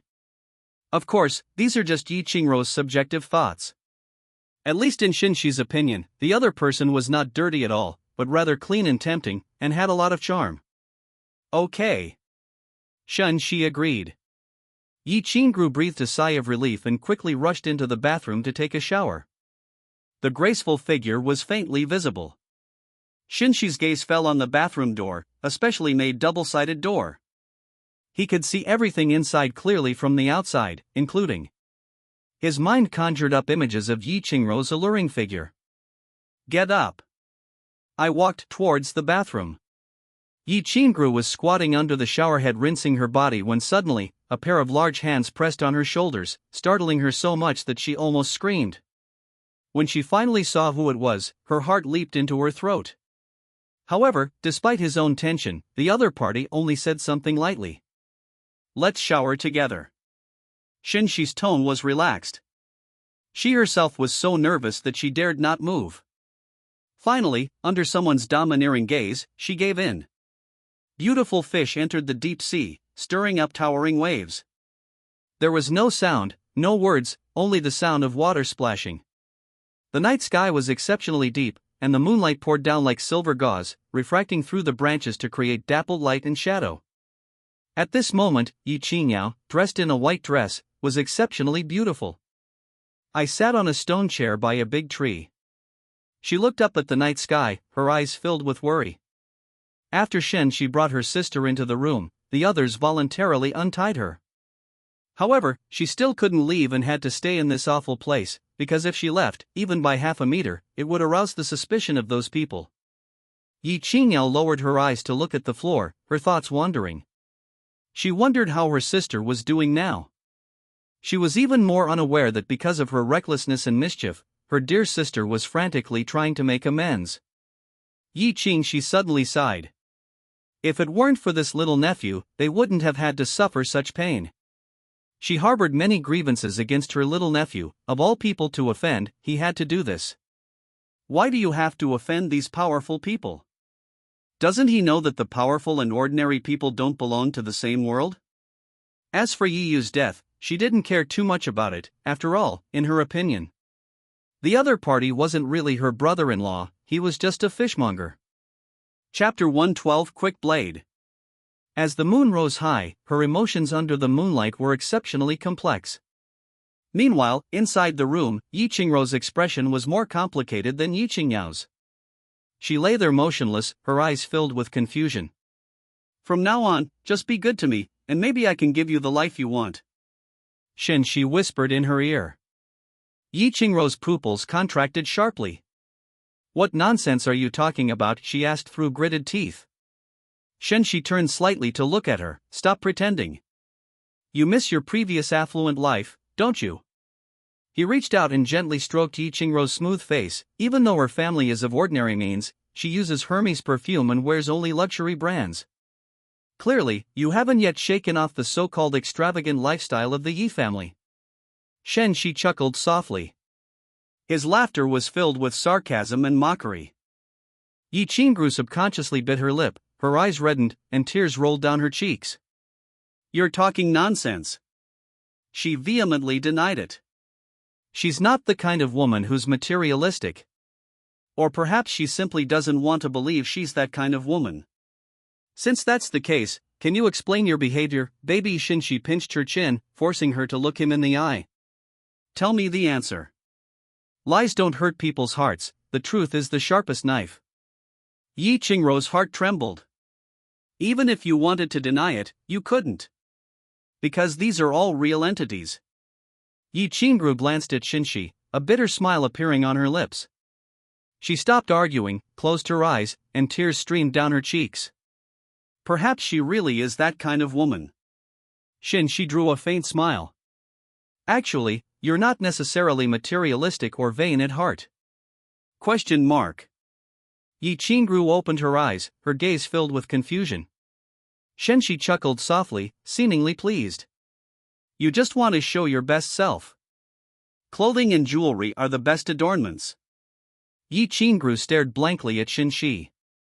Her expression was blank. Is this even possible? She felt it was outrageous. Looking at Yi Qingrou, who was dazed and with her alluring lips wide open, resembling a fool. Shen Xi's smile grew even brighter. What? Did I misinterpret it? He raised an eyebrow.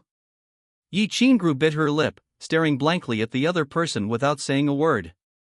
However, the meaning is quite clear. It's human nature to love beauty, there's nothing wrong with that. It's just that the conditions of the object should be suitable. Shen Xi said it casually. Otherwise it becomes vanity. If the conditions of the object are suitable, then it is not only not vanity, but also an aid. He leaned closer to Yi Qingrou, his warm breath brushing against her delicate skin, making her tremble involuntarily. His deep, magnetic voice rang out, as if an electric current had pierced Yi Qingrou's heart. Become my woman, and you can become even more beautiful, and no one will accuse you of being materialistic in just a few words.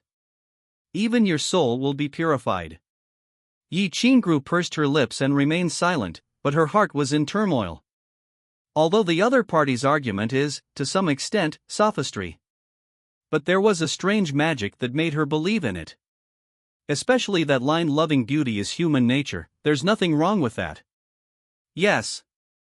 She comes from an ordinary family, yet she wears luxury brands, perhaps to better showcase her beauty. Because she herself also really likes beautiful things. It's just that the methods and specific forms of presentation have some flaws, but these do not detract from the overall merit. Chapter 113 End. I apologize, but due to various unforeseen circumstances, this book has come to an end. If you're angry, you can yell at the author. To briefly explain the subsequent plot. The fact that Yi Ching cultivates immortality techniques shows that Blue Star is no ordinary planet. Ancient martial arts and immortal martial arts are reviving, revealing the true face of Earth. Shen Xi did not travel to other great worlds afterward, or rather, there was no world of a higher level than Blue Star. As for the system, it was actually something that Shen Xi, in his previous life, the Supreme King, collected various powers, including his own essence, to leave for his reincarnation in order to truly achieve transcendence. However, this wicked humor is just presented in a quirky way. The core of the cheat system, from beginning to end, has only one feedback: absorbing the power of luck. Having nearly reached the pinnacle in his previous life, Shen Xi realized that everything in the world could be a form of destiny. The strength of one's destiny determines their potential. Those who possess the origin of the entire world, and even the essence of the universe, are also considered to have great destiny. If one can gather 90% of the world's fortune, the entire heavenly way will submit. In his previous life, Shen Xi was also a person of extremely high fortune, and so was he. Only then can he have a slight chance to understand and glimpse the true meaning of transcendence. As for the past life and various memories, they are nothing more than fragments of the future that Shen Xi, the Supreme King, glimpsed with his supreme divine powers countless years ago, expending enormous energy. Those grudges, those debts of gratitude, those obsessions all cease to exist from beginning to end.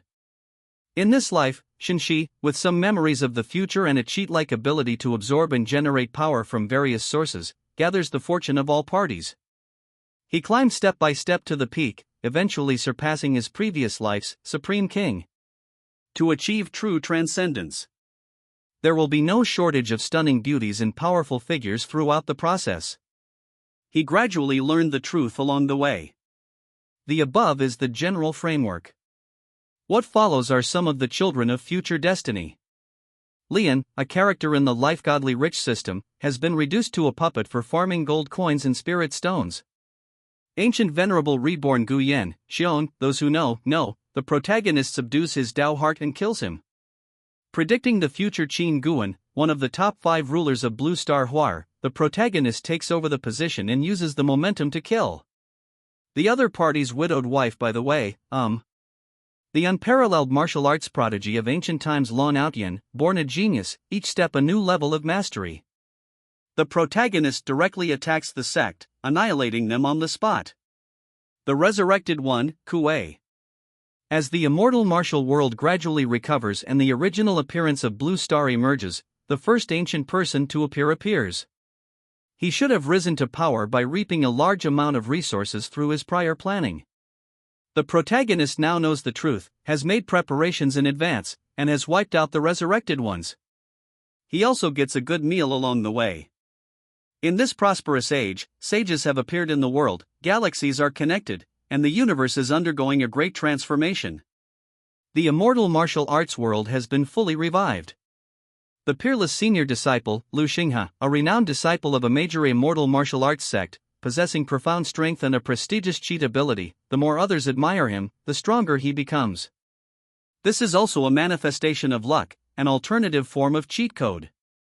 And the protagonist, who has been conserving his energy for many years, is already waiting for his prey to awaken. Pre-planned, a direct and devastating attack, and incidentally, the favor of the opponent's junior sister.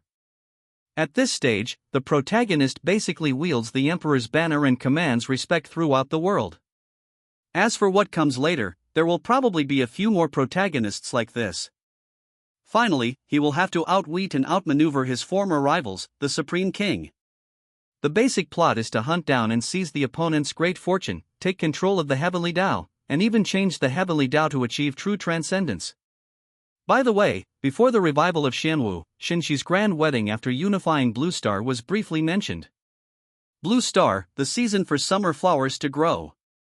The capital city of Wales was filled with a lively and festive atmosphere in its streets and alleys. Today is Qixi Festival, a day for lovers to unite.